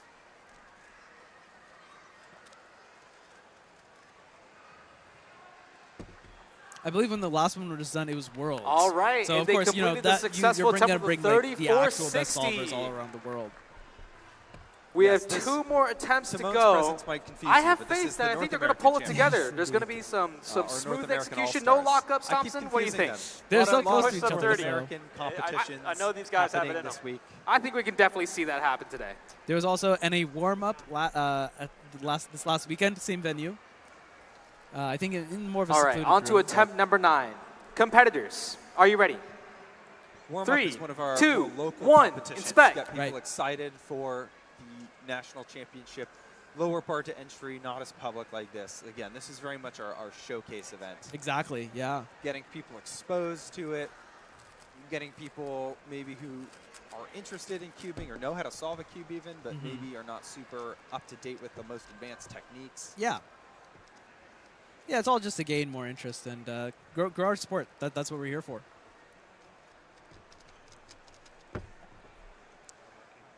We're Yeah, I seeing think those in-move on the table. Mm-hmm. They can be a little awkward, especially if you're not a ruse solver. Where did the sight blocker go? I mean, not that Oh, Tommy wow. really needed it, but He probably didn't even know. It What? was there. How long did that last part take? Blindfolded soul? that was 11 seconds or the so? blind part was very I fast. think it was like 10, 11 seconds. I wish I paid more attention to that specifically. Great feel- job, Tommy. I feel like Luke finished at like. So that, All that, right, that total Thompson, one was so 31. this is the last attempt and here. Luke finished Final like attempts. pretty close to 21. So I have That- a that may good have been feeling 10 based on seconds that for Tommy. last solve that this is going to be their best one yet. I think they have the momentum right now. But you know No what? pressure. Either way, we all had a ton of fun.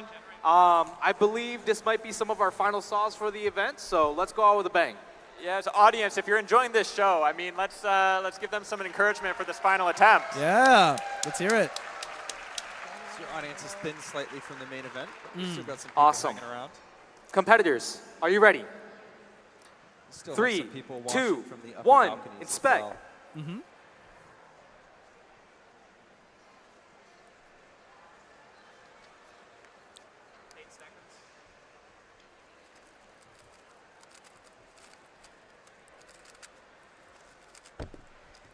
It's a mid-5 for Timon. Little bit of a lockup there. Oh, Tommy needs a 12. Okay, this is possible. This is, I think, one of the best. Oh, looks like the memo. Yeah, Memo took 8, unfortunately.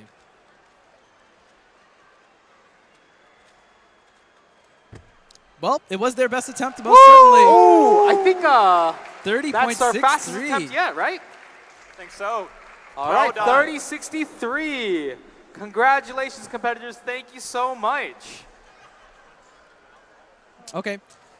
It looks like, so like some great solving coming out from here.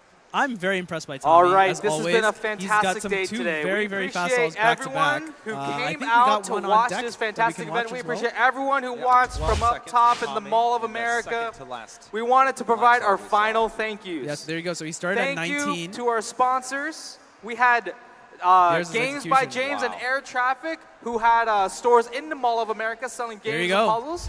We want to thank That's a 12 Midwest seconds. Cubing Association, who was able to host, support, and organize this fantastic all-star event. Of course, we want to thank the Mall of America for allowing us to use their space today. It's Josh. And of course, He's just thank right you front and center. again to our Sharing primary with us, sponsor, Yep. Rubik's, who was able to partner with us to hold this fantastic event today. Thank you, Thompson. It was an incredible What was event. So And we just say- wanted to say call hi to out Josh that in chat. Luke, Yeah. Timon, and Tommy will all be at the autograph booth after this, so make sure to say hi and talk to some of the absolute fastest cubers in the world. Thank you once again, everyone, for such an incredible event. 2024 North American All-Stars. Thank you.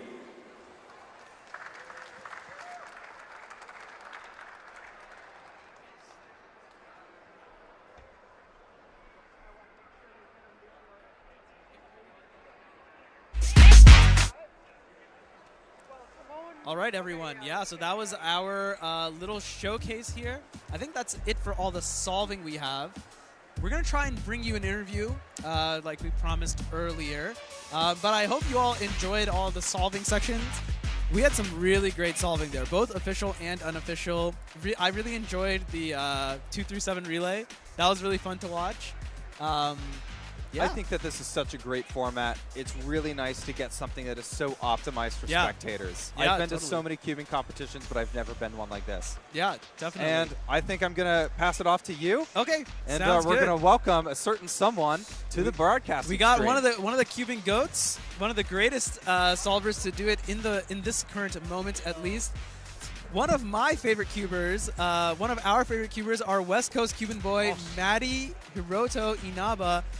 Maddie. Yes, hi. Tell me about this moment. Tell me about this environment. This is your first time competing in an All-Stars event, right? It you weren't is. at the one last year. I was Yeah. So tell me about it.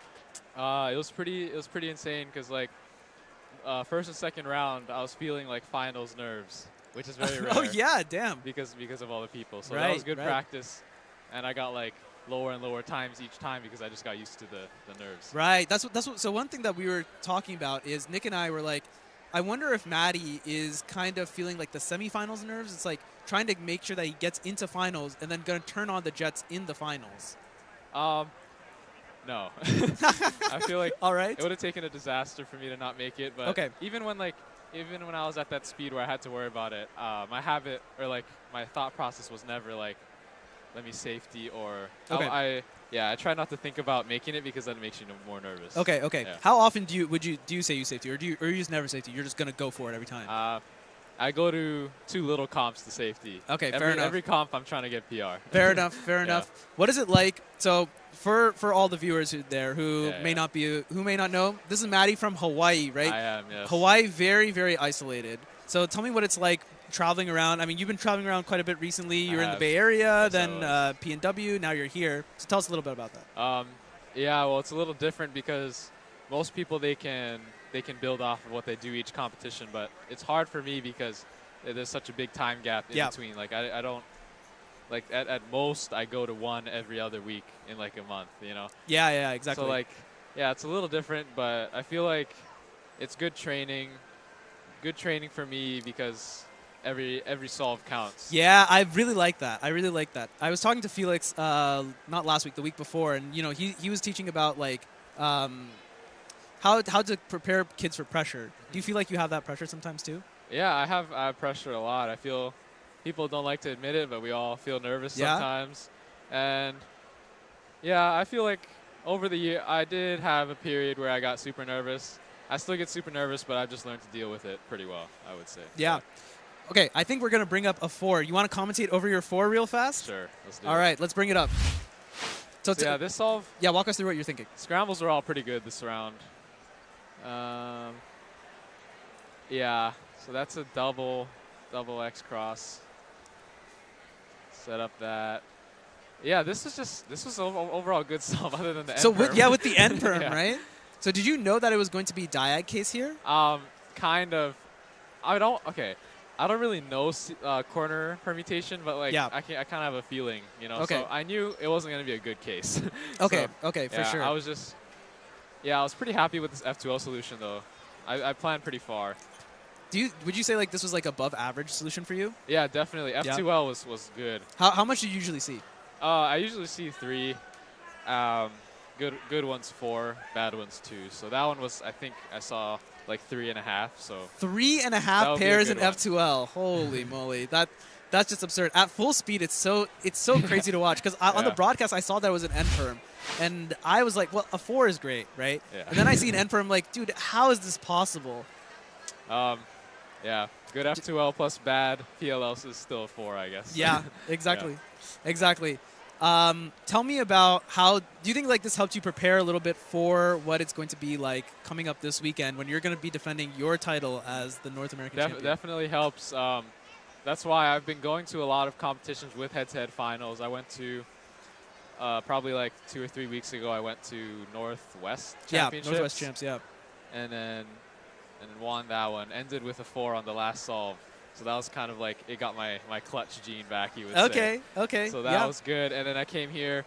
The last solve was not clutch, to say the least, but I feel like the first 4 solves were solid enough to where I was happy with anything that happened on the last. So I kind of like sent it on the last one. Yeah, I mean, that's fair enough. I mean, you had, I think, because you WPA'd, right? Yeah. So you had already locked in like the second place. Tell me what it was like solving next to Timon while he's got like this 3 and then also there's this 490 average. Well, what is that like? Obviously, we can't look at the times, look at the solves, but I could hear, like I kind of could hear it was a 3. I could kind of hear the first one was a good solve. So yeah, I mean, it's pretty cool to watch because, you know, you don't really get those moments very often where someone is approaching a huge barrier, like a huge moment in their career. So I feel like yeah, that was just cool to be around. I know it's like a meme, but like aura. He had aura in that moment. He had aura, huh? Yeah, he had massive aura. You could kind of tell. All right. Yeah, that was just a good series of solves. So tell me about your solving from today as a whole. Are you satisfied, or are you still looking for more? I mean, you know, it's a different kind of event, of course. I feel like I'm happy with how I got better each round. I always like to do that where I, you know, get it all sorted out, and by the finals, I'm just firing. So yeah. That was a good thing. Finals, the solves themselves were not fabulous. Like that one was like a huge lockup, but I feel like my hands were feeling good. Where like sometimes I feel a little cold or whatever, but I was able to get into a good headspace where I feel like my hands could move pretty well. Okay, for sure. Last thing I'll ask. How are you feeling going into NAC? What do you think? What's your prediction? You think you got this? Yeah, I feel like I got it. Just play my game, and if I win, that's good. If I don't, then I'll come back next time. But yeah, I feel like everything leading up to this was pretty good. I have a lot of confidence, and yeah, I'll just do my thing. You got the hot hand, that's for sure. Madi Hiroto Inaba, everyone. Watch out for him on this broadcast, the Rubik's official channel, the WCA official channel. One of my favorite cubers. He's just amazing. There's some interviews that like we've done with him and other people have done with him. You got to listen to this guy talk about cubing. He's on a whole different level. Yeah. Thank you. Yeah, just one of the greatest. So thanks a ton, Maddie. Yeah. Enjoy your one day in Minneapolis. Are you going to be like doing stuff, or are you just going to be? I'm coming back to this mall and buying some drip. Find some drip. I better see that this weekend. Maybe you might. Yeah. All right, for sure. Right. Thanks a ton, Maddie. Later, guys. Yeah. Thank you. All right, everyone.